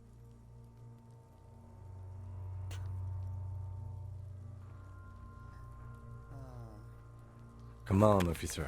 You know what a field autopsy is. You've done 100 of them. There truly is a time for everything, even for yellow gardening gloves. However, they are lacking hygienically. I suggest you get in there in limited capacity. I'll ask you when I need you to. For the most part, maybe I should handle the contact and you take notes? In your paperwork, officer, just fill out the field autopsy form. Now they only have one paperwork too. Officer, what haven't you lost?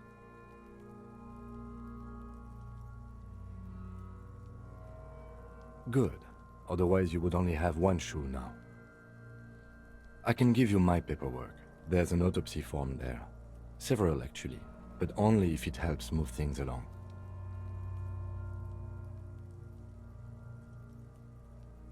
As the words leave your mouth, there it is again. That strange feeling, like there's something in there. I guess you've got to start finding at least some of the things you've lost before they hurt someone. We should locate your ledger, then hurry back to the autopsy as soon as possible.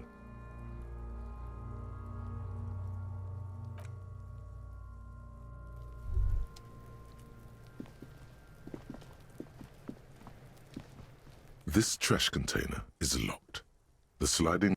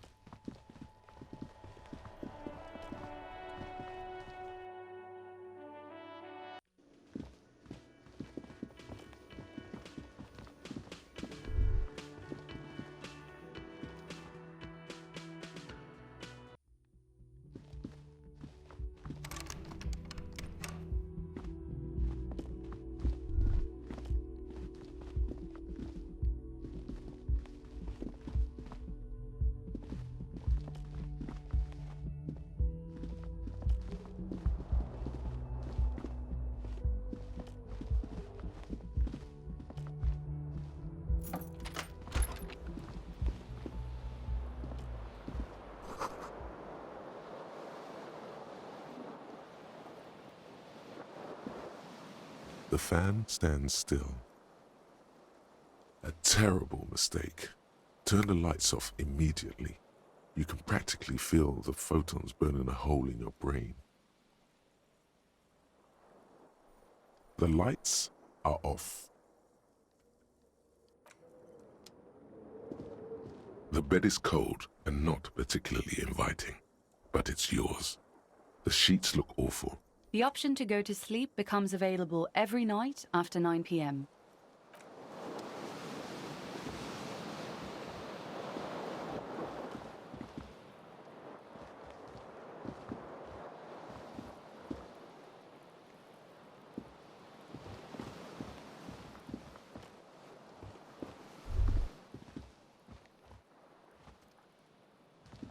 A mirror hangs on the bathroom wall. In it, your face, adorned with the expression.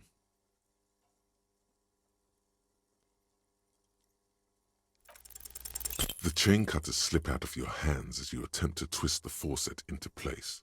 Well, you know one thing for sure. You've probably never been a plumber.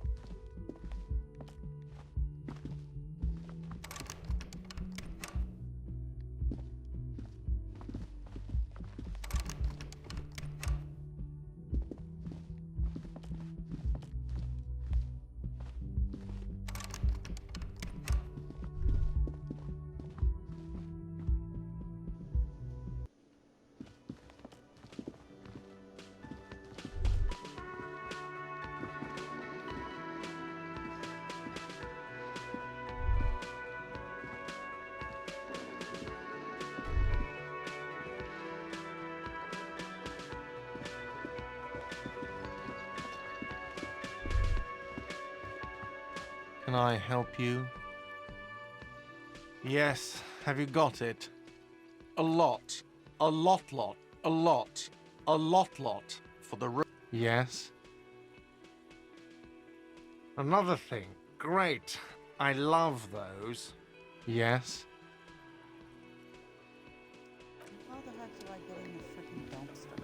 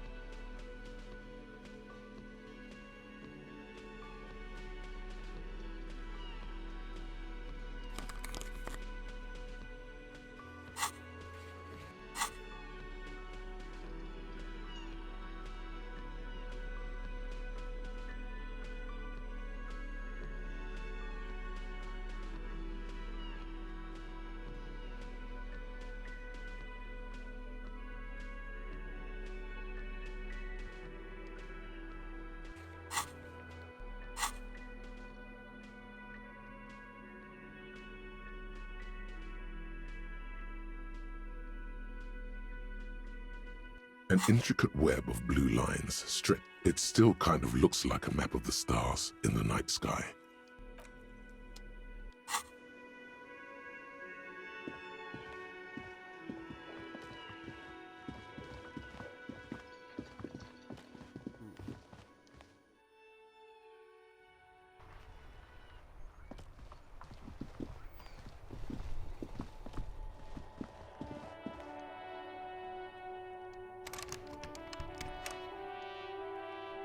An old call box with a matrix of push buttons lists all the companies in the East Delta Commerce Center. Whatever she says, it can't hurt you. You're a different person now. Stronger, healthier, and alright, maybe not healthier, but it's a bonus that you've drunk so hard you can't remember any of. There's a light buzz as you press the doorbell, waiting for her to answer the call. It's cold outside, and you can hear the wind blowing into the speaker.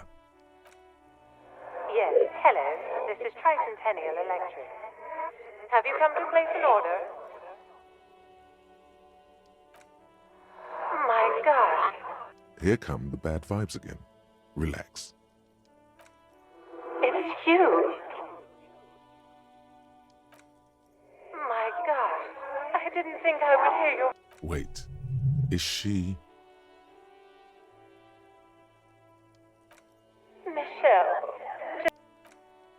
Why did you even call? I don't understand. You've been gone for months. The voice from the intercom doesn't answer, but you can hear her breathing. Wind blows into your microphone again, crackling and echoing in the box. Ever since I came to work here, it's been as if my mind's been wiped clean. You press the number sign on the keypad that terminates the call. 12 name cards on the call box read. Silence. No one answers the doorbell. Silence. No one's home at 4. You ring the doorbell, but what an ominous name for a hair salon. Doesn't bode well. You hear the same waiting room music, but no one picks up the receiver anymore.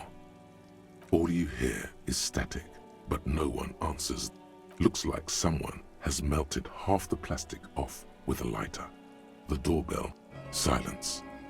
No one's home at Fortress Accident. Nothing happens after you ring the doorbell. They don't want to talk to you. Silence. No one answers your call. This button looks new. Huh. This button looks new. It's probably not connected yet.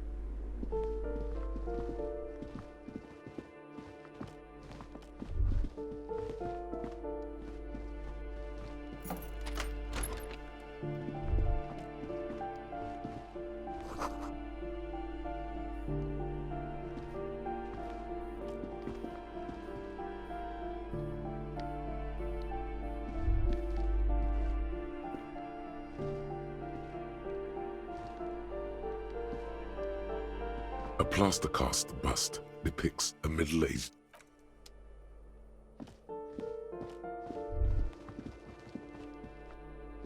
You hear someone walking around inside. A poor communard from the looks of it. The room. Do I have to open the door? Do you have a warrant?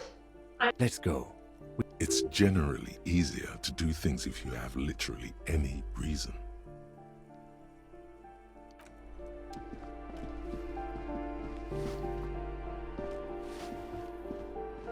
Give me a moment.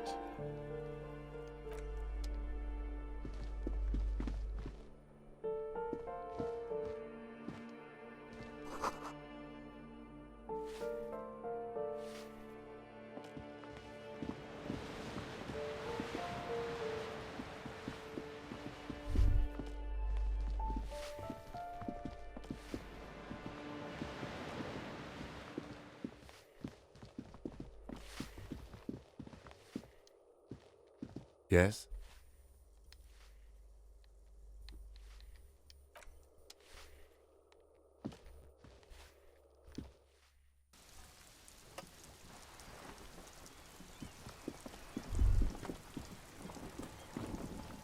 Ruination has come.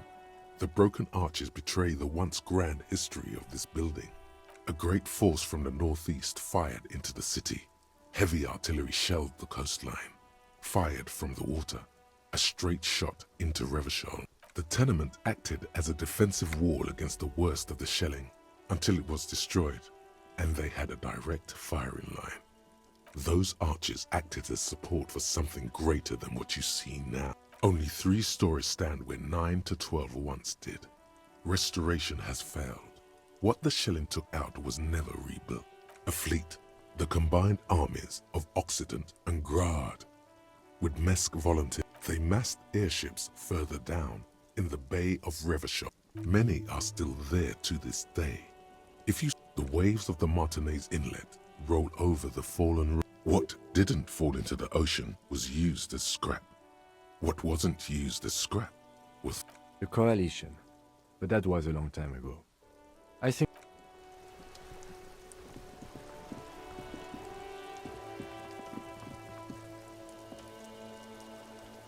Hello again, officers. Have you come to admire my mural?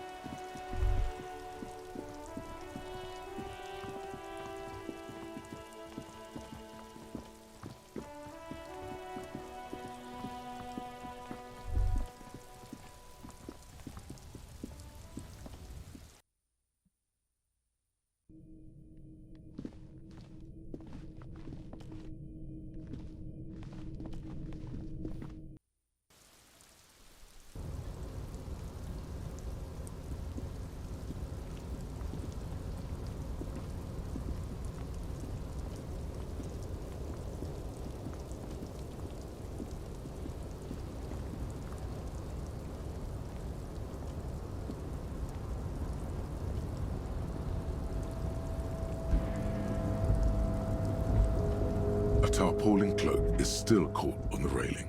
No one has claimed it for their own. The wind is aggressive up here. The lieutenant looks at the enormous crane towering in the distance over the container yard. That machine is a Kvalsund 1020 HK. Is it? Kvalsund makes a lot of heavy equipment, but this is phenomenal, even for them. But I digress. We were focusing on your cloak here. The wind is aggressive up here. The lieutenant looks at the enormous crane tower. That machine is a Kvalsund 1020 HK. His eyes trace the crane's contour, as if trying to memorize its majestic shape. Yes. We were in the middle of something. Your cloak.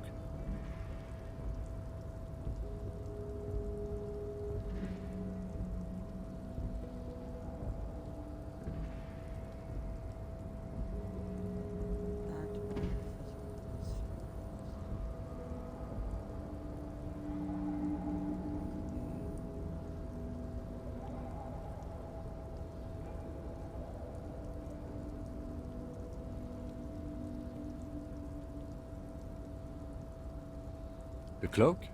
I do think it's yours, yes. As to whether you should go for it? Well, it doesn't seem too dangerous. 2 meter stops. Whenever you're ready to do it, I'll be right behind you. The cloak looks like a bag of goodies floating in the wind. Who knows what its pockets may hide?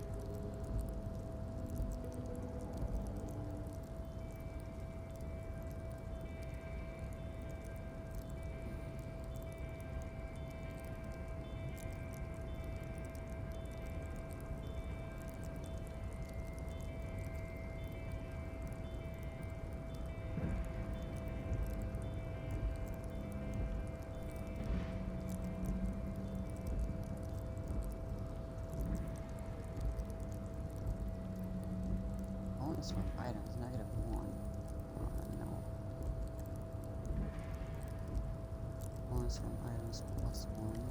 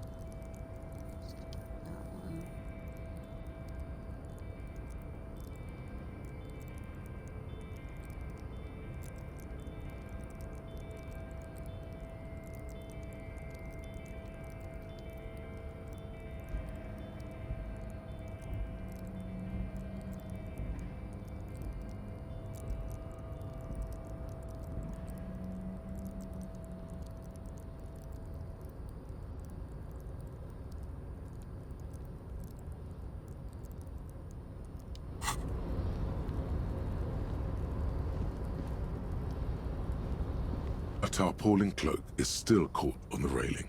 No one has claimed it for their own. Alright, come on, get down there. Oh, come on. Really? Nope, no. That's still too high. Holy What wow, were you that's thinking? high. Doesn't You're seem not a dangerous. gymnast. You're a boxer. And you've climbed way too high up here. You could have died there. Shit, shit, shit, shit. I'm failing you. This wasn't part of our deal. Hey, hey! What happened? I understand. We can always come back when you are feeling better. It's just a cloak after all.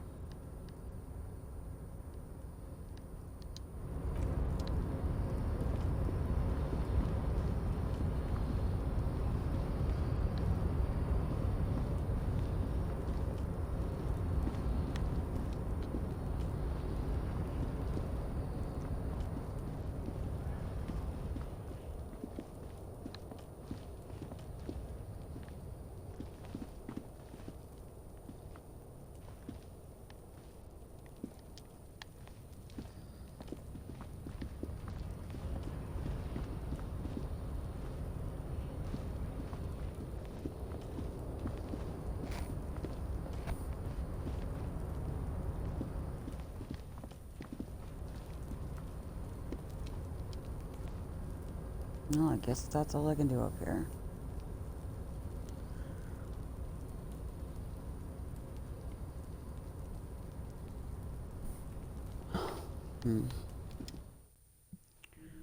Alright, well, I think I'm going to get off for a little bit. I've been playing for a while. So, thanks for watching. I appreciate it. Oh, I'm sorry. I missed you guys. I missed you following me. Thank you for the follow. The Zerone Lights. I appreciate it. I hope you have a nice day. And, I'll probably stream again either later today or tomorrow.